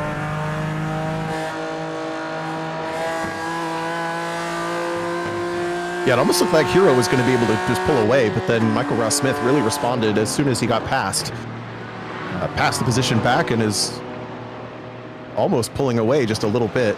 Looks like he's running a little more ragged, though, than Hero is. Big hop over the curb at 3. Nothing in the top 10 that is immediately on fire. I thought Alex Coffin was going to catch Ruben, but he has been jammed up a little bit. And Ruben's put in some really quick laps. He has in mid to low 125s, and Iriardi, he had a much bigger speed advantage over Cofford. He still is eating into that advantage, but it's I'm not sure that it's going to be enough. The timing and scoring ticking over. We're down to about 20 laps left in this race, 24 minutes on the clock.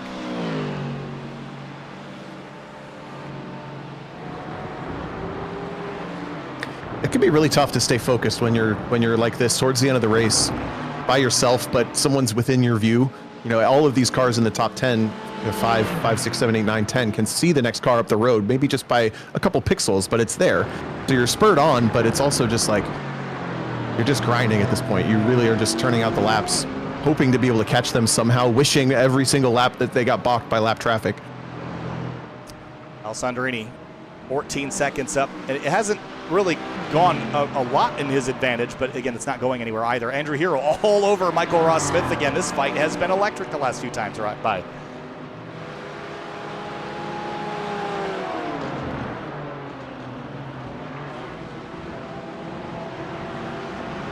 Biggest car versus the smallest one. Yeah. See how much less work. I don't want to say less work, but how much more planted the BMW has to stay to make its speed than the Porsche. You can see that Michael Smith is just really throwing that car around more than the BMW can take. BMW is like a hippo, and the Porsche is like a spider monkey. Yeah.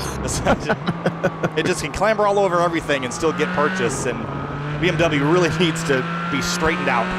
Yep. Yeah, the modern BMWs all have a very interesting way of driving. There's something with either the differential tuning or the power delivery that you really have to drive them on the back of the car, but you also can't overdrive them. So you have to break the traction just a little bit, ride that traction circle, make them rotate, but if you overdo it, they just suck. So you have to be pretty careful and dialed into what those cars feel like. I really got into a place where I really enjoyed the previous generation of this car, so I know this car's got a lot of potential as well. I know that a lot of teams had said that it was a pretty sizable jump in like there was not a lot that was the same between the cars as far as the electronics and things. They really did a lot to them, but I don't know that I don't really have a good understanding mechanically of how different they are. I can't imagine it's a complete restructure underneath, but that's the little things that make it all different, right? Definitely out of my wheelhouse for the technical stuff, but I do know that because the newest version makes so much power from the factory, the M4, the way it's detuned into GT4, it actually makes more power the hotter the ambient temperature is. Because it has so much to give, it just turns the boost up by itself to make more power. So all the teams racing them in real life love when it's hot out, because the cars gain a relative advantage by adding more power naturally than all the other cars that get slower as they get hot. That's cool. Kind of wild. I mean, I don't think that's simulated in the game, but maybe that's why they're slow, because it's so cool. I mean, I wouldn't be surprised. Yeah, I don't know. I would. Yeah. That's a good question for Kevin Zhu, probably. Yeah, very possible. I know he's not doing anything. He's watching his teammate drive the car right now. So. Kevin. Tell you what, Austin Cobb has done a really nice job today. Played the strategy very well. Got himself every advantage he could find. And I think it just came down. I mean, had he been, 15 seconds closer, he'd be battling for the lead. And you say, well, hey, that's easy to say. But I think a lot of it came when DJ was battling with Morgan Burkhardt and Olivier Piatek, when Austin was kind of up in that mix. And then once they started to kind of scramble around, that's where he lost a lot of his time. Yep. It's hard to look back at one moment, but I think there was a combination of moments in that scrap that put him on the back foot. Agreed. I was trying to go back through in my head and figure out when did they really lose this time, and they just lost it little by little until the traffic really started to hit. And I think everything's been pretty stable until the traffic, for the most part. But those first 10 to 15 seconds came all in that first hour and a half of the race when things were pretty exciting. So for most of the day, we hadn't had one of those BMWs in the top 20. There are a couple of them now, 14th and 18th. Cade Midget, second of the two. Kind of a no man's land at this stage, but Andrew Hero still on the heels of Michael Ross Smith. This is the closest battle for position on the racetrack at the moment. Michael's done a really nice job on defense with this Porsche. Notice how much camber the Porsche has as well. That those things are splayed out. Yeah.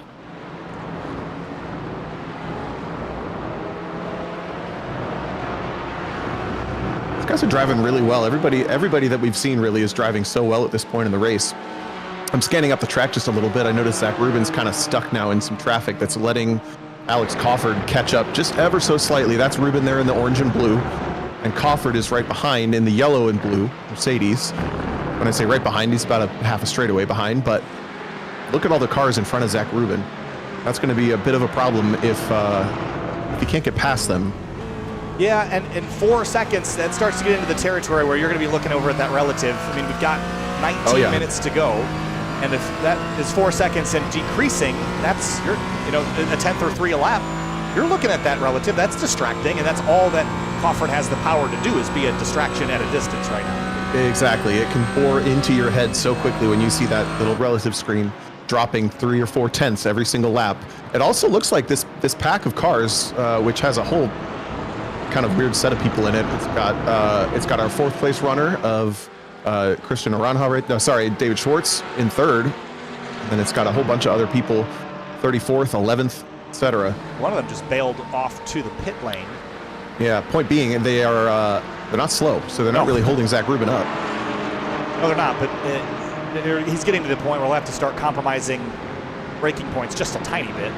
Yep. And that will slow him up just enough. I mean, I guess empirically, Crawford didn't gain anything that last lap, so it doesn't seem to be that big of a deal, but Time will tell. And here comes Michael Ross Smith and Andrew Hero. This is going to be almost side by side into one. Hero takes a look. Yeah, he tried it. Couldn't get the BMW rotated into the corner enough to do anything with it, though. Love this shot down the S's here. There's the dramatic nature of Michelin Raceway Road Atlanta. In so many ways, I compare this place to Watkins Glen. It just kind of the elevation runs the other way, where you're heading downhill rather than up, but it has the same flowing nature. Everything stitches together. We're watching this battle for 13th. Michael Ross Smith pops out to the outside. That's the 29th place car of Nicholas Wallenberg for the Sennhauser Racing team. Lets both cars through pretty easily, or tries to anyway. Kind of pins Andrew here to the outside of turn 6, actually. And then the car next on their checklist is the 24th place car of Tyler Chantren, from Full Potential Motorsports. Well, the good news about the BMW is even when it's completely offline, it's also still online because it's about 3 lanes wide. So, right, yeah. Can it ever really be offline? Pit stops here for a couple of cars. Roman Bykov for the Apex This team is on pit lane. That's got to. I had assumed that's got to be a penalty, or they misfueled. No tires going on. We'll see. 37 seconds was what we'd seen for the penalty box, and that seems to be 15 or 20-second penalty. It seems to be what that was. Yeah, very possible. I wish we had a little better access to what those incident points were, but it's likely that. Yeah, it's not something that is able to be tracked client side by software, unfortunately. I guess it gets sent to admins because they track it for the server, but it doesn't get sent over to spectators or anything. Right. So that car now, the 25 car that Roman Bykov just came out of the pit lane, is running in 10th and just comes out in front of, just behind this battle that we've been watching. But still a solid run for Roman Bykov and Brian Lemke in that car. Tell you what, Andrew Hero has had a lot of opportunities with Michael Ross Smith jammed up like this, and he didn't quite capitalize on that one, did he? No, it doesn't look like he knows. It looks like the BMW has a deficit on corner entry. It just is not able to carry its entry speed down to the apex the same way as the other cars. So even when he gets close, he doesn't have the confidence to really try anything. You see, every time he gets close, it's towards the end of a straightaway, and then he's got to think better of it by braking early.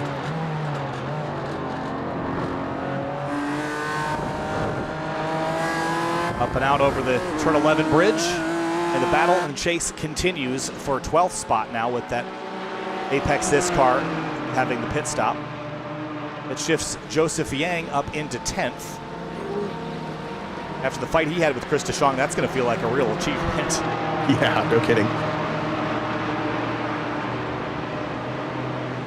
All the while, Alessandrini continues to lead this race, and quick look at laps led today for DJ Alessandrini. 86 of the 156 now that this race has seen.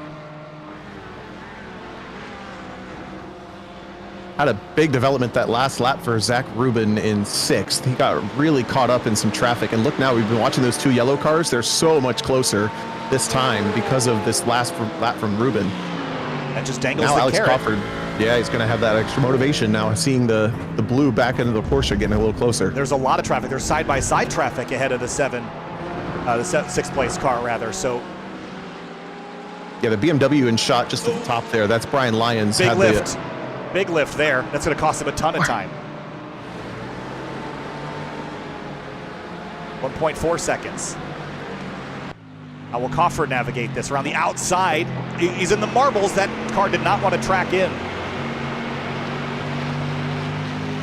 Now, I'm trying to remember, there was a car that had a big incident in turn 1 by trying to knife in too early. That wasn't this car, but you have to be so careful with that. It might have been this car. I think it was the 32, Matthew Struckman, if I recall. Right. And again, Rubin caught up. Just nowhere to go. That gap continues to eke away. And there's no end in sight. There's another 3 or 4 that he has to get by one of them, which is the 3rd place car. Yeah, and it's David Schwartz in that 3rd place car, the all black McLaren number 44, just towards the front of that. Brian Lyons goes around in the BMW. Light contact to the inside wall exiting turn 7, looks like. But David Schwartz has not really pulled away from anybody in these battles either, is what I was going to say.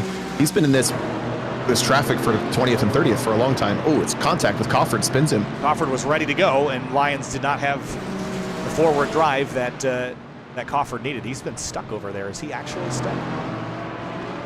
Waiting for a gap in traffic.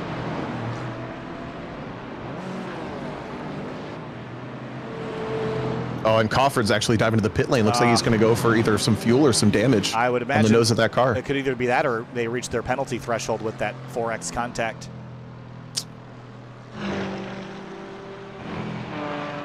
That's unfortunate with the battle that we were just about getting ready to see between him and Ruben. Oh yeah, actually, I just found the display. It's showing a black flag next to their name. Yep. So unfortunately, that tipped him over to 31 incident points. Just a drive-through though, so he'll stay in the top 10. But it could have been a little more. Andrew Hero, right? Michael Ross Smith. The battle that continues. There have been a couple pairs of cars today that just seem magnetic. You cannot get them apart, and this is, as of late, this has been one of them. Yeah, for a while it was DeShong, now it's these guys. On that screen I just found, it looks like also a black flag next to Zach Rubin for Hitman Emporium. Well, we might see them end up together again once he starts his penalty. Running order is still Allison Drini, Cobb, Schwartz, Aranja, and Waldbaum, with only the top 4 on the lead lap after 3.5+ hours. Yeah, 12 minutes to go. About 12 laps remaining as well. It'd be a little less than that, I think. Pace has slowed a little. It was estimating 169 laps for most of this day. Now it's estimating 170. We'll see where DJ comes across the line. About 10 minutes. Oh, is DJ off in the grass? Oh, that looks like... Well, it's hard to tell if it's spray from the graphics. He gave up several seconds there. And it was because of this. Got in the marbles. Wow. Got it straightened out, but this is what we're... I mean, all he was just offline. And we were asking the question, like, are the marbles and the gravel that big of a deal? And the answer to this appears to be more than it used to be. Yeah, big time. Just could not get the car to turn in. And goes David for a Schwartz, flag. trouble for the 44. He's lost a spot now to Christian Aranja. Oh man, that was for 4th or for 3rd. Yes, and he was spinning. And how was he spinning? It was because of contact. Just like we saw with Christoph early in the race, front to rear contact sends him for a spin. Wow, yeah, just drove into the back of him for some reason. Looks like he just didn't give himself enough margin for needing to make adjustments on the back of that BMW. And that's so frustrating. You've been in the podium position all day, the last 12 minutes. He's not out of it. He's right here right behind Aranja. This is going to be a fun battle to watch with Aranja trying to cling to his newfound podium and Schwartz trying to undo his sins from a lap ago. So the gap at the line last time through was 10 seconds between these two cars, and now Aranja has the position, so he just gifted maybe 11 or 12 seconds. The question is if there's any damage on the nose of the McLaren that we're riding on board with David Schwartz. Doesn't look like there's anything visible, but you never really know. Yeah, it didn't seem like he gave up a lot to Aranja there either, but cars are a little bit more resilient than they used to be as far as like light contacts, but yeah, it seems so car dependent how much damage affects you. I found that the Porsche, you can basically stick that thing into a concrete block at 100 and it seems to be fine, and other cars don't seem to be like that. So while these two battle it out, that series of black flags and a couple of incidents actually has promoted the 74 of Raul Iriarte up to 6th position from 19th on the grid 4 hours ago, nearly. That car has had a hell of a race.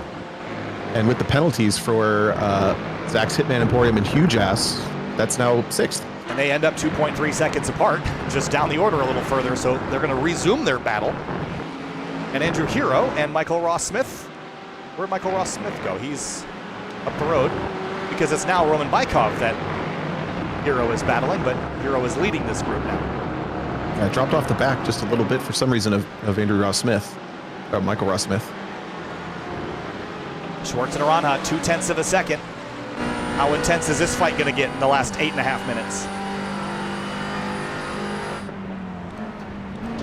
Well, it's going to get pretty intense because of all the traffic in front of them. Wow, that is a lot of cars. We're looking at the back end of the Mercedes of Connor Ward, then it's Gregory Bowe. Levi Mitchell goes to the pit lane. Charles Schlew is in there as well. Dan McKelvey. It's just like sitting on 994 in Chicago, and you're like, man, I hate all this traffic. And then someone reminds you, it's like, well, you also are the traffic. Yeah, so, yeah. Something to remember when they're frustrated in it. But Okay, podium fight, game on. Under 8 minutes to go now. Both McLarens on your camera. That's battle for third. Christian Aranja just inherited it from an incident by David Schwartz, kind of self-induced, to be honest. They made quick work of Connor Ward down in turn 1, but now they're stuck behind this this lap traffic from the War graduates. They've been in the wars today. Gregory Bowe's going to make it easy. Gentlemanly thing to do here. Schwartz is close enough now that a good slipstream, a good run out of 7, he should have this battle back, and he has been slightly quicker on pace than Aranja all day. Good run, really good run for Schwartz, but Aranja just kind of salvaged it right at the end. Hey, we're talking a lot about these McLarens and how they're so fast on the straights. It doesn't really do you any good when the other guy's got the same car. We talked about that but earlier. He does have a little bit of a draft, and he's going to go to the hard side for it. Looks up to the inside of turn 9, becomes the outside of 10A. Braking battle now between the two McLarens. A little earlier on the brakes for Schwartz. Tucks it in. Aranja's going to be wide at 11. Does Schwartz force the issue? Yes, he will. Side by side through 12. 7 minutes to go for the battle for the podium spot. Oh, Aranja's going to hold the outside, but he's going to run out of room. Wow, just chops the nose off of Schwartz to make it a ride in the BMW. That was incredibly brave. Brave, overconfident, who knows, but he's got the spot still. And Schwartz now just saw there was a little bit of desperation in that maneuver, and Schwartz just smelled it like a shark. The bleeding seal in the water here.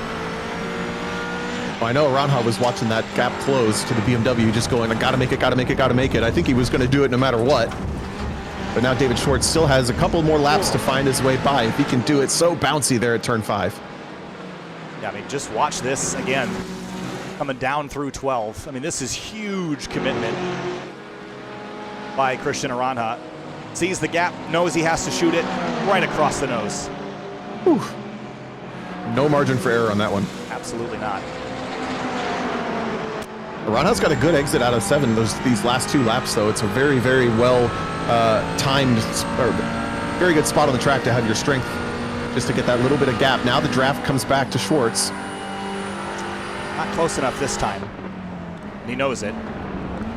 Setting up for the exit rather than the entry. This is a great fight here in the closing stages of this one. 5.5 minutes to go.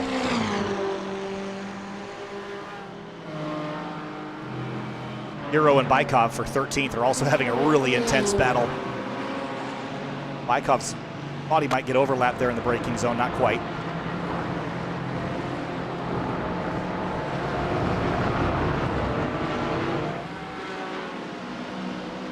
And then the other question is, when we have a couple more laps, and then we have to start wondering, where is DJ on the racetrack? The lap estimator is only an estimate. It depends on where DJ is. Under about 1 minute and 25 seconds, he'll be in the final lap. If it's over that, we'll get 2, and that's a 2.5 mile, minute and 30-second differentiator. That could be the difference in a lot of these battles on the track.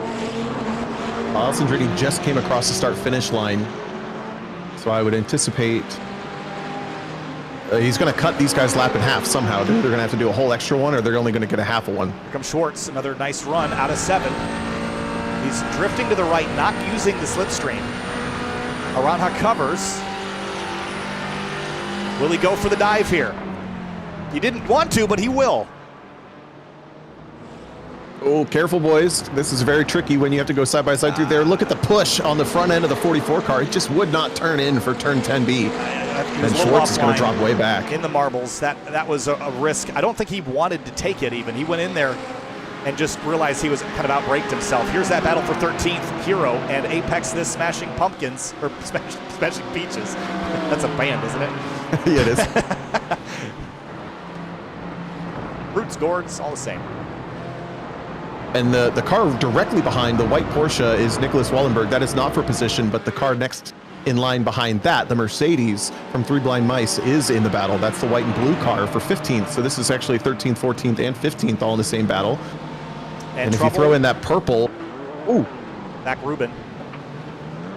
This is in the S's somewhere. All on his own, too.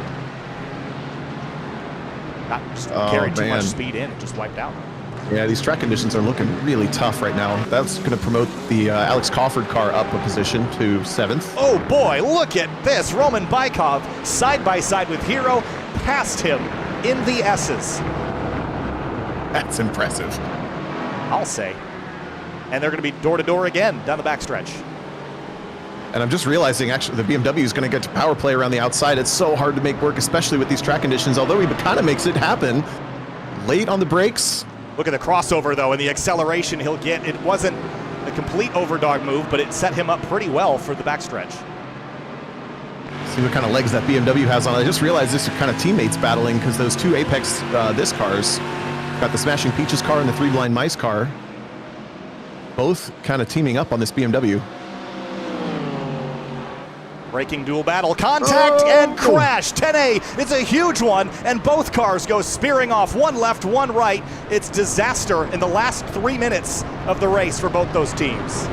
What a heartbreaker. I think Andrew Hero thought he was clear or just lost track of where straight was, moved across the track so quickly. Looks like all three of them are going to hit pit lane for repairs. Yeah, that is not what you want to see. Hold that thought. We'll save this replay for a moment. Battle for third is back on. And Schwartz is through.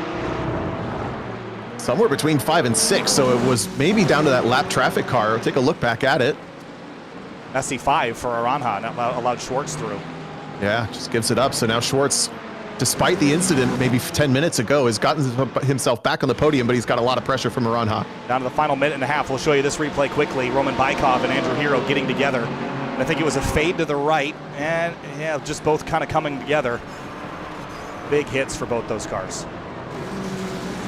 Yeah, and the likelihood of having her faster pair at this point of the race is both a little moot because it's so short till the end, but also unlikely that you'll have it. So you kind of have to drive around with damage until the end. Yeah, we will be coming to the last lap this time. Ignore that counter for the time being.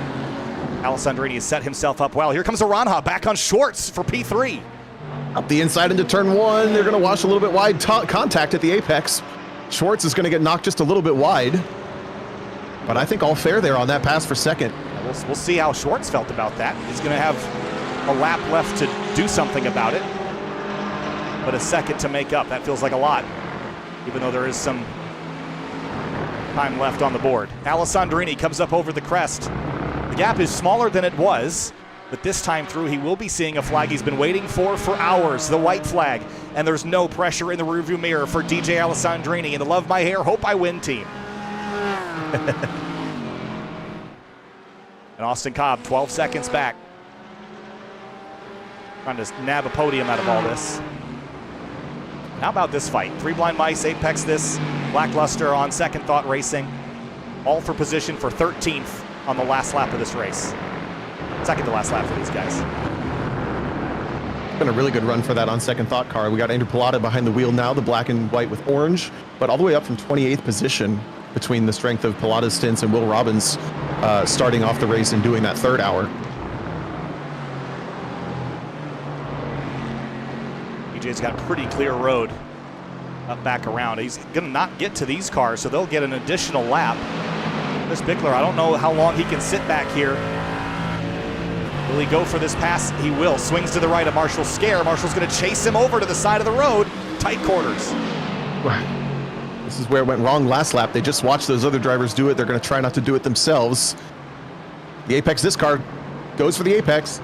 Surprise, surprise. And Andrew Pilata lines up both of them. They tangle and they crash. Oh, this is getting messy here at the end with the fatigue. Both cars managed to get away with pretty light damage. DJ Alessandrini comes down the hill. The Lizard Brains podcast GT4 hour goes to the Lizard Brains car. The 35, DJ Alessandrini, gets the job done through the chaos and the smoke at the end. Austin Cobb, in a solo effort, plays the fuel strategy, grabs second place, and Christian Aranja has about a third of a lap to go. But in the late stages, this McLaren put himself in the right spot to capitalize on a mistake from Schwartz and hung on to it. Yeah, and unfortunately, that last bit of contact with Schwartz gave him a black flag penalty, so he did a drive-through last lap. That's why Aranja is free and clear and breathing easy coming to the checkered flag. Yeah, just has to make it there. There's a couple cars ahead of him that could impede the progress. Aranja down the hill and checkered flag for him, P3. snagged for the McLaren. So Mercedes, Porsche, McLaren, and Matt Walbaum, first car 1 lap down, and Aston Martin in 5th. Rising Edge, Raul Iriardi comes home in 6th. Alex Crawford. Killer race for those guys. Oh, great race. From 19th on the grid to 6th. Alex Crawford, 7th. Zach Rubin, chaotic last few moments, but 8th place. Montello 9th. Joseph Yang in the Team Joseph Yang car, 10th. Wow. Go back one more time and look at that collision at the top of turn 11. We were watching it sort of formulate.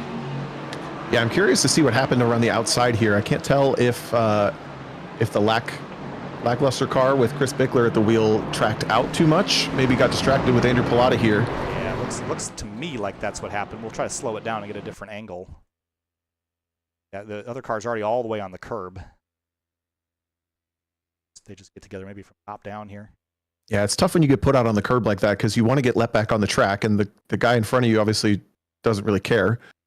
But he probably should have left a little bit more space there, in my opinion. But yeah, it's really tough to say, especially coming to what they knew was the white flag. Yeah, tough break for them. Lackluster comes home 15th. All in all, I mean, that day didn't end up that bad, all things considered. But I think they would have liked to have finished out where they were running. Here's a look at your race results, unofficial, of course. But DJ Alessandrini wins this race, 12 seconds clear of Austin Kopp. Christian Aranja, Schwartz, and Walbaum, your top 5. And of course, Iriardi, Rising Edge, they did a great job there with Thomas Lathrop behind the wheel also.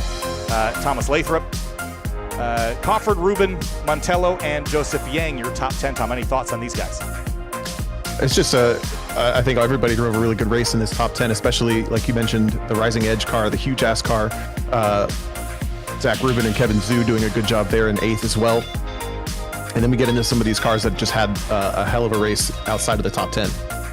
Yeah, and looking down, there's plenty of topics and stories. Chris Deshawn in a deep battle with the Joseph Yang driven car all day long. Michael Ross Smith there as well in a fight with Chris late in the going. Andrew Pilata scare and Bickler in that little scrap at the end. Cade Midget really fighting and pushing the BMWs forward, especially with the incident for Andrew Hero at the end. He's the leading of the G82 BMWs. Richard Sawicki had quite the day as well. And Daniel McKelvey in the 97. They had a long story up and down the field. They had that big crash on lap 63, but on the ledge racing comes home with the top 20. Roman Bykov in that late race collision, 3 laps down in the number 25 Tom. Yeah, then the wrong wheel drive car. We saw early incidents for Ryan Kristoff sharing the car with Chandler Rowe, but bringing home a 21st position. Full Potential Motorsports for Tyler Chantrin. Green Villa Motorsports, Jumpstart Racing, Cone Dodger, Andrew Hero still with that incident brings it home in the top 26, we'll give him. Then Tyler Chiaka, Nick Wallenberg for the number 302 Sennhauser car. We saw a lot of Wallenberg, Piero Pucci, that 31 car with Dana Baczynski also at the wheel had quite some exciting battles. And then Chris Van Ackeren brings home the 39 car in 30th. And down the list, we start to get to the drivers and teams that didn't have the days that they were hoping for. Matthew Struckman in the 32 got struck a couple of times, unfortunately. Levi Mitchell, Gregory Bowe, we saw that car take that big hit early on in the 664 in the turn 12 wall. Connor Ward, Mark Kruger also down the order here. And some that we just didn't talk a lot about today. Evan English in that number 12, that was that orange Porsche that was involved in a collision really early on. That was about all they had. Tomo had an awful day. 46th for the 994. Paul Darling, what a bummer. It wasn't as fun as he had hoped it would be. No, and it's really tough to see also the Patrick Hingston car there, the 499 from Blown Apex Racing, had the incident from a hardware failure from another team. But he and his teammates just did a phenomenal job keeping this thing really, really tight. I would say they were the car to beat for over a majority of the race they were taking part of, with Morgan Burkhardt, Olivia Piatek also driving that car. Yeah, unfortunate day for them. And that will wrap up our results of this race. Let's chat with our third place finisher. If I can't drag him, Tom, can you grab me Christian Aranja to chat with? Oh, I will try. You need it. Here we go. Hey, Christian Aranja, P3 in the number 11, the Pure Mayhem McLaren. P3 late in the stages after David Schwartz had an issue and ended up getting a penalty at the tail end. Take us through your drive in that number 11 today. Kind of felt lonely at times, but you come home with the podium. Yeah, the race was pretty lonely the whole time, really. I got a bad start and 2 cars passed me. I tried to just stay behind them, and then I think the guy in front of me spun out. And then after that, I pretty much lost the draft to the cars ahead. And I was faster than the guys behind, slower than the guys ahead. And then at the end of the race is really when I enjoyed like my last 5 laps of the race. The rest of the whole race was pretty boring. Tom, anything to add? No, I was just curious, coming into the second lap of qualifying, knowing you dirtied your first one, where were you at with that, and how did that affect the start of the race? Is that affecting where you said you had a poor start? That was a long time ago now. No, I got that. Yeah, I obviously got off track on the first lap, so I couldn't really like go full attack on the second lap, but I still got a pretty good lap in. And then I thought I was going to have more pace than the guys behind me or ahead of me, but that wasn't the case. So it all worked out. It all worked out for a P3. Pure mayhem turned out for not a complete victory, but a podium. Congratulations, Christian. P3. Yep. Thank you. See if we can chat with now Austin Cobb, who brings it home in second place in the number 36 Ultra Yeti racing car. Austin, today was a grueling slog at times for you, just out of the mix up at the front of the field. But fuel strategy, a little bit of playing with the advantages of the Porsche played out in your favor. Not quite close enough to DJ to steal the win, but a solid second place. Yeah, absolutely. I had a plan to fuel save there. I really just wanted to sit in P3 and let Morgan and DJ duke it out. But Morgan's little bobble at turn 5 kind of separated us, and then at that point I was kind of committed. I just wanted to stick to the plan and try it out, and it almost worked. But yeah, it was a good day. I was actually in the zone there. I could do another few hours if I really wanted. Tom? Let's go. What are we driving? No, I'm kidding. I think it was. Did you ever have any issues coming down to not issues, but thoughts coming into the final pit stop? Were you aware that you were running multiple laps further on your stints than the Mercedes at the front? Were you going to try to do anything with that, or is that just what the Porsche had? Yeah, I mean, after the first stint, so I was doing some intentional fuel saving. I also find that when I fuel save, it helps me hit my marks very consistently. Sure. So I don't necessarily turn my fastest lap, but I turn a almost fast lap over and over and over again. And when I saw that it put me 2 laps ahead of DJ on that first stint, I just decided to send it and see how it panned out at the end of the race. We had that threat of rain, so there was also that. Just ended up not working out, but I gave it the good old hell yeah, brother. All right, Austin. Hey, P2, congratulations, buddy. Nice work. 4 hours. Yeah, thanks, guys. And a podium to take away from it, so congratulations. Yeah, thank you. Catch you later. See you later. And DJ Alessandrini, perhaps not a surprise to many. We've got DJ in the house now, and it was not easy. You had a fierce fight with the Blown Apex Racing guys for a long, long time, to the point where we could tell that early on there was a little bit of cooperation, and then it turned into full-fledged battling for lap after lap after lap. They got caught up in some mayhem, and you just finished it out from there. Take us through your day battling with that Blown Apex team car. Yeah, I mean, first I want to thank my spotter Jake. He was giving me the information that my squirrel brain was asking for the whole race. So Jake, thank you for volunteering to be my spotter. Wait, hang on. Did you say squirrel brain? Squirrel brain, yep. Oh, you know what our podcast is called? I forgot. That's the spinoff. I want to act like I am 100% ready to do another 4-hour race, but guys, I'm pretty whipped. So this is after a 4-hour stint, DJ brain, which turns into a squirrel. So apologies. But yeah, I think when it was colder temperatures, my car was a little bit pushy, and then as it got warmer, the car kind of loosened up a little bit. I did build the setup of the car in hotter temps, so maybe that's something I need to evaluate on my processes. But yeah, Olivier was so fast.